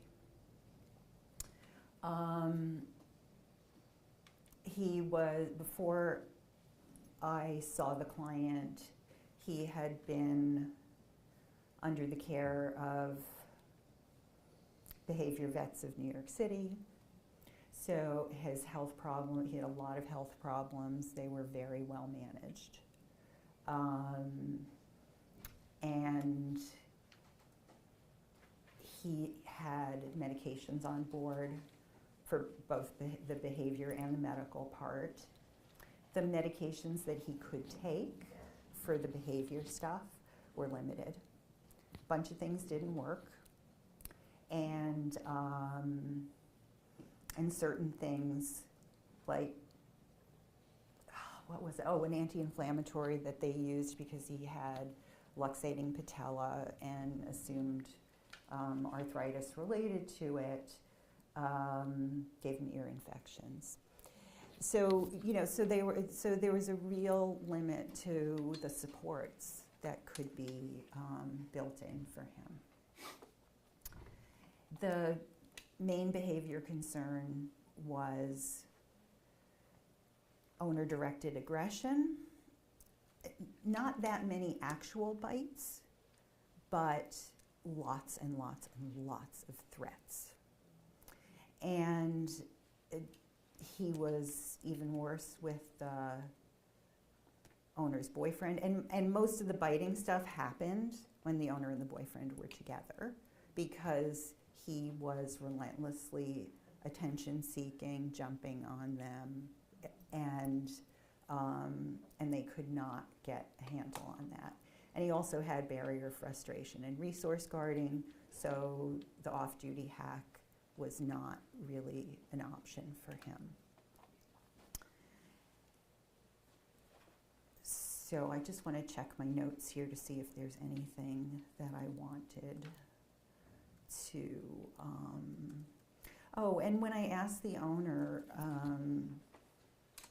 what did she like best about him, she said he loves hard and is very cuddly, though this can cross a line very quickly. So, and he was one of those little guys who would jump on their laps, look like he wanted attention. You pet him too long, you don't pet him enough, and it's just like he doesn't know what to do with himself, and he gets grumpy. And there had been actually a lot of progress in the early years.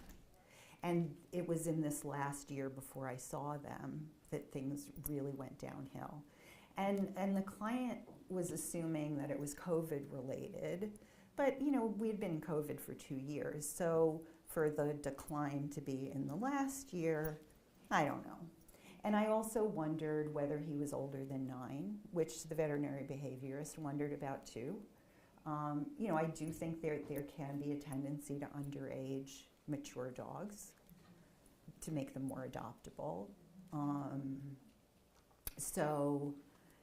And then the hard part was the owner's goal, which was to rehome him, because she could not get her brain around letting him go.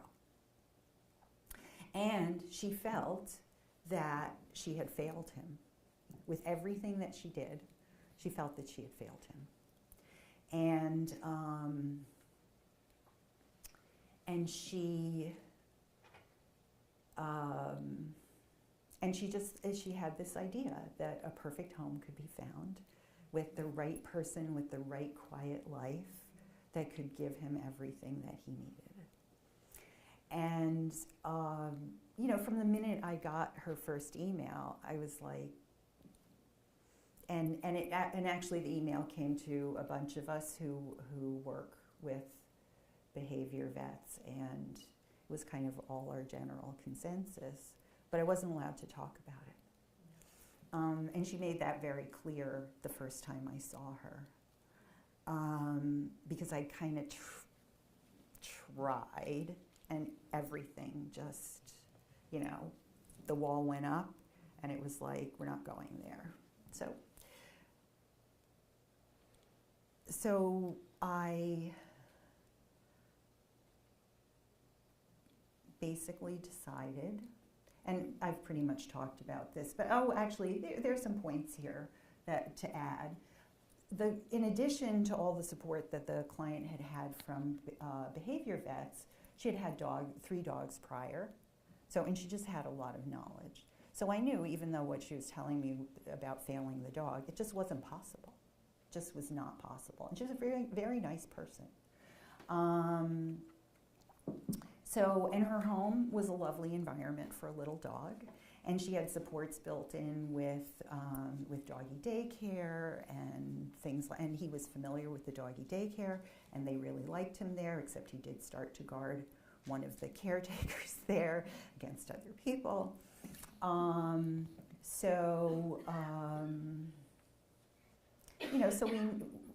It was pretty clear that as much as could be done had been done for this little guy.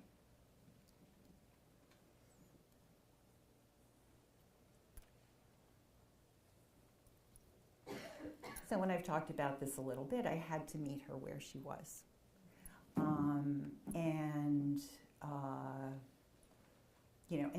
And basically she just expressed this desperation of, I cannot live with him. I have to find him another place to be. And the fact that it was an emotional emergency tapped right into myself.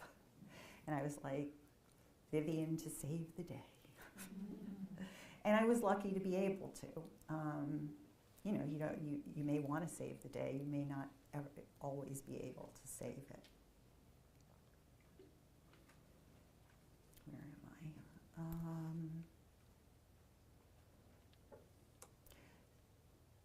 I? And this next slide is just a little bit about, how fast I get in there, how sweet and lovely and emotionally available I am. And within a week, we had our first session.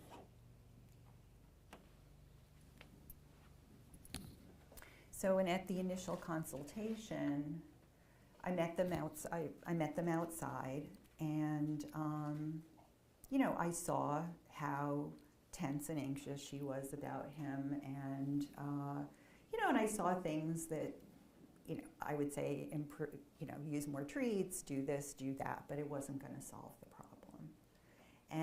But we did decide that I should see him with the boyfriend, so we have a next meeting. And also I wanted to give her some tools to at least make things better in the short term if we could. So, we worked on sort of heading towards an off-duty protocol with just working on his go-to-bed behavior and working on building duration into that. But, he was very on with all of that. And I recommended Find It for moving him around and just like loosening up his brain when he started to get, as someone else, one of my other clients says, Utsi, which is a really good word. And then the other thing, she had decided that she would get in touch with the rescue to see if they would take him back, which turned out to be a very critical and positive move, actually. And I wasn't so sure because I didn't know too much about the rescue. So I was, I didn't know what kind of response she would get from them. And I kind of prepared her for, if they were icky, because sometimes rescues are icky. And she'd also found a small dog sanctuary that was run as a nonprofit. So, and I had a bunch of people look at their website, and it actually looked pretty good. And they had a lot of small dogs with very serious medical conditions that were expensive. So with the situation, and they had a bunch of dogs who were in foster, but they also had dogs who were on site in their facility, which looked very home-like, actually, for the dog setting. So I felt like, that's definitely worth asking them. So I'll get to that. I don't want to have a spoiler alert. But, so let me just see what our next slide is saying. Yeah, so then we had a session with the boyfriend. And, and I was really interested to see what's the boyfriend like. Are there issues there that, Yeah, we have to wrap it. Yeah. Oh my God. Oh my God. I have gone so far, I'm so not going to be able to finish. Yeah. Okay, sorry. I'm having, Yeah, it's okay. All right, so anyways, session with the boyfriend. He's a really nice guy. And whatever she wants to do is fine with him. Then she goes away she has to go away for 2 weeks. And we made some plans. They were going to try some things. The things did not work at all. So then she's away for 2 weeks. She comes back. She still wants to talk to me about rehoming. We have a Zoom session. We talk about rehoming. Oh, and the sanctuary refused him for aggression. And the rescue said they wouldn't take him back for the aggression. And they, and nice points, owner-directed aggression, medication and training didn't work, all the things. And they said that they would euthanize him if she brought him back. And she was horrified and angry. But we worked through that. So then we have this next session, and well, here, I'll let you look at the slide that but I have to do it here. So this is the rescue group's response, which was great. So we have our talk. We talk a lot about the quality of life piece of this. She spends the night filling out quality of life surveys for the dog. They all come back and say he has a really shitty quality of life. She contacts me the next day. She says, I'm putting him to sleep. I'm not going to make him prove once again that he shouldn't be here. And 3 days later, she put him to sleep. I was with her. And it went so smoothly, it was almost like he was saying thank you. So that was Biscuit. And she's getting another dog. Actually, the dog she bought her parents for the pandemic that they can't handle. And it's because they're her parents. It's not because there's a problem with the dog. She knows and really likes the dog. Can I say anything about I can skip the third case. Skipping the third case. And my ending was to talk about self-care. which other people have touched on and probably other people will touch on. So I'm totally fine with letting that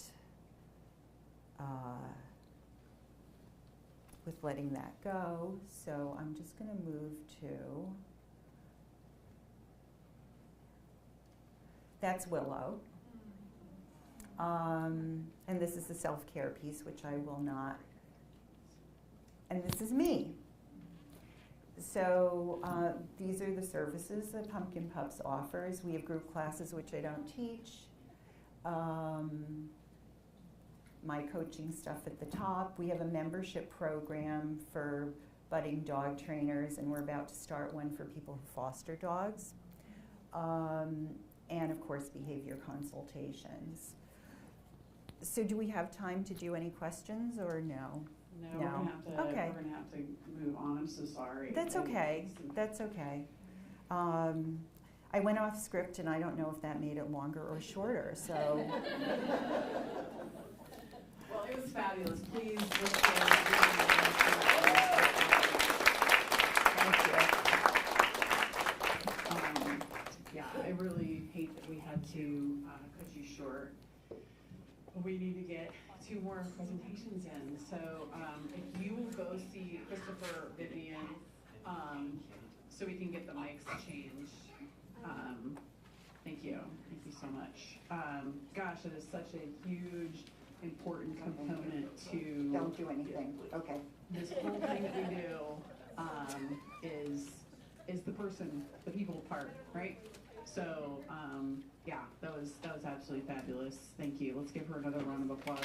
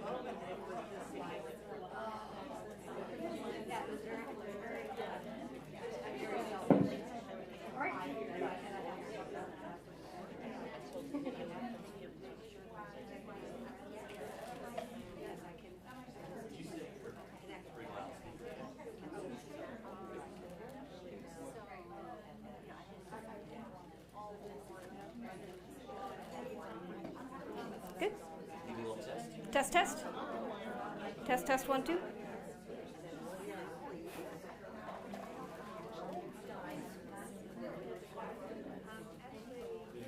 Test, test, 1, 2. Okay, good.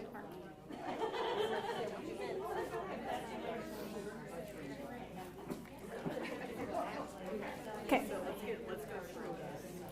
Yeah, we do have the videos on a thumb drive if they. Yeah, oh, we have that. Okay. Can you cut her sound?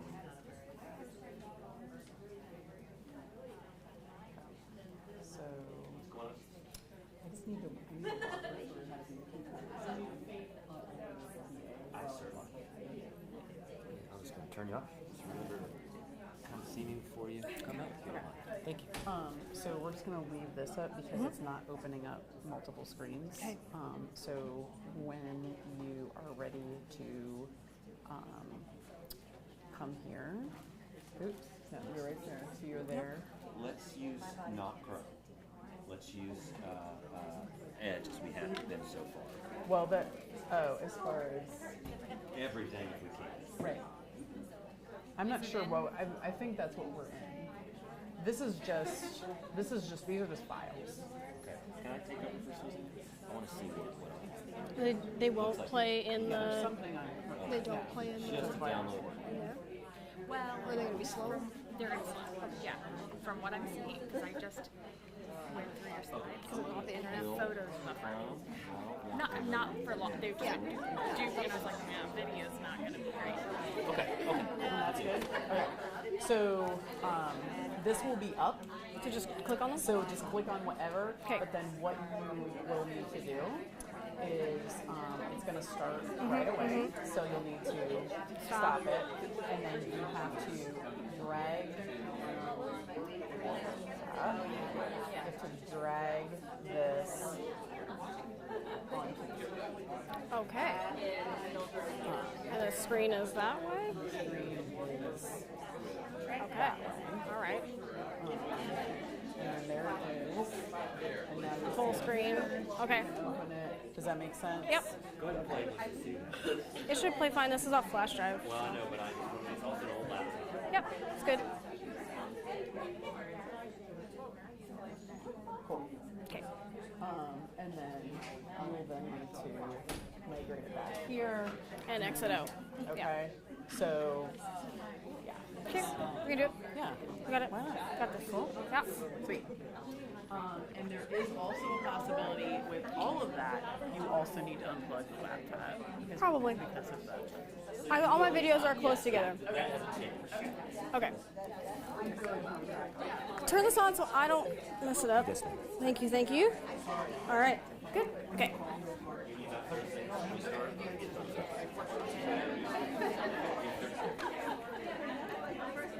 Oh, I guess I just.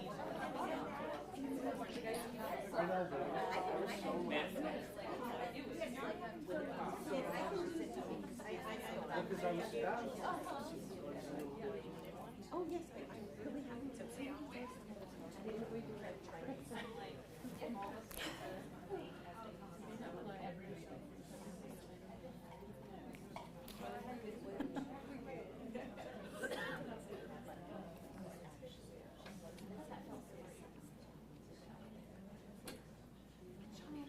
Awesome. Here we are back again. Thank you, thank you. Thank you everyone for just rolling. Rolling with the legs and rolling legs.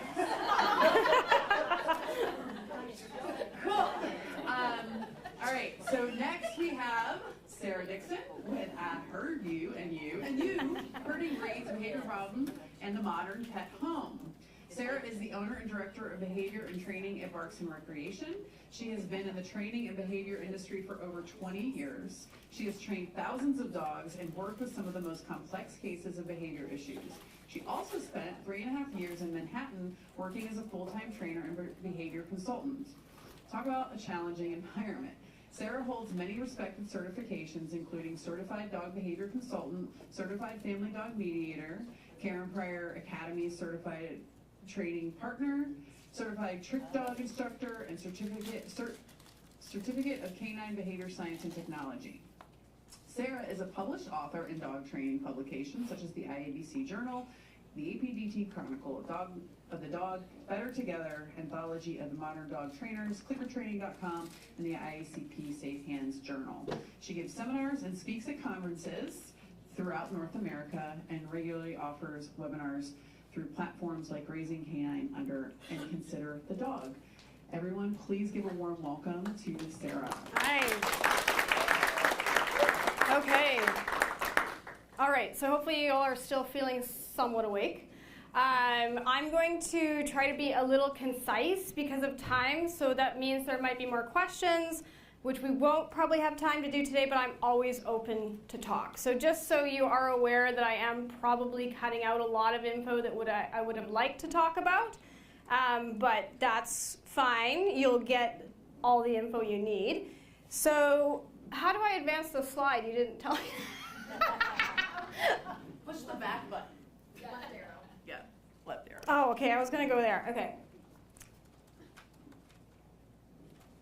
No. To the right. To the right. Not to the left. Yeah. Neither of them is doing anything. Make sure you're...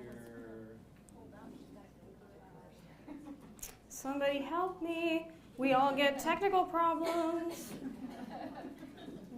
The most basic things have to be open. There you go. Okay, so is the right arrow or backwards? Okay, all right. Okay, so about me, I am a behavior specialist and I particularly love working with herding breeds. I got into owning and loving herding breeds with my first herder 12 years ago. He's a Belgian sheepdog and he's now pretty well retired, but he's the love of my life.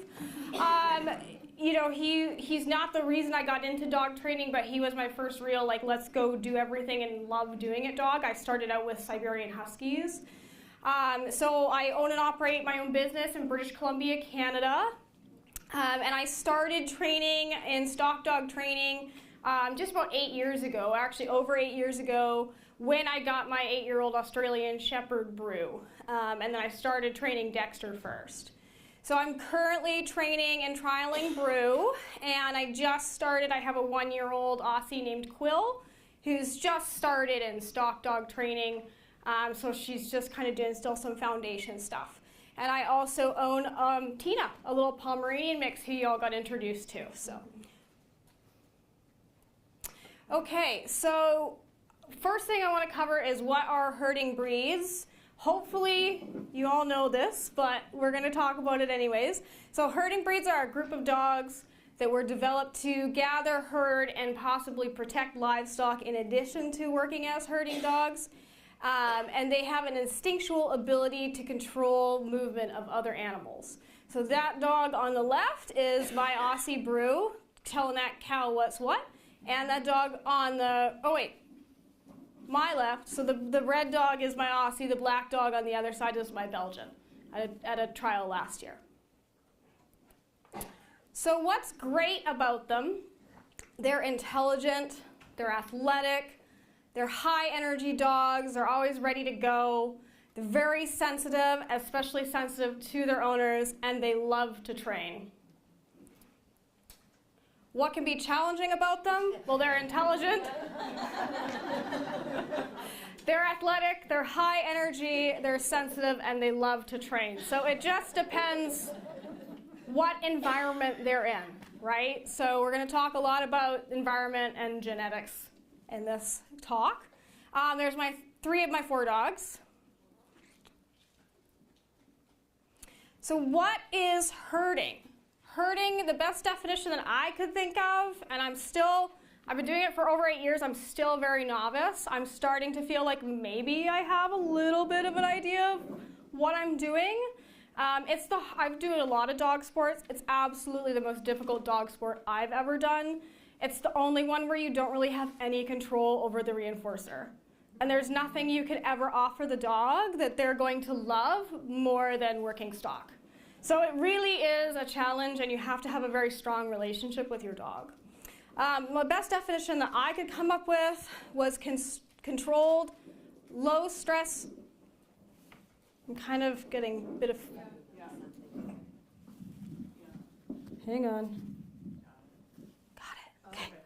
controlled low stress movement of livestock aided by a dog. Okay? So that was the best general definition of herding that I could come up with. Somebody else might have a better one. So there's different styles of herding, and depending on the breed, they may be more prone to be natural at one style versus the other, and some breeds can do all three. So there's fetching, which in the first photo there, fetching is kind of like the default for a lot of breeds, where it is sort of like go out, round up the animals, and bring them to the handler. Driving is going behind the stock and moving them away from the handler, so like more going at the heels and moving them from behind. So like a lot of breeds like corgis are more prone to be like instinctually driving dogs. They might be less fetchy, but they'll probably still fetch. The real strong fetching dogs are like your border collies, your kelpies, your Aussies, but they can also do driving. And then tending is like our Belgians and a lot of other breeds that were very strongly selected for tending, is where the animals go out grazing and then the dog basically becomes almost like a living fence or moving fence. So the job of the dog is to keep the animals protected but also in the position that they've been set out to graze. And that's actually my Aussie brood doing some goat tending on the edge there. So that's actually been really helpful for him. He has big time arousal issues, which we'll talk a little bit more about, but the tending actually has been really helpful for him kind of learning just to chill out around stock. But some breeds can do all three, and some breeds are going to excel more in one or two styles than the other, and they might have difficulty, say, doing fetching, which, it's just the job that they were bred to do and selected for. And, if you need them to do that job, they're going to be better than the Border Collie, but the Border Collie might be fancier in trials. So they all have their spot, they all have their use. So what is herding instinct? Herding instinct is a modified predatory behavior. It's a modification of the predatory sequence. And the instinct of the dog generally is to group together and to control movement. So they're going to control the movement by catching the peripheral eye of the stock. So that's sort of like how they work from behind and kind of go back and forth, and I'm going to show you a video on this. But that's the lowest stress way to move livestock, is to kind of just catch their eye on the edge and then go back and catch the other eye. And that's how they actually control movement, is by catching, just getting in the little bit of this line of sight of the animals, which are prey animals, and kind of moving them that way. And also applying pressure by working the edge of the flight zone. So the flight zone is the point in which the livestock is going to feel the pressure, feel the presence of the dog or the handler, and want to move. So that's how we've worked on the instinct to get the dog to kind of work on just working at the edge of the flight zone. Okay, so this is where we're gonna play a video. I need to pause this. Oh, it's not gonna play, so that's easy. And we're gonna play it off the thumb drive because we don't trust the internet anymore. Oh, yes. Do you want to do that? You want to multitask? I'm doing it. This is very awkward. Yeah. I can't find my cursor. Is it over here? I don't know. Help me. There it is. Oh, There it gosh. is. Just click anywhere in the black box. Click in the black box. Okay, so this is a video of a friend's dog. It's a Border Collie, and this is like the dog's second time on stock. She's not being given any commands other than a little bit of physical cue from the paddle. What you're seeing is completely instinct. I think there's not really a lot of sound in this video. So you'll notice when she hits a certain point where the sheep are straight on facing her handler, she stops turning in an arc and faces straight on, slows her pace, and kind of walks in. So that is all instinctual. And then when the handler is turning, the dog is following, so she's working the eye. So when they're not straight onto her handler, she's going to move and adjust herself. And that is all instinct. This is not trained. And even when she lies down, that's instinct. So the dog is on finding what we would call on balance. And that's where she's like, okay, I just really like how that feels to me. And she just knows to stop and lie down. You notice how she's modifying her pace? So that's reading the flight zone. So we would call that rating. I mean, different people probably have different words, but my herding community calls it rating. So it's really nice when you get a dog that will just kind of slow down and pace themselves and keep the sheep right in front of you.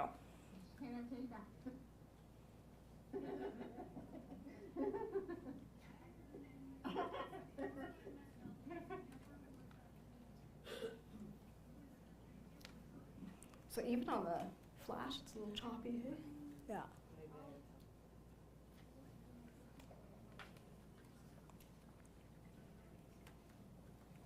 Yeah. You get the idea there. You might have to help me. Just click on it, it'll stop. Stop. Yeah.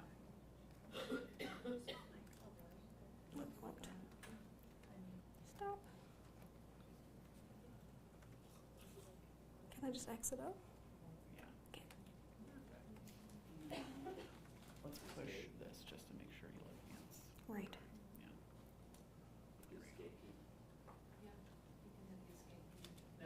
We're good. Okay. Let me get a drink of water. So I wanted to talk a little bit about what stock dog training is. And basically what you're doing is you're taking that instinct that you saw in that video and you're putting control on it. So the dog already knows what to do, which is what's really cool, is all of that is just in them. And I think like part of why I love herding so much is I've found that I really like doing sports that involve the dog working on instinct. And when you have a dog that can just do all of that naturally, it's pretty magical to get to see them work. So we're basically putting controls on the instinct.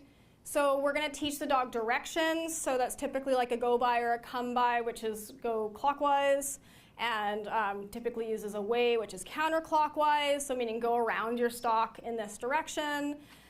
Speed, so sometimes getting them to speed up or slow down. Distance, so asking the dog to come in or move out. Disengaging from the stock, so that would be like our that'll do recall away is very important. And this is a bit of a joke, but also serious, of what and when to bite, because a lot of herding breeds do like to use their mouths. So herding training is when is it actually appropriate for you to nip, and what part of the animal can you nip, in what situations is that appropriate to do so. And the dogs are taught either with verbal cues or whistles. Some people use both, and also a combination of physical cues. And I put this picture up here because I thought it was a really nice example of the dog being on that balance point. This is my friend Sherry, and the dog's name is Bucket, and he's related to my dogs. And if you notice, all of the stock is straight on face towards Sherry, and everything's kind of like in that 12 to 6 o'clock lineup. So that's a really good example of balance.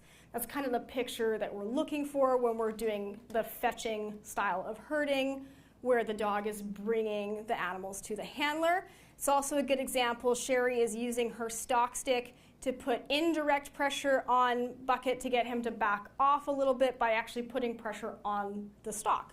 So she's keeping them off of her body, which makes the dog back off a little bit without having to put pressure on the dog. We're going to talk about pressure a little bit too.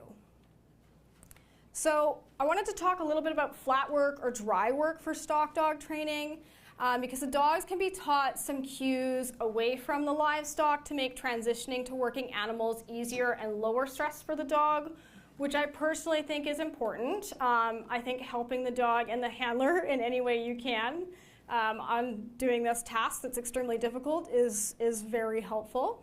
It works really well for behaviors that aren't really linked to instinct. So things like recalls, sits and downs, especially like downs at a distance, your stays, your loose leash walking, and I do a lot of like thinking in arousal games.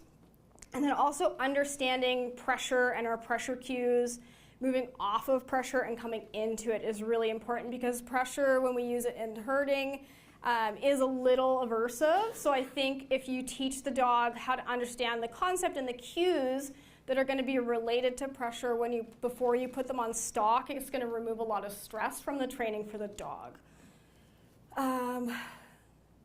Yeah, I just wanted to add, there are definitely people that do like a lot, varying degrees of flat work. Some people don't do any. Some people do a little bit for certain things, and some people do a lot. So there's a lot of variation that you can find as far as like positive training. A lot of people that will label themselves like positive herding training are just doing a lot of flat work. And there's debate about whether or not some of that flat work is actually helpful or harmful, because it might be taking away from the dog's actual working instinct. I'm not experienced enough to tell you what the correct way is, but I'm going to show you what I do and what I found has worked pretty well. So we're going to look at a couple videos. Just give me a second because I'm still figuring this out. So the first one we'll look at is a herding flat work example video.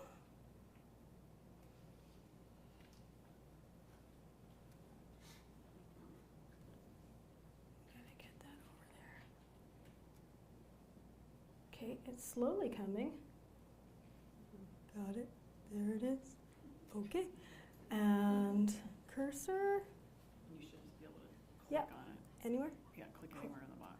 Okay, so this is some flatwork games. This will be me with my dogs. And I'm going to talk through what we're doing. So I'm just working on distance downs with a tempting distraction, which is a bowl of food. This is my puppy. She's not really a puppy anymore, but she's totally naked. She's lost all her coat, and she looks like a border collie. So it's pre-mat games.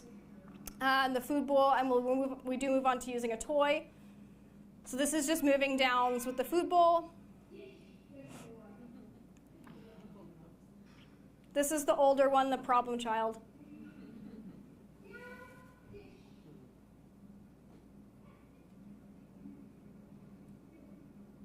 And this is recalling away from the bowl. So again, recalling away from a tempting distraction. The bowl of food does not equal the temptation of stock by any means, but it definitely helps to get some of the concepts and cues in the dog's brain. And you can build up the temptation of the distraction in these pre-mat games. I'm also introducing the that'll do cue here, just by doing new cue, old cue. So that'll do come and hand target.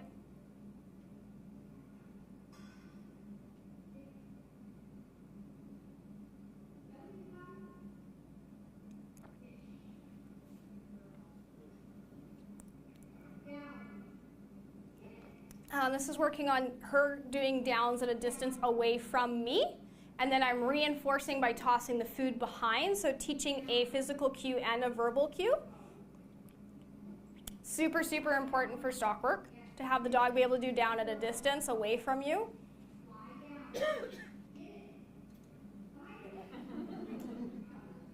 And this is starting to work on some of the pressure. So you'll notice the difference in her body language. You can tell it's slightly aversive for her. But we're making it as easy as possible.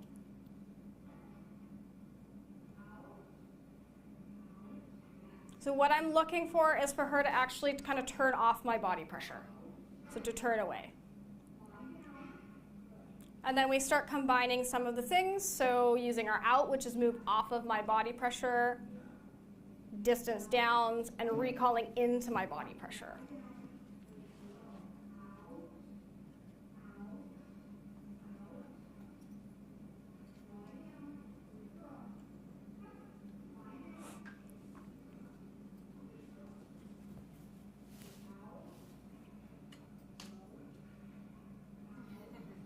She's the sensitive one. The brown one's the butthead. But he's really good at biting cows.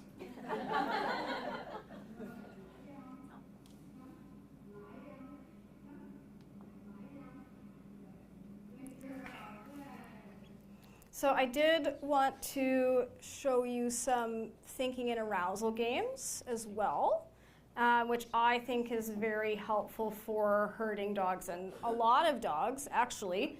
So these types of things definitely will apply beyond herding work. I'm actually going to be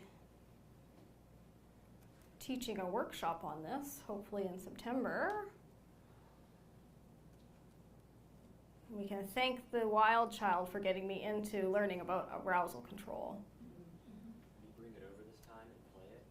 Yep. If you double click in the actual video space, it should maximize the screen. Okay. It doesn't want to move over. There we go. Got it, got it. Oh my gosh, this is like the worst video game ever.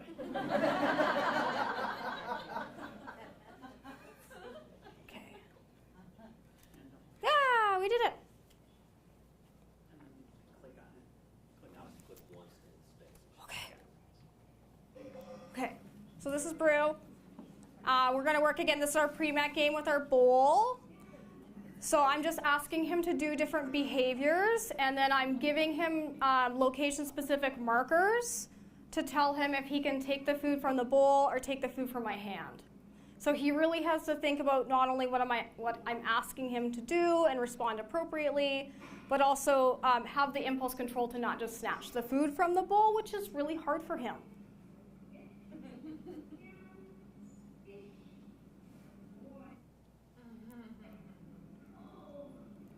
This is Quill, who came out of the womb with impulse control, unlike her uncle. So this game is tug, tug, tug, release, and then give a cue and see if the dog can do the appropriate behavior, and then you go right back into play. So arousal up, arousal down. Can you think and follow cues when you're high?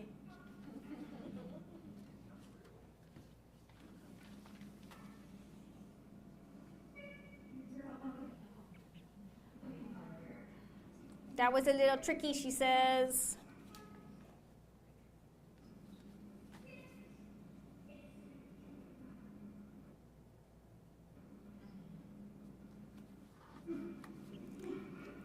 This is dimmer switch. So dimmer switch is kind of like going a little high, a little low, a little higher, a little lower.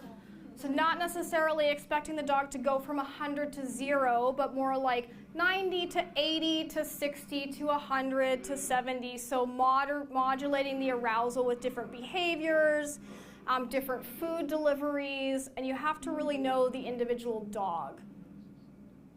So just a little bit up and a little bit down. This is Tug to Touch. This comes from Sarah Stremming's Worked Up protocol, which I highly recommend. Has been super helpful for this dog. So you do tug, you cue an out or a drop it, and then ask the dog to do a duration hand target. So it's practicing arousal and arousal capping. This one is Race to Relax. So you will notice he's very good at faking that he's relaxed. The criteria that I am looking for is for him to actually just blink. So that's why I'm not doing anything. And he's like, "Mother, mother, I am calm. Look at me, mother." And then as soon as I get a little bit of arousal down, we're going to release and do something active. And then he gets to go to his bed, and we're going to do it back the other way. This was also really helpful. A lot of this stuff is really helpful for agility. If anybody does agility, so like super helpful for his start line stay behavior, actually.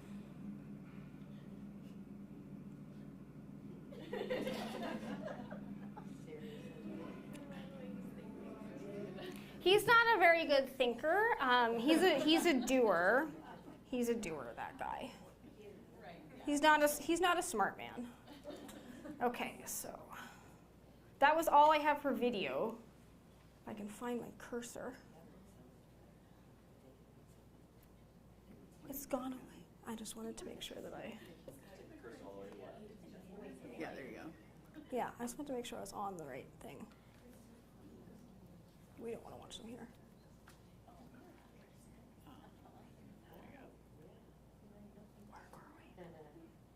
What happened? I don't know, Angie. Me either. Here, you gotta set back up. You have to go back a slide too.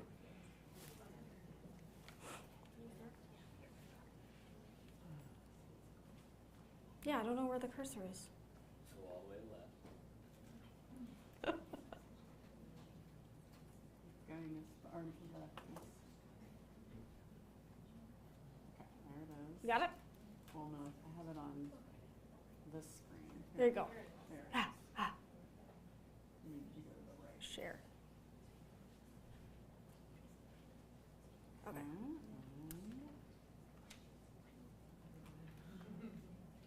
That was last video at least. Oh my gosh. This was? Yeah, we're done all the videos. Okay.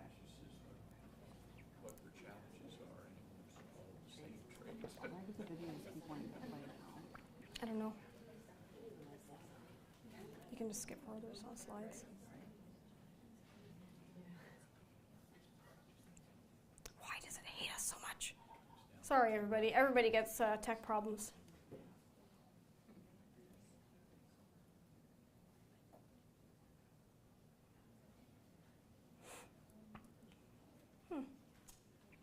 Try clicking on 17.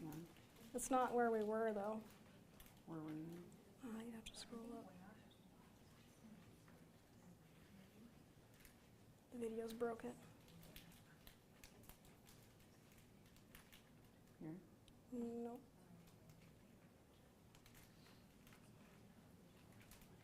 So understanding pressure.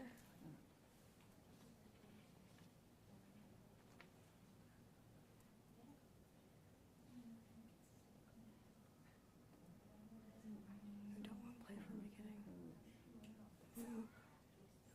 Okay, thank goodness. What did you do? Go away. Sorry, I had to be the one person that didn't use Canva too.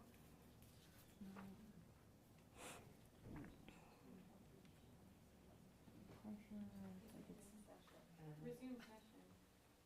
No, that's going to just be live. And it's going to just be X that out. Yeah. Oh my gosh. So it's only giving us an option to play from the beginning. Is it the viewing button? Huh? Viewing button? Yeah, right there.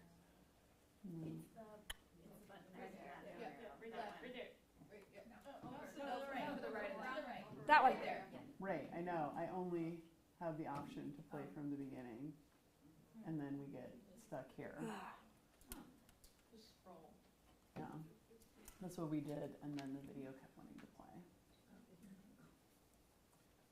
And then we lost. Or I might have to just look at them on the small screen. Keep it right. Yeah, that's what I'm doing. Thanks, everyone. We're all in this together. Just keep swimming. Yep. I'm gonna give it a second. Yeah, maybe it'll load. Yeah. Just thinking.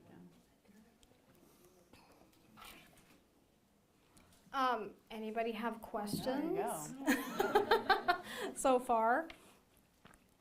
You want to grab the mic and if anybody has any questions? Where do you live that you get to have Oh. to do There we this? go. I'm very lucky. I do not live in New York anymore. I live in the West Kootenays, and I'm super lucky that both my dogs' breeders live within an hour of me. Nice. Yeah, yeah. Okay. Hit me up on Facebook for questions. So I did want to talk a bit, sorry about that to everybody. I did want to talk a bit about pressure. I think understanding pressure when we're talking about, dogs and behavior and communication, and especially in herding, is really important. It's not a dirty word. In herding, it's a physical cue that's used to influence a dog's behavior. So that's generally going to be used to get the dog to go a certain direction or probably to slow down.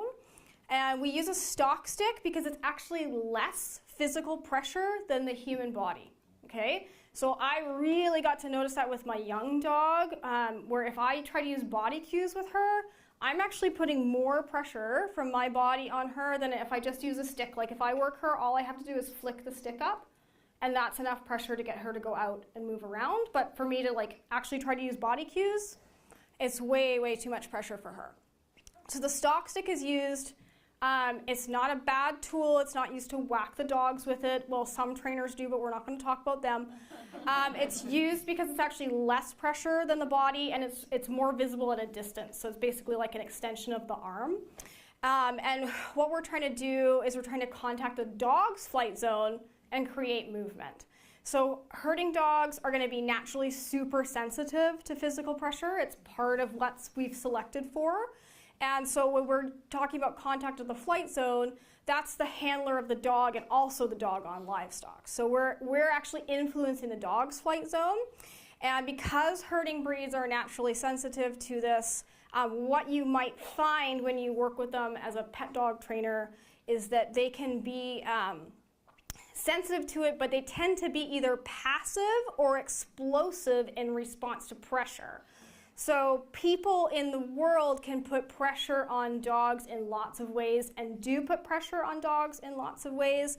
And what you will find is that herding breeds being particularly sensitive to this can have a lot of issues with people entering their space, eye contact, body pressure, and they tend to, if they are sensitive to it, they can either shrink down and like kind of get almost shut down, but a lot of them can be very explosive. And that is something that you would probably see in them if you put them on stock as well. So that's normal for herding breeds to have that sensitivity to pressure and to be volatile in response to it, and that's something that we'll see in their behavior off of livestock. Can you describe what explosive looks like? Yeah, your classic dog reactivity, barking, lunging, off of stock. And then in stock, they go really, really fast and they try to bite things.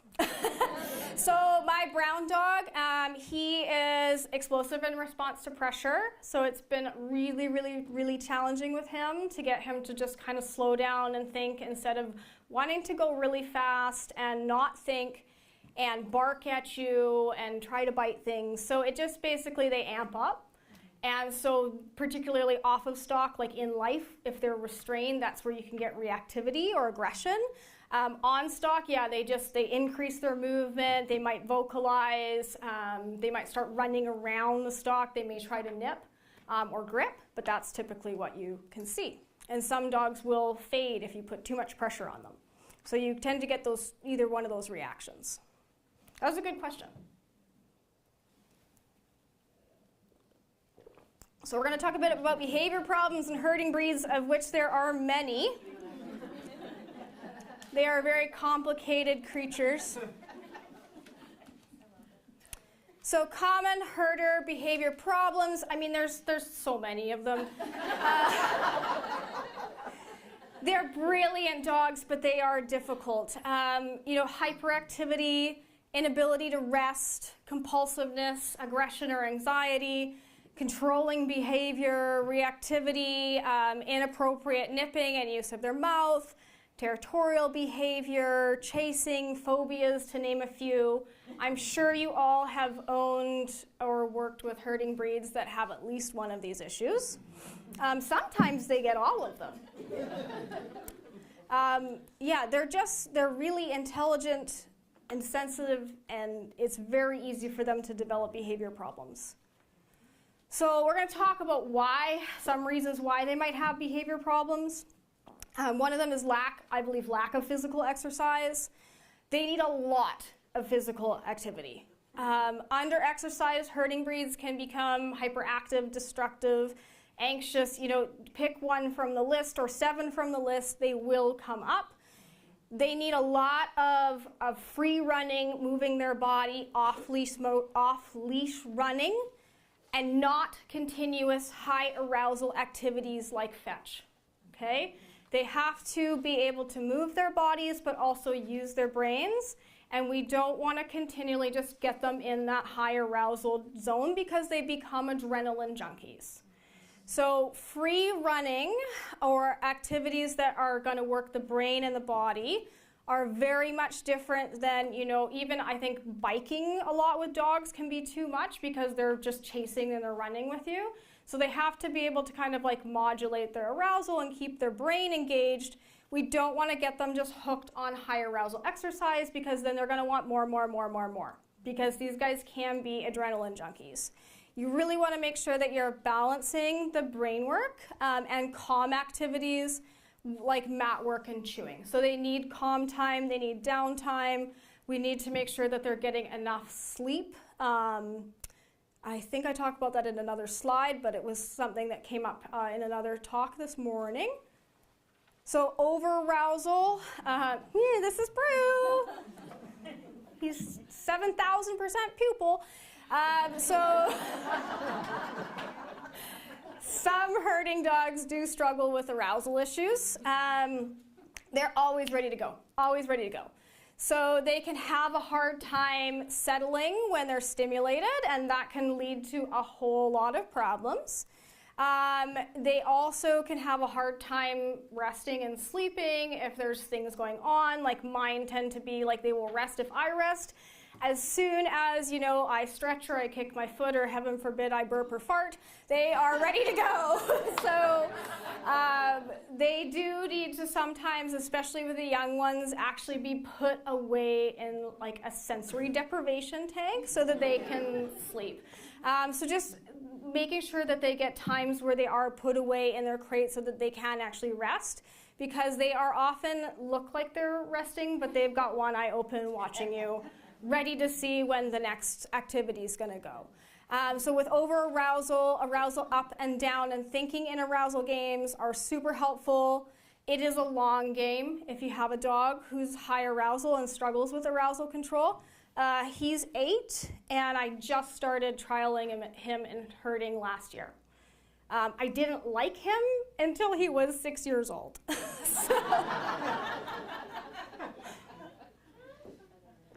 He says, I am the slow learner.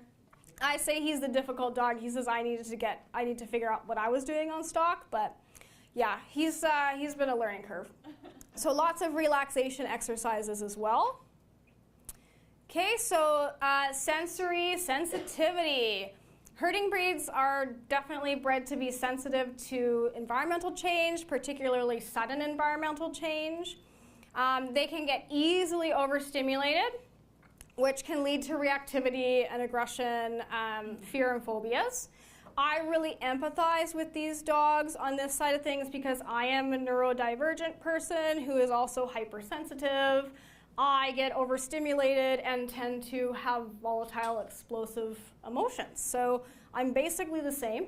And, I'm doing a lot of work on myself, and it really parallels a lot of the work that we do with dogs for the emotional control and that kind of thing, but I really do have a lot of empathy for them. It can really, again, impact their inability to rest, so every little tiny noise can wake them up like they have like an overactive nervous system. They can struggle in busy environments like cities. This is my 2 boys when we lived in New York, and they did pretty well. Brew and I ended up on anxiety medication in New York City, and he's off, I'm still on. I was like, this is great. But they do need a lot of decompression time too. So lots of time walking in the woods, long line walks, sniffing time. They really do need that because they are always on. They are always on.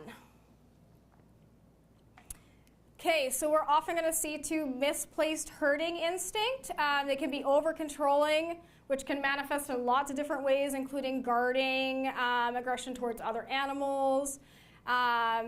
You want to provide an outlet for the herding instinct and make inappropriate manifestations non-reinforcing. So if the puppy comes up behind you and pokes you or nips you, don't react by moving, don't react by making a big deal out of it. And not to bring up Mike's name again, but Michael Shikashio has a really good term called proactive cueing, which basically just means give the dog a lot of direction of what you want them to do. And herders are going to respond really, really well to that because they love direction. They want to work with you. They want to work with you and be a team. So proactive cueing is just kind of a good general philosophy with them. Okay, so how can herding training benefit behavior? So I'm talking about actually like working on stock. How can that help these dogs? So it provides an outlet for instinctual behaviors, helps them learn impulse control under arousal, disengagement under arousal, so going away from that thing you're really interested in when you're wound. Helps them learn bite control. That's a big deal. We deal with them wanting to bite things they're not supposed to be doing, biting all the time. They learn to understand pressure, so that might help them learn to move off or disengage or move back instead of reacting explosively. And so dogs who react to fear-inducing stimuli entering their bubble offensively can really actually be helped by that. So just understanding the concept of pressure. So what if I don't have sheep? The good news is there's lots of great outlets for herding drive that do not require livestock. One of the general rule, because I'm going to give you a few, but these are not all of them. You want to have outlets, they should be physically taxing and mentally stimulating. And it doesn't have to be, both the same activity. You can do nose work and go, and frisbee, or, take your dog out for forest walks and do nose work. It doesn't have to be, both have to encompass that. So, tray ball or push ball is great. So good for herding dogs. Downside is you do need a bit of space, but it's more about making and controlling movement and controlling escape of the sheep. And it does help dogs sort of really learn to understand pressure. I've had really, really, really good success in case studies with dogs that are showing inappropriate herding instinct towards like other animals in the home and stuff, just by even starting to teach them to push the ball. Like it's just gone away. So it's really valuable. It's easy to do. And you just need to have like a pretty large ball, and we don't want them like chasing it in high arousal, like you'll see with some of the like jolly balls and eggs and things like that. So it really is got to be controlled and thinking and like learning to push and put pressure on the ball. Agility is great. Definitely provides intense physical activity, thinking and arousal, quick problem solving, and communication and teamwork. I found doing agility with my dog helped a lot with his thinking and arousal, and actually helped with our teamwork for herding. Disc, I love disc. Disc is great because you don't need to have your own yard. You can go to a park and play. Not a lot of space required, not a lot of equipment required. Great intense physical activity. It's observing and tracking movement, again preventing controlling the escape of the sheep. Appropriate use of biting, so they like that. But yeah, a lot of the movement tracking, it's high arousal, but they still have to think in arousal. So that's the key. And my dogs love doing disc. Sheep balls is one you may not have heard of. This is actually a game by Kay Lawrence. So if you want to learn more about sheep balls, check out Kay. Basically, it's a game where you do several balls and you kick them, and the dog is only allowed to grab the one that's in movement. And it's all about blocking the ball from getting away. So particularly border collies and kelpies that do more of the eye style of herding really like it, but it's a great game. And she's got full rules and everything on how to teach it, and it's designed just for herding breeds. And then just in general, like assortive cognitive games, they're really into that. So like thinking and organizing, learning toys, names of toys, putting things away, just some of the cool stuff you can do, like the Do As I Do, any advanced clicker training and tricks, and like really any advanced food puzzle toys. So really, really, really using their brains. So what you want to avoid is thoughtless physical exercise that is just like endless, repetitive, high arousal activity. Running until they drop without balancing with the sniffing time. Flirt pole, if you plan to do stock training, flirt pole actually is a great activity for herding dogs because you can really balance in the arousal control. However, remember what I was saying about the stock sticks? Flirt pole, if you try to go from flirt pole to herding, is very confusing for the dog because we want them to move off of the stick. If they've done a lot of flirt pole, they want to eat the stick. So it doesn't work out very well. Bite sports, again, if you're planning to do stock training, bite sports is all about come into pressure. Herding is move off of pressure. I do think dogs can learn the difference, but they have to be pretty seasoned. So I wouldn't recommend doing bite work if you want to do stock training on a young dog. And again, just frantic high energy tugs, so doing a lot of like drive building where you're just really, really amping the dog up. So we always want to have like modulation and control and thinking when we're working in arousal. So I'm going to wrap this up basically with the concepts that herding breeds are high energy dogs that need a lot of physical and mental stimulation. They have been bred to be intelligent and highly sensitive, which means they can struggle with overstimulation issues. They can easily develop a myriad of behavior problems if their physical and cognitive needs are not met and they don't have appropriate outlets for their herding instinct.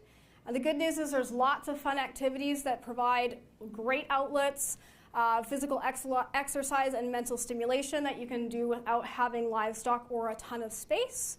And just ensure to balance the high energy physical work with thoughtfulness and calm time. And avoid activities that encourage high arousal without moderation. So this is me. If you want to get a hold of me, I'm now a licensed family dog mediator training. That's my company. I'm terrible at updating the second Instagram, but that's more my personal Instagram. And yeah, Facebook. I'm all over the Facebook. We don't have time for questions, I don't think. No. Yeah. But like I said, please hit me up.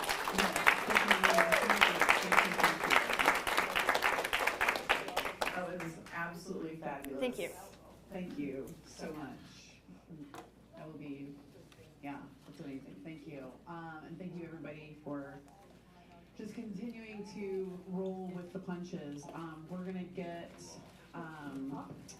Sarah and Tiffany all mic'd up, and we're gonna move on to the next, the last but not least presentation. How's everybody doing? Good. This is still very, very exciting. I'm still very excited. Yes, and we also were able to push the talk by Kaz back to 5:30, so don't worry about the fact that we're running over. That's not going to impact that, okay?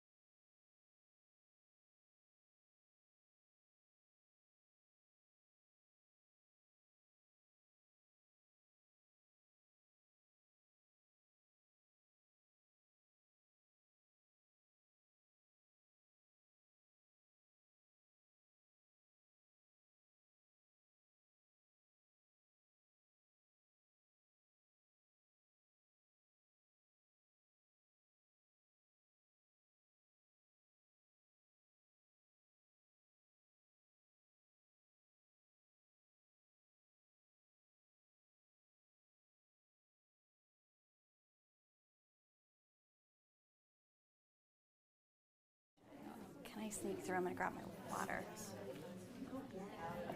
Okay.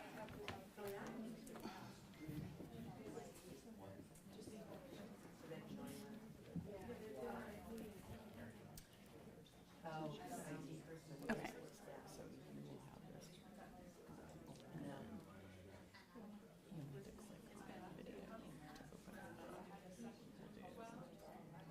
Oh, that's my sad one.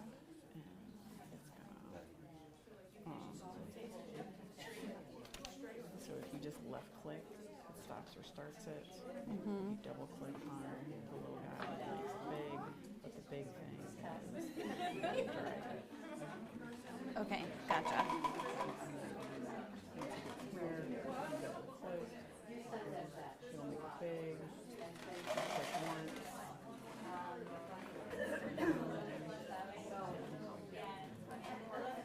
No.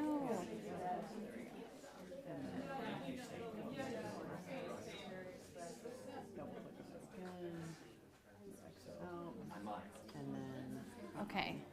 you scroll to the left to get your cursor back. You click back on edge, and then you proceed through the sliding. Okay. Okay. And then when you start your video, just Unplug the gray unplug thing. it, and then once your videos are done, just kind of let's say that was the last video, and I will come plug it in so you don't have to scroll. Okay. Okay. Got it. Perfect.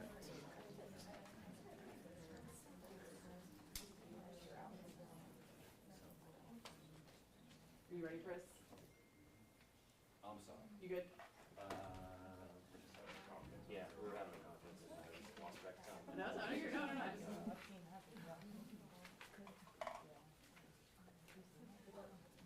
Cool, thank you. All right, here we are for our final presentation. Thank you everybody again for bearing with us, and yeah, this has been amazing. I've really thoroughly enjoyed every single thing that I've heard, and I can't wait to hear this next one, which is by Tiffany Baker, who is going to be talking about inter-dog conflict cases called Clash of the Legs.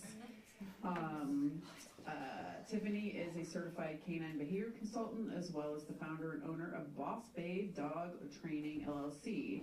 She has been professionally working with dogs and canine behavioral modification for over 7 years. Tiffany specializes in aggression with a focus on families with disabled pets.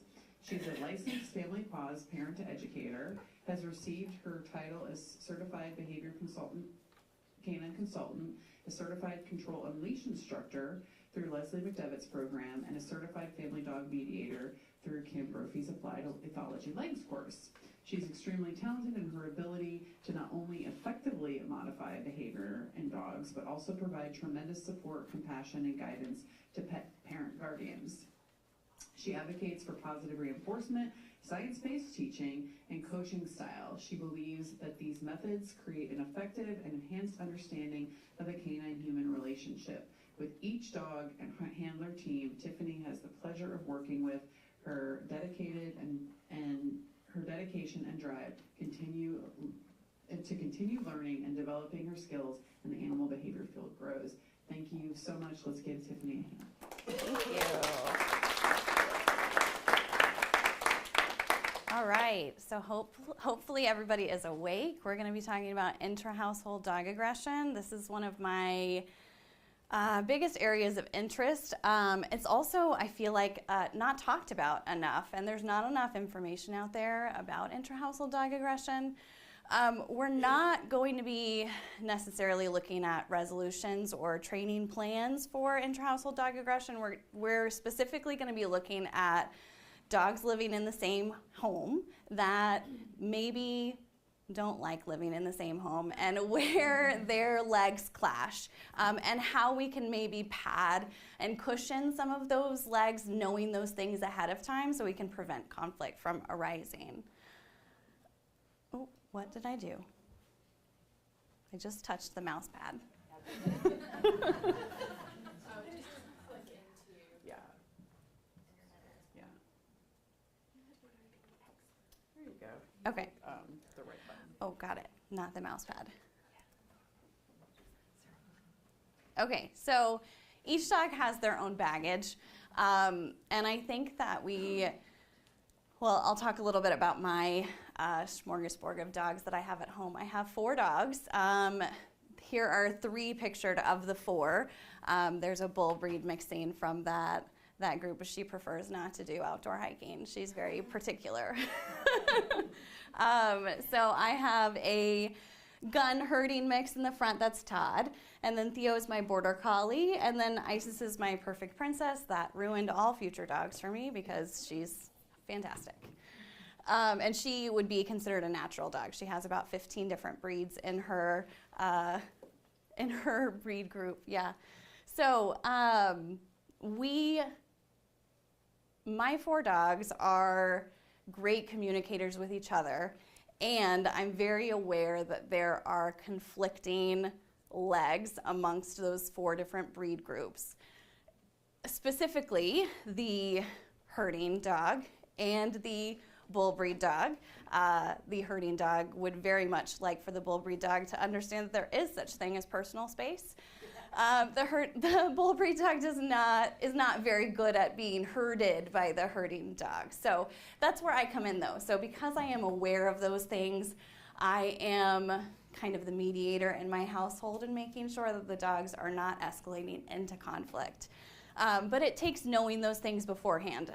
So I think that if we look at each dog as a unique individual, rather than, I think sometimes the labels we put on dogs, they're dog social, or they're dog aggressive, or they're dog selective, it tends to set our dogs up for a little bit of failure. If, let's say, a client adopts a dog and that dog was labeled as dog social or dog friendly, there's the expectation that that dog will get along with our other dog at our house that is also dog friendly or dog social. And that's not always the case. And then it is that there is something wrong with that particular dog when really the 2 dogs maybe just have clashing legs. So we tend to think if we take it slow, we do proper introductions, we interrupt inappropriate behaviors, or if we watch body language and make sure everybody's comfortable, that it will all be fine, but sometimes it's not fine. And I think it's important for us to recognize and consider that there are other things other than a dog being friendly or social with other dogs that allows them to share a household in captivity with our other dog mates. So friends versus housemates. I think this is an important distinction that we don't tend to talk about enough. And my bull breed dog, for example, has a handful of friends. Those friends she would not like to live with. She is friends with them in neutral areas. She's friends with them in brief interactions. She is tolerant of the things that they do because she only has to tolerate it for a short period of time. If she were to live in a home with those particular friends, there would probably be a boatload of conflicts that would result because of that. Just because there is little to no escape of the other dog housemates that we ask our dogs to live with. It is their own space, their own territory, and it's oftentimes invaded, or there are miscommunications about boundaries. And some dogs can only tolerate so much. This is just a breakdown of types of presenting cases that are typically brought to my attention, and I like to categorize them into 3 different categories. So first category is general conflict. I tend to dogs that don't particularly like each other, that are just tolerating or just coexisting in the household, but they don't actually have good social interaction with each other. They don't enjoy each other's company, and they tolerate each other until they don't, right? Until there is a miscommunication there. Or new relationships. Those are dogs that had just, upon meeting this dog, decide they don't like them or don't like what they're doing, and there's an immediate conflict there. And then we have situational conflict. These dogs typically like each other. They just sometimes don't like what the other dog does in specific contexts. So resource guarding or redirected aggression and heightened arousal situations, predatory drift, stuff like that. And then oftentimes, unfortunately, I end up getting called when the situational conflict has shifted into a general conflict. And that is usually caused by the dogs are fighting multiple times in situations that then result in the dogs not liking each other. And I would gather to say that they don't trust each other anymore. And that's a hard thing to come back from.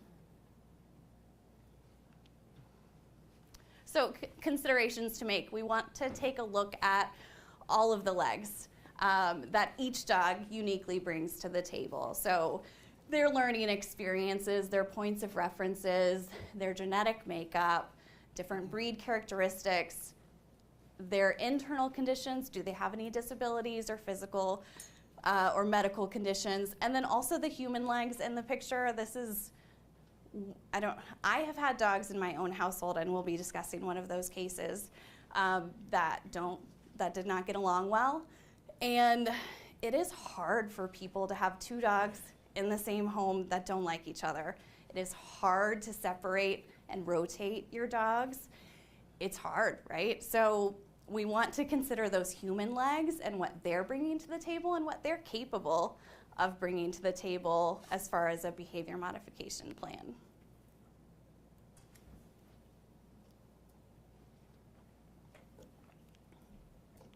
Rules are important. This goes right along with some of the herding behaviors that we saw in the last presentation. But rules are important, says the adolescent Border Collie to the adolescent Doberman. I just want to say adolescent again, because that's an important part of each dog's legs. So the presenting behavior when this client reached out to me was resource guarding of food items, attention, and members of the household. And so I'm just gonna give you guys some background about the case and some details, and then we're actually gonna go through and take a look at, I'm gonna have you guys be interactive if you are awake enough to do so. And we're gonna take a look at each of the legs and where you think that there might be some conflict that could arise there. So Border Collie, 8-month-old intact female. Doberman is a 10-month-old intact male.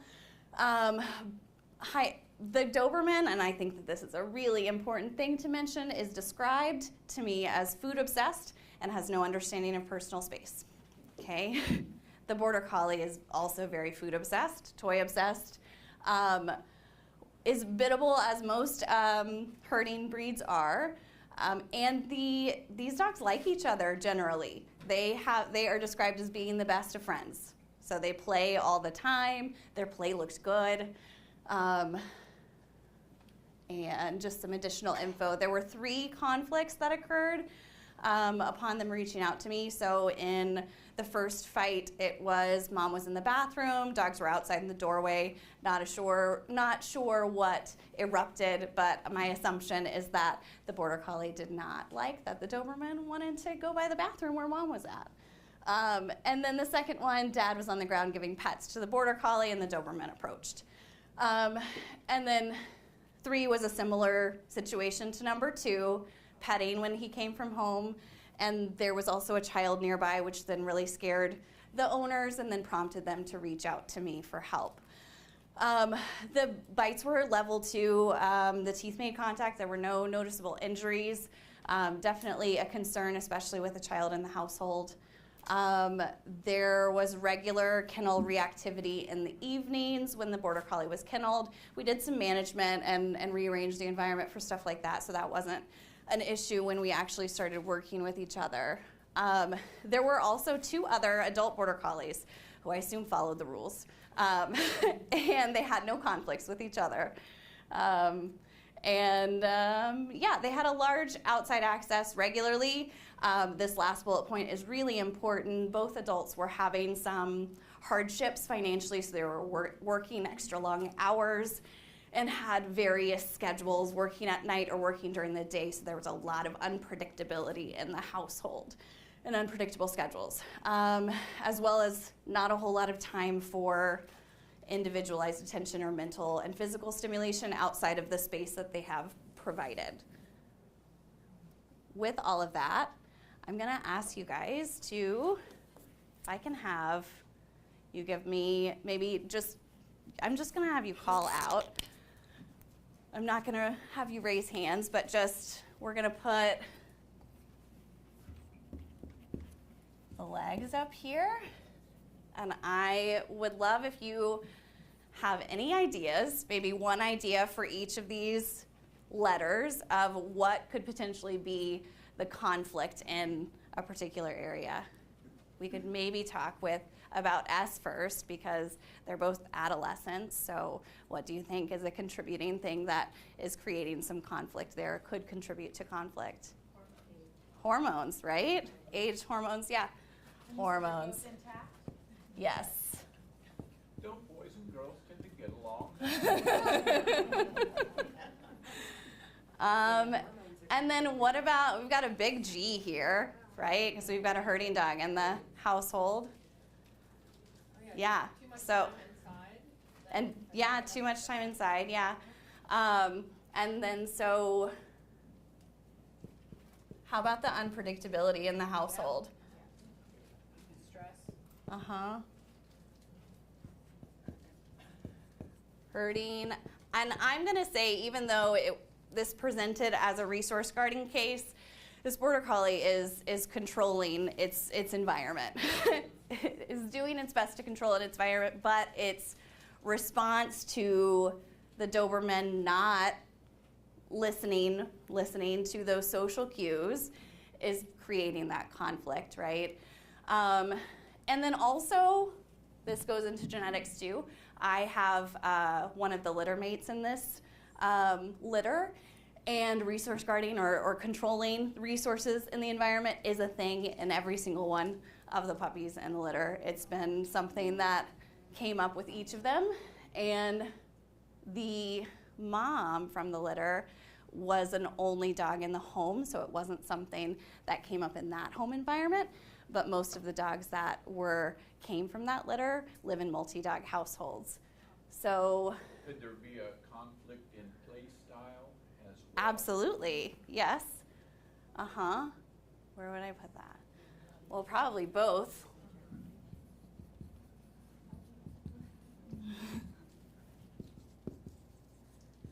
Yeah. And didn't you already say that there was boundary issues? Yeah, both dogs are equally obsessed with food and people and no personal space, absolutely. Yeah. And Be a component of learning is what works and what doesn't. So these altercations got the dog to move away from my thing. yes, right, self-reinforcing, right? It worked. It worked. Yeah, absolutely. Okay, I'm gonna go on to the next slide.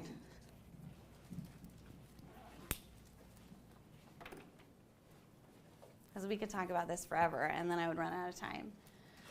Okay, so lack of social currency, too, with the humans. So I would say that there's an unpredictable schedule. There's a lot going on in the household that is potentially creating some need for extra control from the border collie in the household. And then mutual value in the same resources, Doberman not responding to the ritualized aggression, which is really just like the stare down of the border collie, right? And the Doberman is oblivious. And then herding, attempting to control the environment. And yeah, lack of neurological maturity and impulsivity. So I am gonna show a video. Okay, so the prognosis was rehoming. Uh-oh. Well, how do I help? Yeah.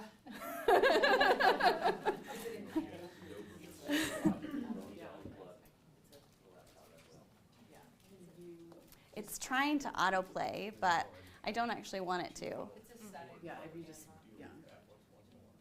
If you just,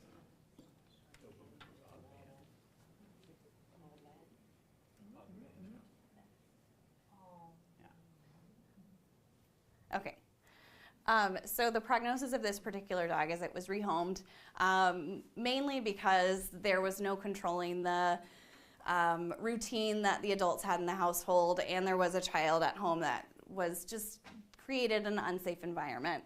And the human legs, they had previously had to separate and rotate the dog they had previously. It was really, really difficult for them, and they did not want to have to do that. And it had not gotten to that point, but we were afraid that it was going to head in that direction. So they ended up rehoming the dog. The video that I'm going to show you is of this dog's litter mate, and some of the things that, knowing that controlling resources, and specifically me in this particular video because he's obsessed with me.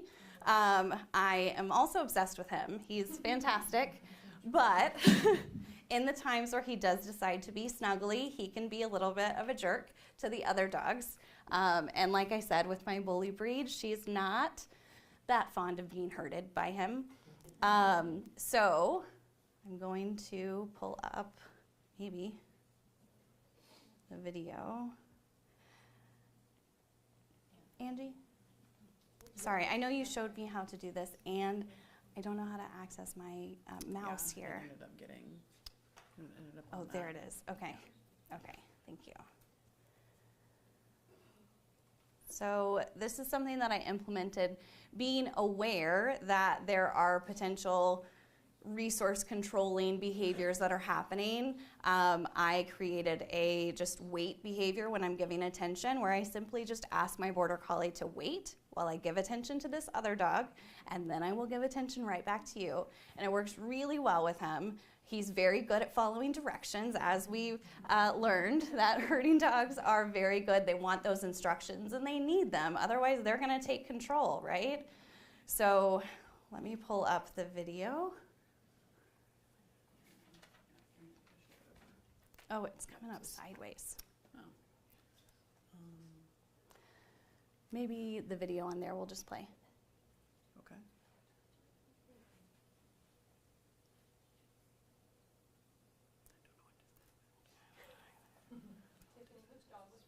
Quick question. Oh, so sorry, the Border Collie was rehomed. Yeah, which interestingly enough, the Doberman ended up having some issues with the other Border Collies after the first Border Collie left. Bad decision, huh? Maybe they could have rehomed the child? That would have been a hard sell, I think. Let me rewind this, maybe. Okay. Okay. So I gently put my hand on his chest and ask him to wait while I, oh, of course, when I started it over, it's going to buffer, while I pet the other dog, Nadia. There is also a bark that occurs from my gun dog just because he would like to have all the attention too.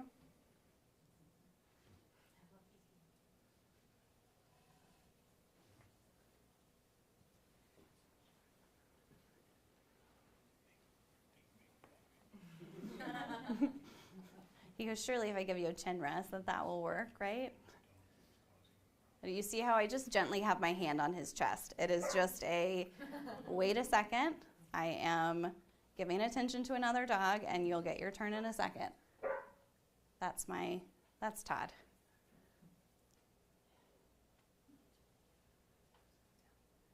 And just knowing things like controlling resources being something that Border Collies are likely to do, or herding dogs are likely to do, you can create and implement some of these things early on to prevent conflicts from arising. Just giving him rules. He does not need to give the other dogs those rules, that I'm going to set those boundaries and that it's going to be okay. Okay, that was it. Cool. Okay. Do I have to? There it goes. That's okay. There you go. And then we want to click back on this so it knows you're talking to it again. Oops. Swear again, that's what I'm going to do. Okay. Okay. Next case is falling on deaf ears. So I work with a lot of deaf dogs, blind dogs, disabled dogs. This was a fun one.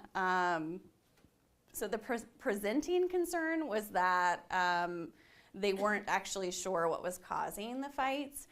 It turns out to be that they both just don't like each other. But Winnie is the deaf bull terrier gun mixed breed, and Texas is a standard poodle. So 3 years old, female spayed. What's important about Winnie is that she was found as a singleton puppy at 6 weeks old. Not a whole lot of good social interaction with other dogs at a young age. And she has a history of reacting barky, lungy, bitey negatively when confronted by another dog with ritualized aggression. Terrier. So there's that to be said about her when she is faced with ritualized aggression, such as growling, or even though she can't hear them, she sees the body language, and that is an immediate threat to her. She's very selective about the dogs that she does like, and she's deaf. Has known food aggression, although their fights were never about food. Texas, 5 years old, has some sensitivities to handling. She prefers a chasing, no contact play, and Winnie would prefer all contact play. So,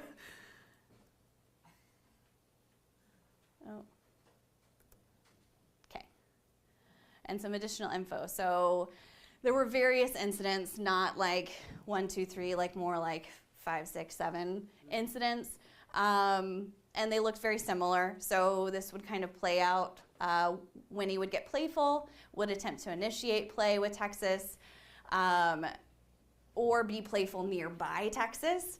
Texas would growl, and Winnie would attack. And usually her growling was not actually listened to because her coat was initially kept long. So she actually missed a lot of those body language cues early on, so she couldn't hear the growl right, and the coat was long, so her growling looked very subtle. You could not actually see a change in her body language other than her mouth, which was covered by fur. And so then she would escalate to like air snapping at Winnie. So there were some miscommunications there, led to some attacks, level 2 to 3 bites, and they would be separated and then reintroduced very quickly. Usually didn't go well. There was another dog in the home that both dogs separately had a good relationship with, like good playful, they actually like each other relationship. That other dog was very good at diffusing any sort of conflict, though, very passive dog, if I were to label him. Right, so the conflict didn't begin until Winnie reached sexual social maturity. And before the conflict, they did not actually show any, they simply coexisted. And when I was their 4th trainer they had used, and after the 3rd trainer, the dogs were actually separated for about 2 years. The dog, Texas, had gone to live with a niece while she was off to college. The dog was going to be coming back home, and they wanted my help reintegrating the dog back into the house. So they hadn't been together for about 2 years. And they're very, very good at taking their dogs for decompression walks, providing them with mental and physical stimulation. So they were getting all of that. And next, I hope that these are, okay, yep, hold on. They're gonna all play at the same time. I swear that I put these on.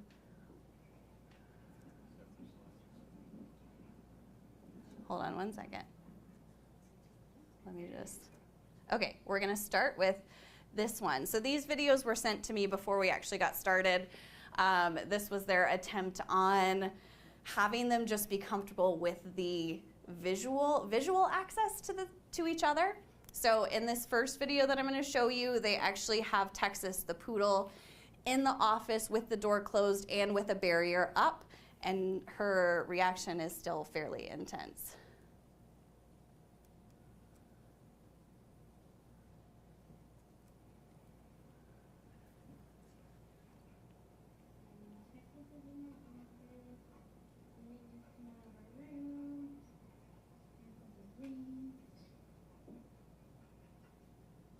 Also, she's deaf. This is the deaf one.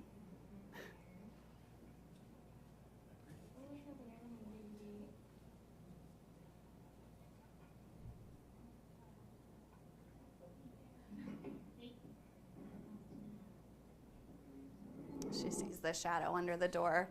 Yeah. And then this was their second attempt. They tried to go outside to do a walk together.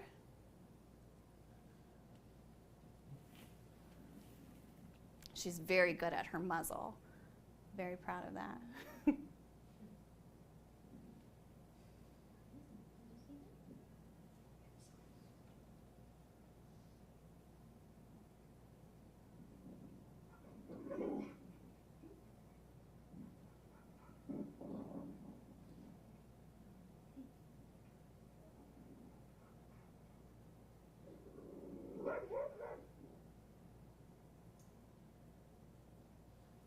And then this was after I had given them a little bit of guidance. I hadn't actually seen them in person yet here, but you don't actually see Texas the poodle, but the poodle is on a station at the furthest end of the house, and Winnie is on a station here. And we're just practicing them being in the same house, seeing each other, and nobody's moving. And we're just feeding them.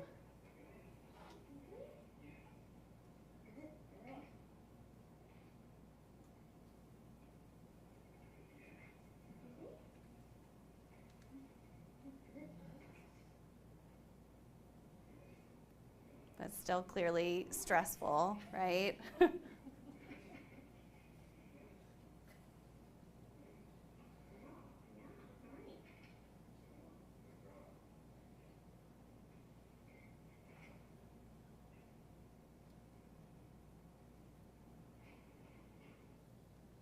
Okay.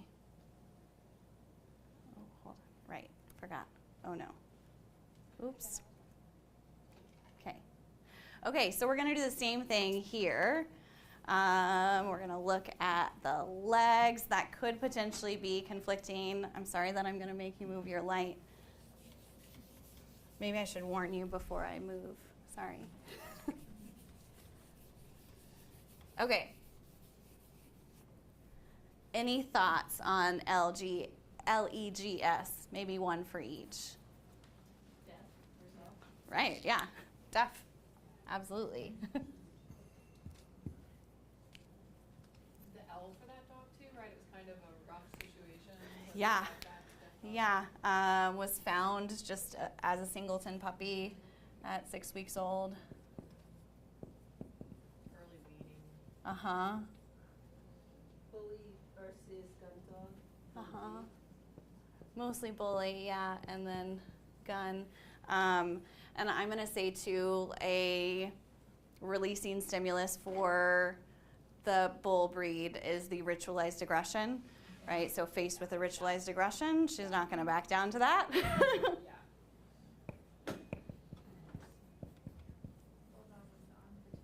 Yeah. The gun dog was, yeah.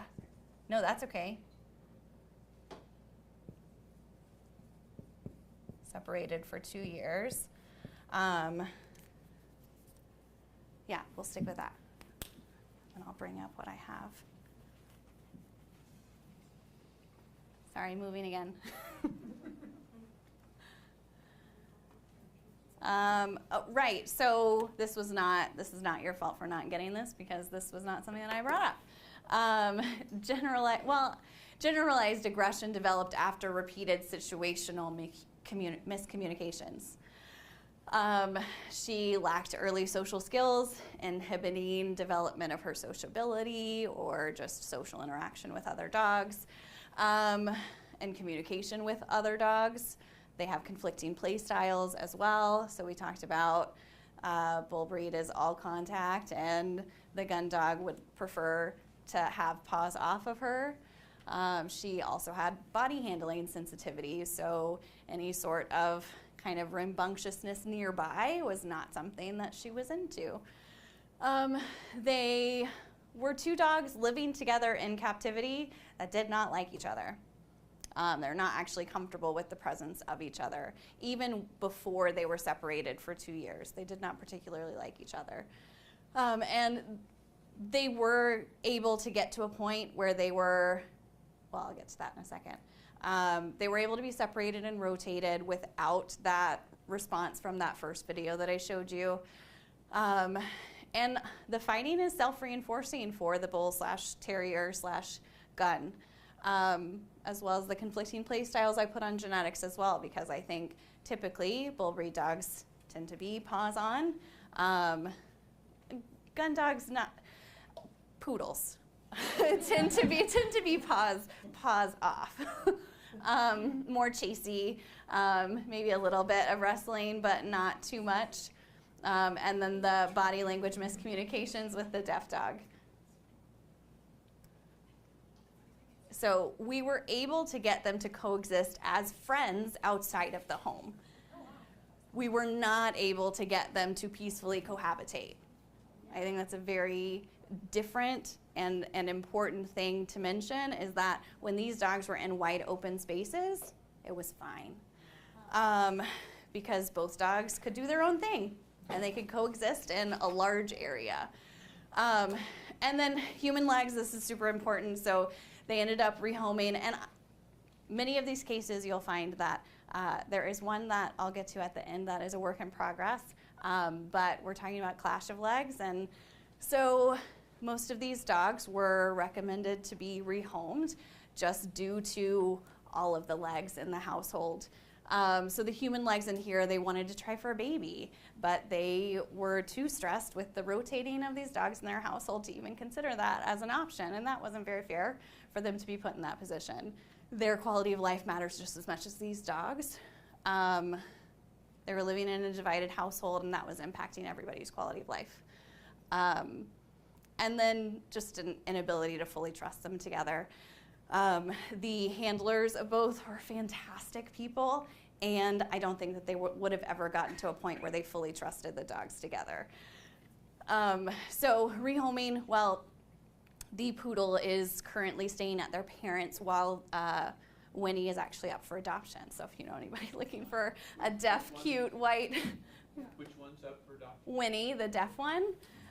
She can have playmates, but she needs the right match of dog. Okay. This, I'm just going to give a trigger warning for anybody who needs to hear this. We are going to be discussing behavioral euthanasia on this case, so I just want you to be aware of that. I would want to have that trigger warning because these are actually my dogs. So this is the presenting behavior concern was redirected conflict during high arousal stimuli in the environment. Nadia, who you saw, the chocolate pitty, she is 98% American Pit Bull Terrier, 1% Boxer, and 1% American Staffordshire Terrier. So basically, she's just a pitty.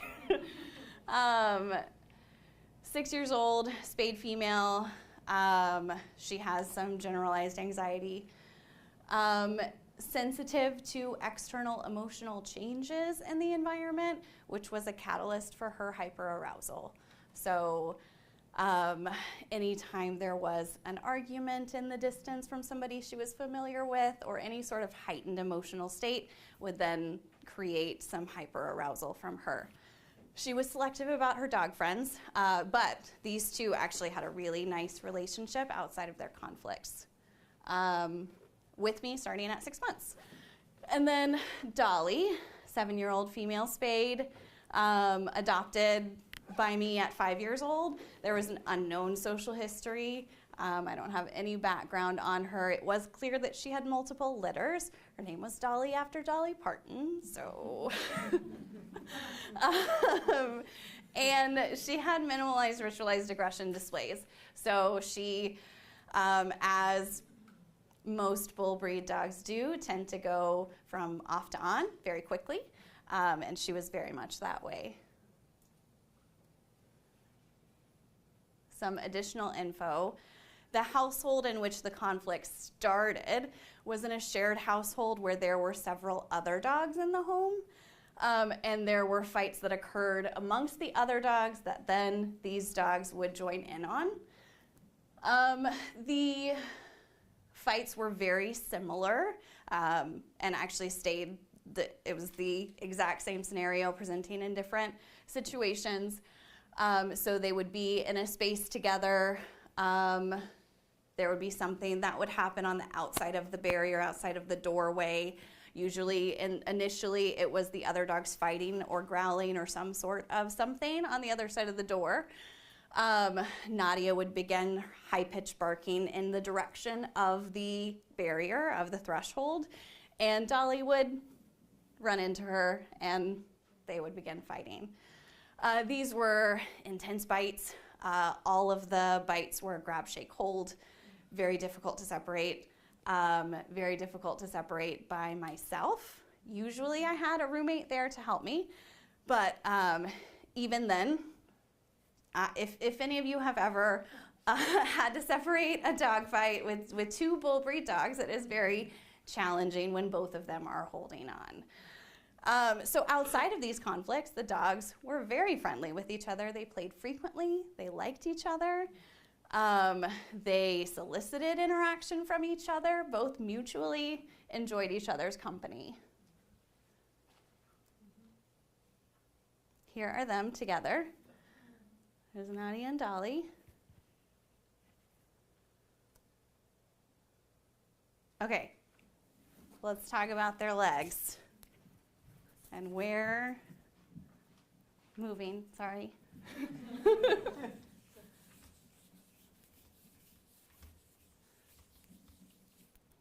Okay. Well, we can talk about the elephant in the room, right? Genetics. All or nothing. Uh-huh. All or nothing.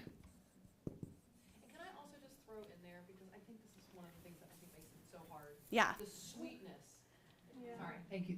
I think I want to throw in this there because I see this so much in my Mm-hmm. cases. The sweetness with the bullies creates this heartbreaking contrast because they can be literally best friends and still have these fights on this level. Well, and they're really not thinking, right? When they're having these fights, it's an accidental releasing stimuli. Exactly. Yeah. So it's like not intentional, and they can absolutely love each other, and it can have nothing to do with the actual relationship. Right. Yeah, absolutely. And then we could maybe say, we could say in the self that Nadia has generalized anxiety disorder. She is on meds for that.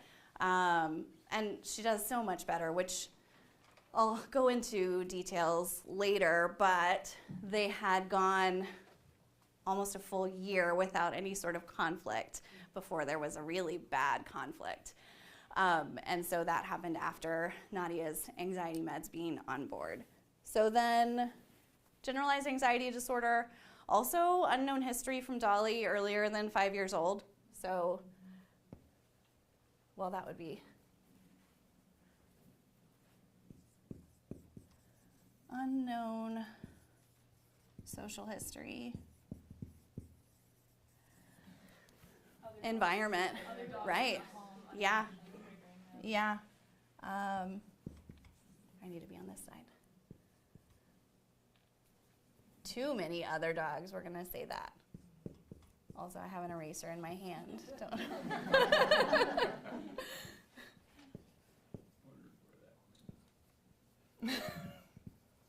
Creating catalyst for conflict.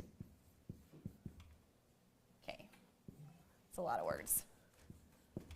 Anything else that you want to add before I go on to the next slide? Okay. Moving.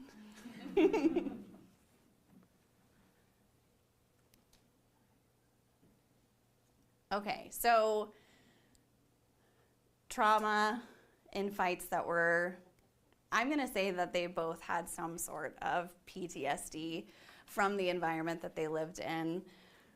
Which made it really hard for me because I put them in that environment. A lack of social currency with me, that I was able to handle the unpredictability in the household that we were in. And it developed after their last bad fight into generalized aggression where they were no longer friends afterwards. There were, as we talked about, fights occurring regularly in the household, creating a stressful stimuli catalyst, and too many dogs with conflicting personalities in the household. I shouldn't have lived there. I shouldn't have lived there, actually, but we all have our, okay. Fighting, self-reinforcing, accidental releasing stimuli in high arousal situations. So that is something that we can be aware of having bull breed dogs. And I think that we don't talk about this enough because it is such an area of just, we don't want to talk about bully breed dogs causing problems because then we get called pit bull haters or whatever. And it's important that we know that in certain situations it's dangerous. And if we know these things, bringing a pit bull type dog into our home, we can be aware of it and we can cushion against some of the things. We cannot put them in an environment with several other dogs of conflicting personalities. So there are things that we can do to prevent it that I wish I would have known before I got these 2 dogs into my home. So, and then as we talked about, generalized anxiety disorder, and emotional changes, sound sensitivity with Nadia. Prognosis.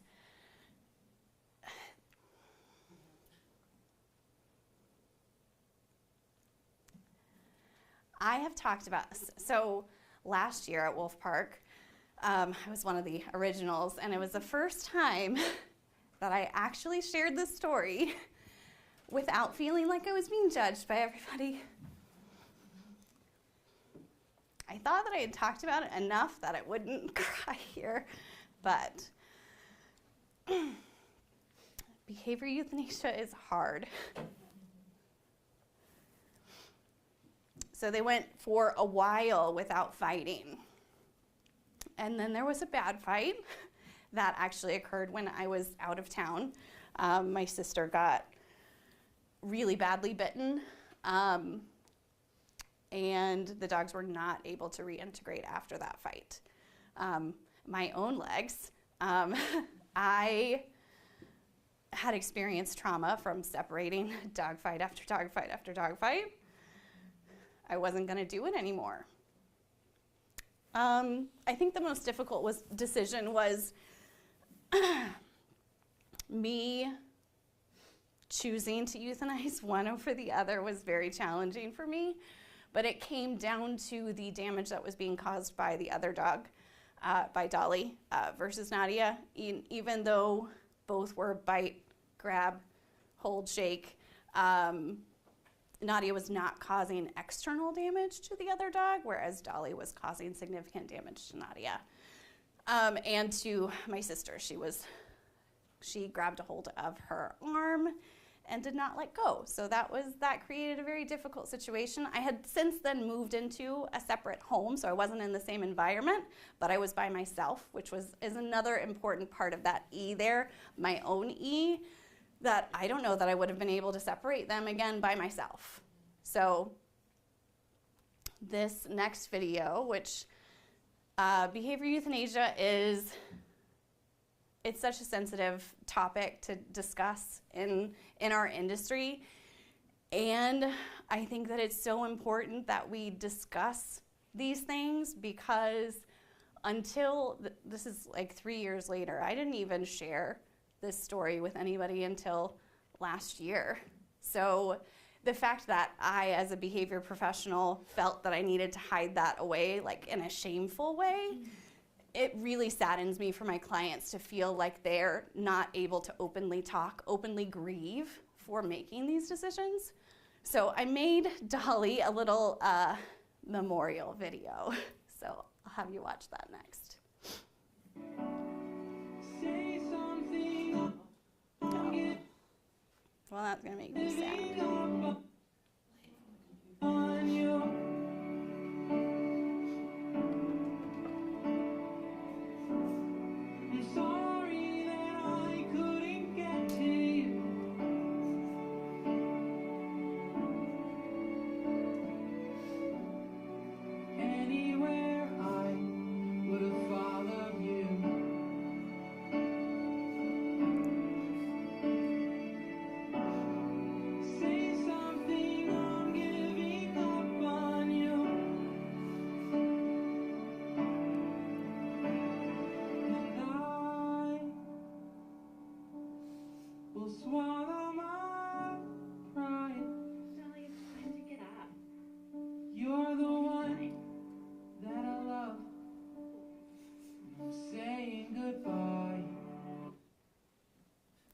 We should have handed out tissues before the video. I'm so sorry. Oh, I didn't even unplug it. No, that's fine. Okay. We'll move on to a happier case now. This one is called Hungry Hungry Hippo. So the presenting behavior concern here is resource guarding food aggression. Gigi is a bull.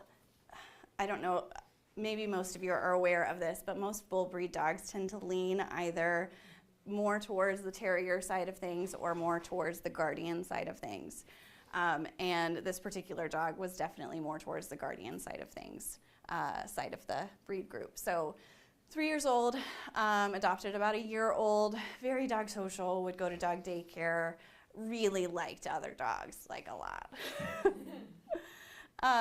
And does display some sort of leash reactivity, but that seems to be frustration-based reactivity, if I were to label that. And she was also overweight. Carter is a gun dog who is like a spitting image of my Todd. It's insane. You'll see in a bit. 5 years old, neutered, lived in the home for about 4 years. So the dogs lived together for 2 years before a fight ensued. And regular playful interactions with Gigi. So they both really enjoyed each other's company. So this is kind of the big S that we'll talk about. But Gigi was switched to a prescription diet food. And when the owners reached out for my assistance, they had described her as always hungry and not herself. So she, for lack of a better word, was starving. And Carter, they had described this, and I'll just kind of talk through what this looked like. But so Carter, the gun dog, displayed what I would call some sort of ritualized aggression around mealtime that the owners thought looked playful. And I say that because to an untrained eye, it did seem playful. So basically, they were fed on two sides of an island. We can say this side of the podium, that side of the podium. And Carter would be on this side, and he would kind of hop back and forth over here doing a little like pounce at Gigi, and they assumed it was like him trying to get her to come try to take his food, like it was a fun game. I'm pretty sure he just didn't want to be that close to her while they were eating. And so that was, I'm going to call normal ritualized aggression around mealtime, where Gigi responded nicely by continuing to eat her meal and not messing with his food bowl. And then after being switched to a prescription food diet, there were 2 fights that occurred. They occurred while they were away from the home in both fights. And actually, the first fight, they were able to be separated over the voice control of their video when they saw them fighting, which is interesting. So in the first fight, there were food bowls down, and they had watched it happen on the video, which I don't recommend. Oof, dog fights are difficult to watch. So they ate in a typical fashion. Gigi went to inspect Carter's bowl and attacked Carter. I'm going to say that there was some miscommunication there. What was previously a ritualized aggression display was then disregarded, and then resulted into a fight. And then we have a dog who's starving on a prescription diet. So the dogs were then separated behind a gate. It was also one of those flimsy gates that's like a mesh thing that you pull out and clip to the side. So they began separating them when they were away from the home with that. Gigi could not be confined because she had some confinement distress anxiety, which made this a little bit challenging. And on the video, Carter was near the pantry, which is where the food was kept. And Gigi barreled through that flimsy baby gate and went after Carter. What is really difficult about this is that Carter was hospitalized after both fights. So both fights were very bad as far as the injuries that occurred. So you'll see, you'll see a picture later. Let's talk about the legs. Well, I'll do this really quickly because Angie's telling me that I don't have a whole lot of time. Let's talk about the self. Yeah. Uh-huh. Starving and hungry. We can talk about also the separation anxiety or confinement distress, which then created difficulty in separating the dogs. Let's just call it SA for sake of time. Genetics. I'm going to also say that the ritualized aggression, and you can agree with me or say something else, that's totally fine. But the ritualized aggression displayed by Carter was then an accidental releasing stimuli for her to go after him after switching to that prescription diet. So. And I'd say both of them were learning from that communication. Mm-hmm. Yeah. The lack of parenting. Yes. And like just trust in each other, because if previously Carter had been communicating, stay away from my food bowl, and this had worked for 2 years, and then all of a sudden Gigi's not responding like she had in the past, there's definitely some sort of relationship that is becoming untrustworthy. Tell me what you said. There's a lack of parenting, so they were left to their own resources. Uh-huh. Yeah. Their own devices. Yes. And that could really go into the environment too. Well, also being fed so close together. Yeah, fed so close together. Yep.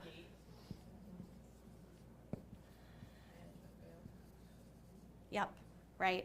And I mean, these dogs, like you'll see, love each other, and this one is a work in progress.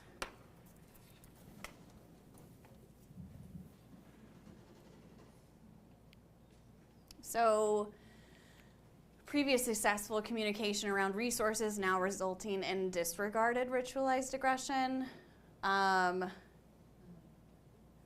Predictability was altered for Gigi. She was no longer being fed the same amount of food. And a lack of social currency or trust in the other dog as well as the humans regarding access to enough food. And then Gigi jumping into action when she's faced with a threat, because when you're starving, food is high priority, right? And isolation distress, which really just made it difficult as far as our behavior modification plan.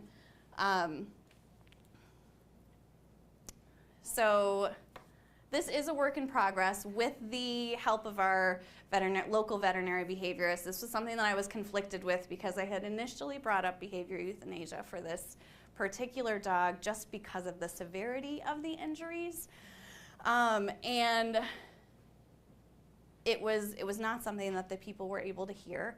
And we did determine that they still both really liked each other and were displaying really nice interactions after the fights, that they needed to be heavily careful about resources. And they have been since then, so they've been really good at following those management procedures. And the diet was changed back to what she was eating before. And she no longer acts hungry or not like herself, and then medically cleared otherwise. So she had her thyroid checked and blood work done. Nothing there came back odd. So it was really just the fact that she wasn't getting enough calories.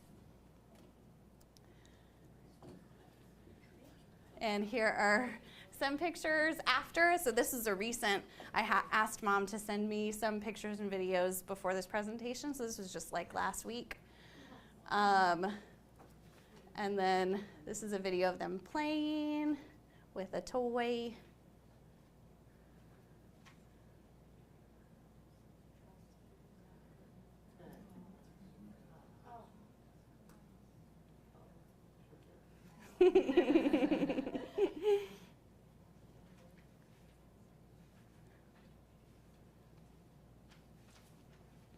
So This was a risky choice to make, but I think that they're handling it well as far as management goes. They no longer just have a flimsy baby gate. They have like 3 layers of management when they're gone from the home.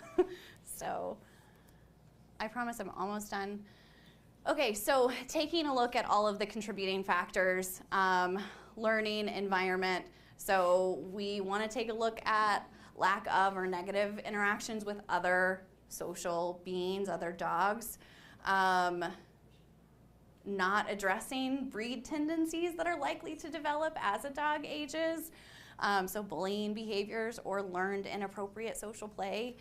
Any trauma or stressor, early development, in utero stressors, epigenetic tags, all of those things are important. Predictability in the environment is super important. Having a good social currency with the other members of the household. And then structure around resources, I think, is something that you can implement right away. Having dogs in the home, it doesn't ever need to be an issue. And then genetics, this is, and maybe you guys can have access to these slides later because I know we're running low on time, but these are just some examples of the different breed groups and their potential factors that contribute to conflict. We talked a lot about herding breeds and bull breeds and terriers. So these are just things to know, and if you know them, while they're not predictive, it is good information to be aware of to prevent conflict from arising. And then self, that's Dan. And then the prognosis determination is, are we able to manage the environment? Is it safe to reintegrate the dogs? Are the fights occurring frequently? Are the fights intense? Are they predictable? Is it general? Is it situational? So these are all questions that we should be asking when we're determining a prognosis. And then the human legs is a really important consideration because dogs fighting each other in the household is hard. So making sure that the humans have the skill set to be able and the emotional capacity to be able to go through an intense behavior modification plan that never is a guarantee. And whenever I'm working with any of my inter-household dog aggression cases, I say that up front. I say we can do all of the things right and it may not be enough. And so that's something to consider. Are you willing to willing and able to put forth all of this effort and maybe not get the results that you're looking for? And then emotional state of the person. Cultural expectations influencing their decision to rehome or to BE, right? Those are, I find that having experienced a behavioral euthanasia decision, I have these conversations with my clients all the time now, and most people just need that permission to make that decision. Like they just need to know that it's okay to say this is too much and this is the decision that I need to make that is best for everybody in the household. So that is, and then just, are we setting realistic expectations of the dogs we ask to live under the same roof? And the more that we know how and where conflict is capable of arising by digging deeper into each individual dog's legs, we can begin to frame our dog's relationship in a way that prevents conflict instead forms lasting relationships of peaceful cohabitation. And here is my info. Everything is about the same, just Boss Babe Dog Training on Instagram, TikTok, Facebook, all the things.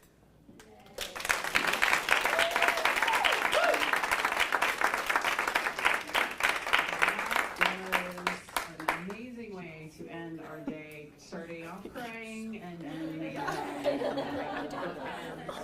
couldn't have planned it better. Oh, I'm still connected. Thank you so much, Tiffany, for that. And honestly, thank you to all of the presenters. I knew that these were going to be amazing presentations, but I mean, you all just knocked it out of the park and 50 states away. I'm so excited that I got to be here and that there are so many people watching this and that will watch these because these presentations are game-changing. As far as, you know, kind of what I've noticed, you know, throughout the day, you know, we've definitely had these interesting themes with each presentation that are just foundational for legs, and it's so cool to see how legs has been integrated into so many different levels and lines of the work that we do. And the themes that I kind of recognized are connection, slowing down, being systematic, being thorough, working with instinct, and the consequences of captivity and relationship. And you know, it's just all of the things that legs kind of brings to the foray or stands for, we covered beautifully today. So thank you again to the presenters. Please, everybody.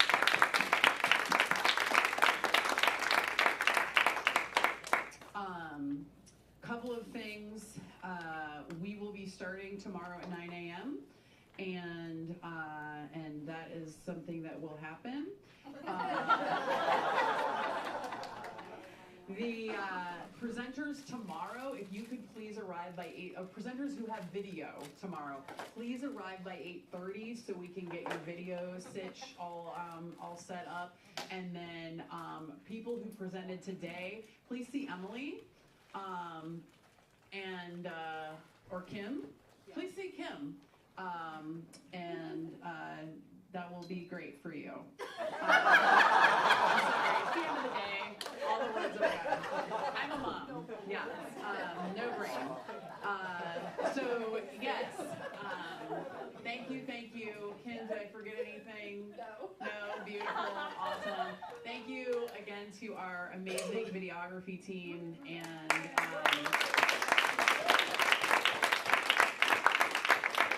And for all of you here and out in TV land, goodbye till tomorrow. Christopher, do you have anything you want to say? Just for the group that's in here for the training demo, so you can shut down the live probably. Okay, Yeah. great. Yeah, so anyone who wants to do the wolf training demo, start now. Yes. So that is going to be with Kaz. They're going to do a short training demo with Sparrow the wolf. She and Kaz are waiting by Sparrow's current enclosure. If you walked around earlier, you might know where that is.